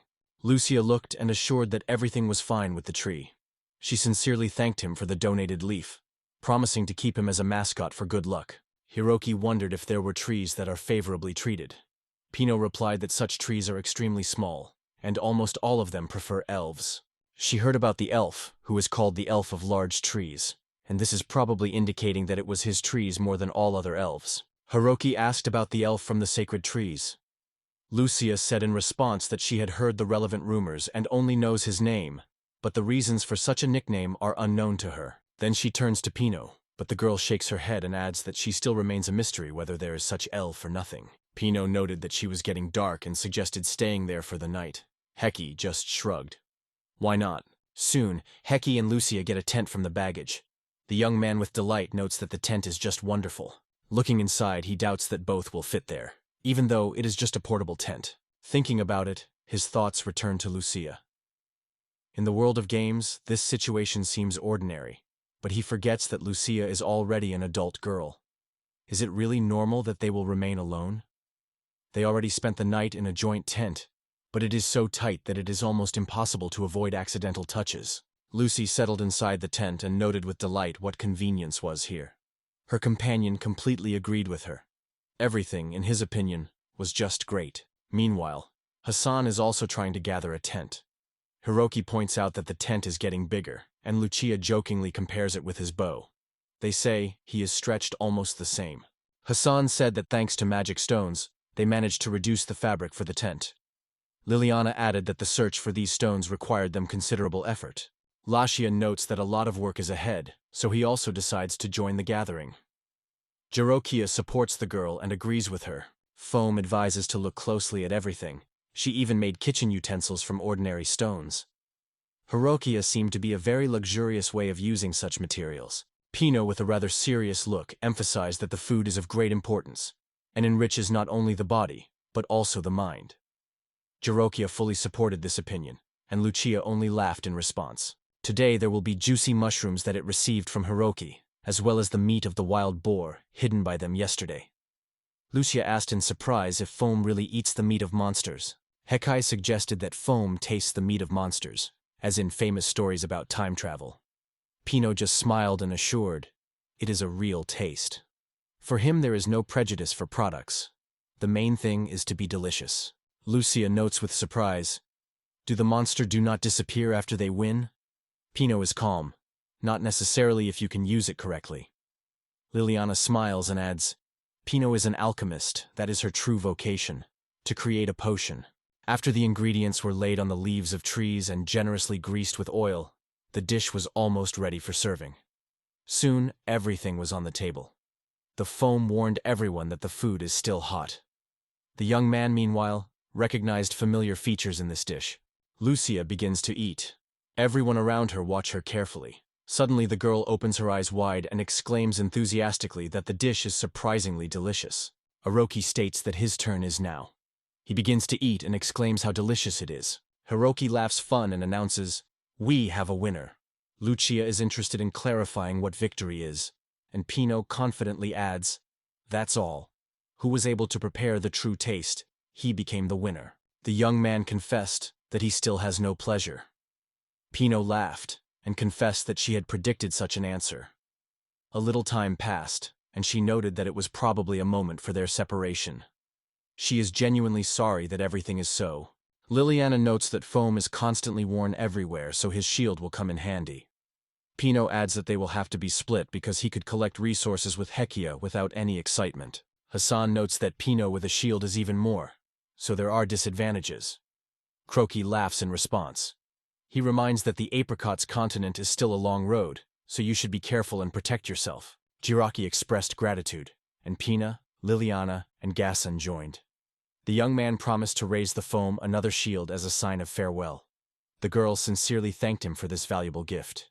Jiroki notes that it was fun. Lucia supports him, agreeing. Hassan wishes them good luck. Pino promises that they will still meet, and Liliana gently asks to protect himself. The young man invites them to look at him. But in his thoughts he already imagines how soon these shores will change the apricot continent. Hiroki happily notes that they were really lucky to meet such wonderful people. Lucia with a smile is knocking, fully agreeing with him. The guy jokes that he would send them a friend request if he had the opportunity.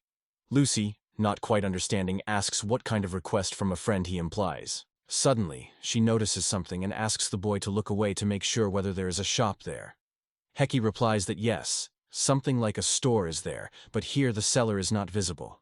They approach the store, from which a tiny fairy suddenly departs, and Fun greets guests, inviting her wonderful assortment of goods.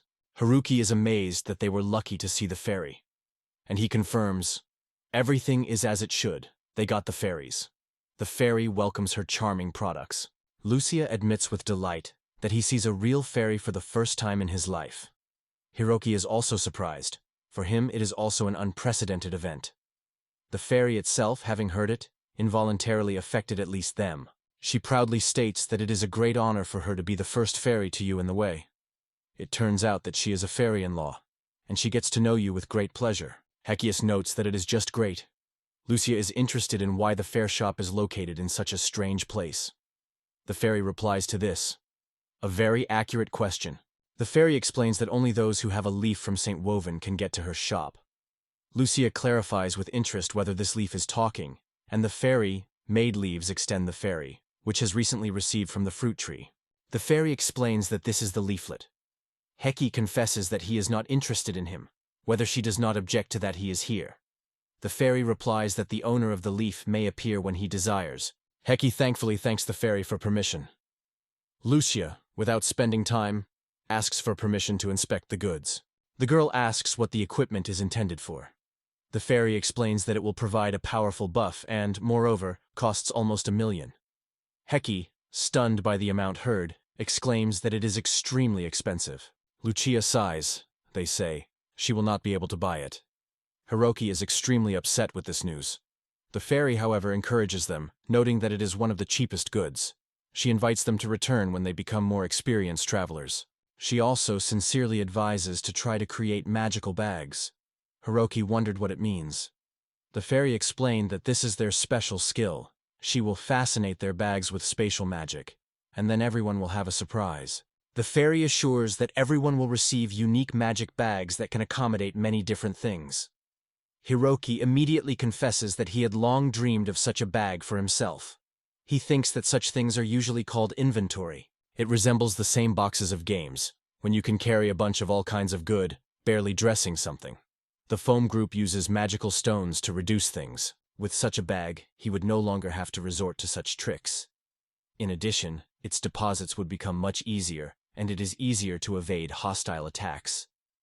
Even given that the backpack has a function of weight loss, it still has a certain burden. Hiroki caught fire with the desire to get this bag to himself. The fairy, struck by his choice, notes that the boy has an exceptional taste.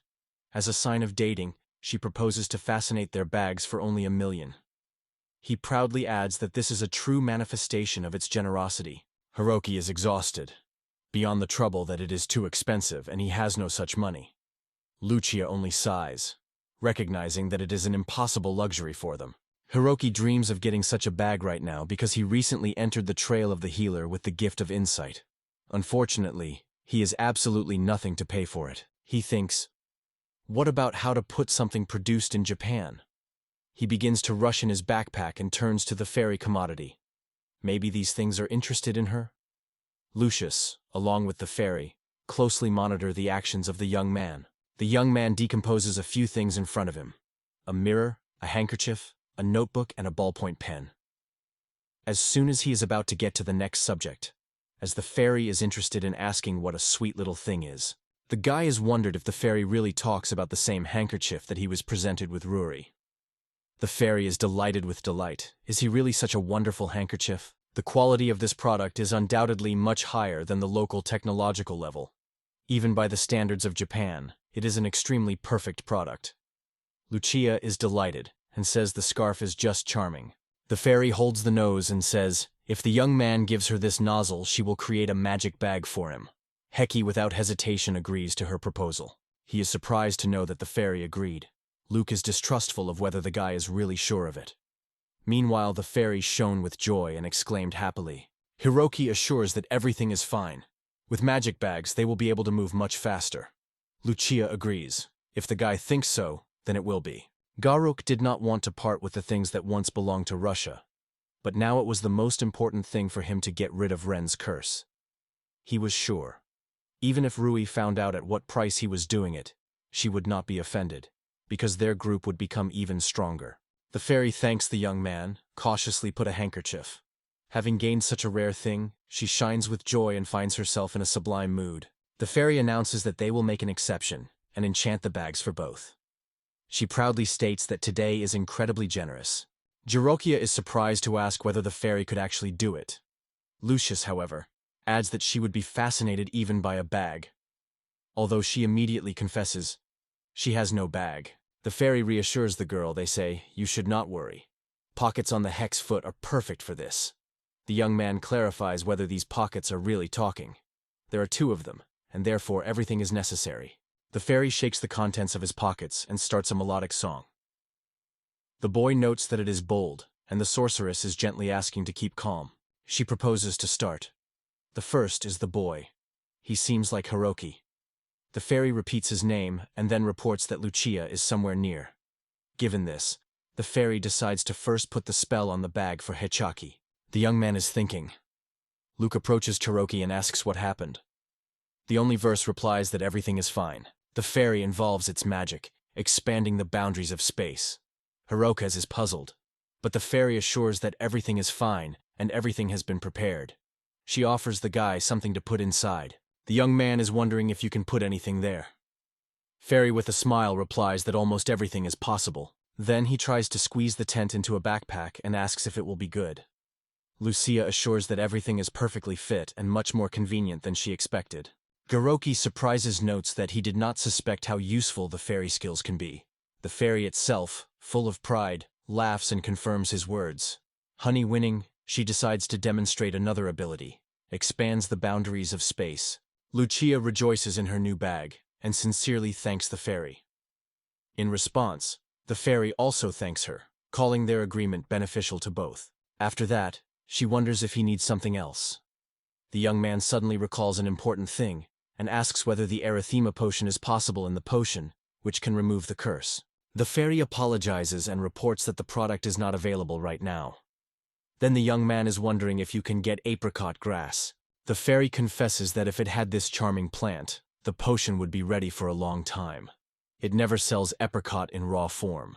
The young man is aware of everything and, shrugging his shoulders, notes that he has nothing valuable, so he will have to get it alone. The guy notes that there are other ways to pay other than money or things, and the girl thinks that she could ask him. Her rock at this moment suddenly feels a slight frost on his skin. However, when it comes to rescue Ren, he is okay to go for everything. Although instincts tell him to flee, his mind insists. He with passion assures that he will do everything he is capable of. The fairy sends whether it is true, and will look forward to meeting them. She has her own stores and other places where she can seek help, as soon as she has a potion. The young man hopes that he rests on the fairy. Luke also sincerely thanks the charming Kupchina.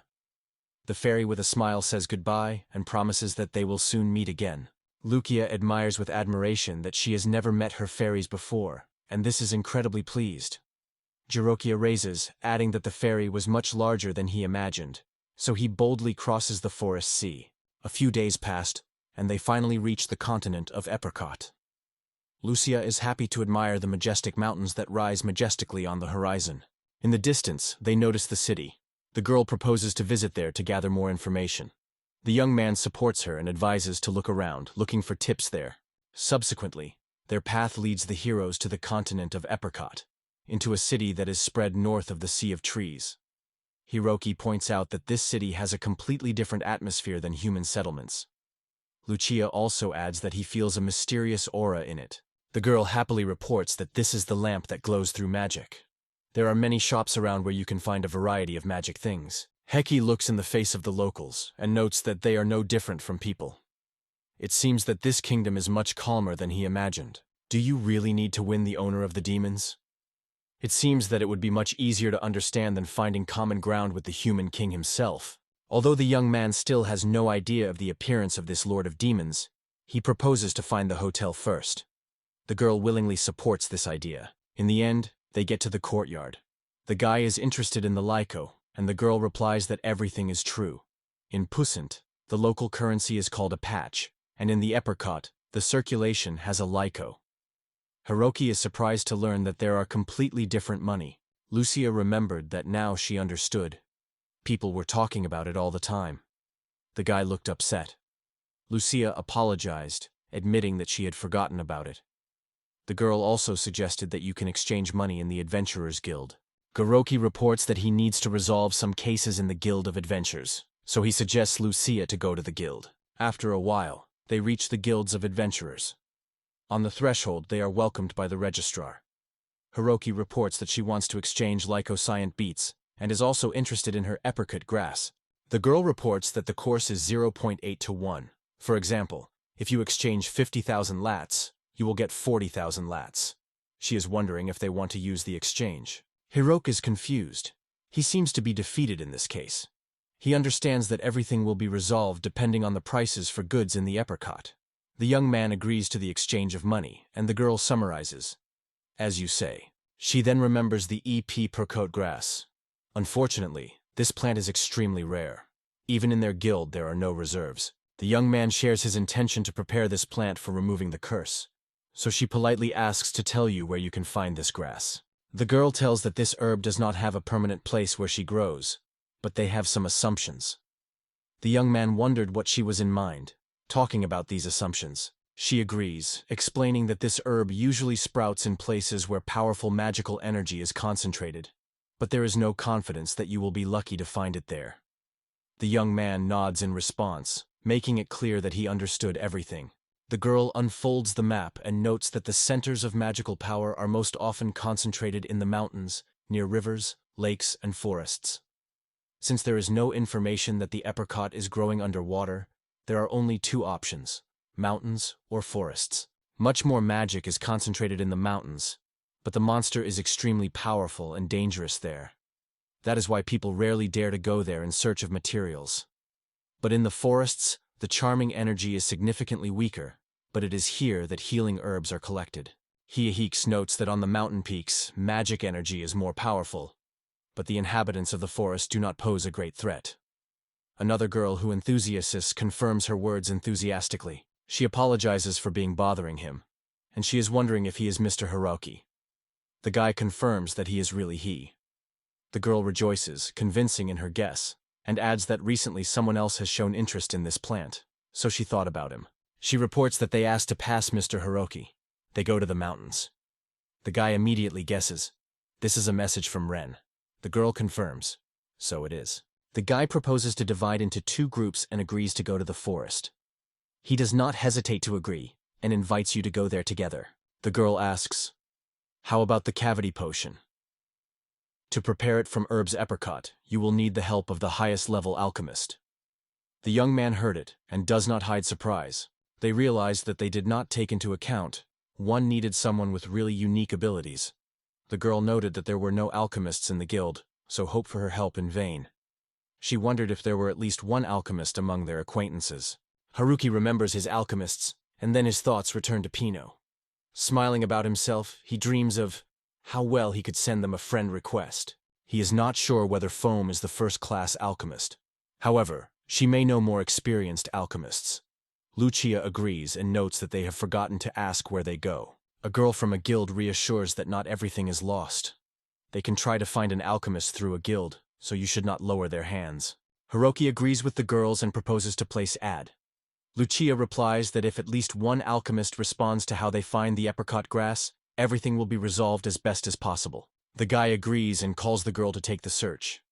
The girls from the guild point to a certain point on the map, assuring that it is there that the greatest chances of getting into the right grass. The deeper they are immersed in the thicket of the forest, the denser the air from magical energy becomes, but the monster is more dangerous and fierce there.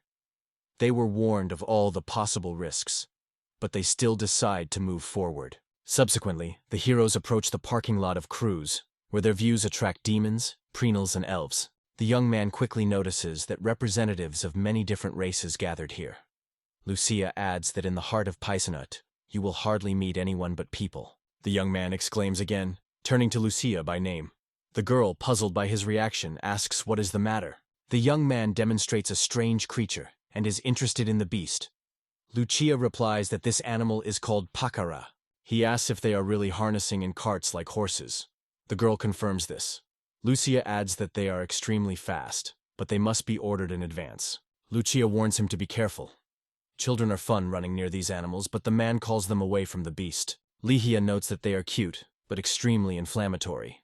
Bakers do not tolerate outsiders at all and stay away from strangers. Then they sat in a cart and moved to an apricot grove. While the wheels roared slowly, the young man plunged into thought, without taking his look away from the way. But spending the whole day on the road is a real test. Lucia only shrugs. They say, you do nothing. All carts are the same. The guy understands how much the modern technologies of his world appreciate. He is keenly lacking in that familiar, cozy, shaky ride. Lucia offers, if you are uncomfortable, use pillows that you have recently bought. The guy agrees with the idea. Lucia adds that then he will take one. Hiroki confesses that it is convenient to sit, but not perfect. He hopes that the trip will not last long. For a while, Lucia looks to the young man and reports that they got to their destination. She jokes that the guy slept all the way a very strong sleep, though he complained earlier. The young man, a little surprised, asks whether it is really like that, and notes that the journey has passed surprisingly quickly. He rubs his shoulder and complains that the whole body has erupted. Lucia notes, this is because he slept all night without even changing the position. The new moon apologizes for a heavy burden, and then notes that he is already in the evening. The man laughs cheerfully, noting that travelers, apparently well tired. The man promises to return daily at the same time to pick them up. The boy thanks him sincerely. Lucia notes that he will get dark soon, and proposes to stay here for the night. The guy agrees, saying that this is really a good idea. He has repeatedly had to spend the night in the open, so he has long been accustomed to such life. Therefore, the guy began to collect dry branches for the campfire. Thanks to magic bags, they can bring with them kitchenware and many ingredients. Now, travel will become much more convenient. Lucia is delighted because the meat is incredibly tasty. The next morning, it is time for the heroes to go on the road. He asks where to go on. Lucia assures that you should not worry. She has already learned all the necessary information in the city. Heki praises her, noting that she coped well with the task. It seems that the most magical energy is concentrated near the sources and in the caves. If you go to the north, there will be a source ahead. And moving in the same direction for another day, they will reach the entrance to the cave. The young man realized everything, and therefore, they are waiting for a trip to the north. It swallows a daily dose of potion that attracts a monster. It tastes disgusting. Heki admits that drinking 3 bottles a day is not easy. Lucia thanks him for his perseverance and dedication. The girl is in surprise, and the guy suddenly bows as if he had felt something. It is covered by a familiar, almost forgotten feeling. Lucia explains that it is a demon junk. The guy looks at the monster and really recognizes the demon fuck. It moves slowly, but its attacking force far exceeds ordinary mucus. Hera Haoyaki says that's all. For him, it is a common mucus. A doctor with a vision, nothing special. Lucia agrees. The guy is right. Heki turns to the girl, offering to act together and go forward side by side. He promises to impose a protective barrier on it. Lucia notes that epicot is small trees, so you have to be careful and carefully monitor your feet. The guy assumes that they are likely to come across him if they move further deep. Suddenly the guy notices a ghost flower, and followed by a giant mushroom. Lucia recalls that such plants appear only where magical energy is literally thickened in the air. But the mucus is just a little moving to be skillfully evading any impact. Hiroki notes that they move in the right direction. But the demon Fleer and the demon orc suddenly appear in front of them. The young man is catching up, they say, to local monsters. It seems that the word demon should be added to the name, and you are more threatening. However, in a moment he noticed with surprise that the orc has magic. Lucia suggests that perhaps the reason is that they are demons. Meanwhile, the guy thinks about the magic of the monster and realizes that it is a great opportunity to check if he can evade witchcraft. When he watched the Ruri and Tina's use of their skills, it seemed to him that the sorcerer could decide where to direct the spell. Last time, he did not have time to dodge the spell when a flying mucus membrane flew into it, but since then, he raised his level. Now the guy seeks to test his new abilities on the rivals weaker than himself. The demon Oculus goes on the offensive, and the new moon suddenly notices that his shells are flying extremely slowly. Having realized the danger, the guy just raises the shield. In addition, it immediately prepares the spell of instant healing. Lucius immediately recognizes the danger and shouts loudly to the guy so that he immediately evades. Heki reacts instantly, having time to bounce sideways, and the fascinated claw only enlightened. The guy with relief is glad that he managed to escape.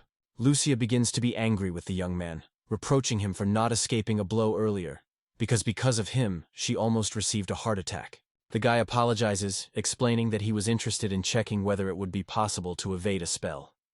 Meanwhile, it cleverly avoids the attacks of demonic mucus, bouncing from time to time. Luke is surprised why the guy checked if he would be able to evade a spell. Hiroki is convinced that he really succeeded. When the flying mucosa released a spell for the first time, his level barely reached one, and the skill of evasion numbered only 51 points. Now, having overcome many difficulties, it has grown significantly.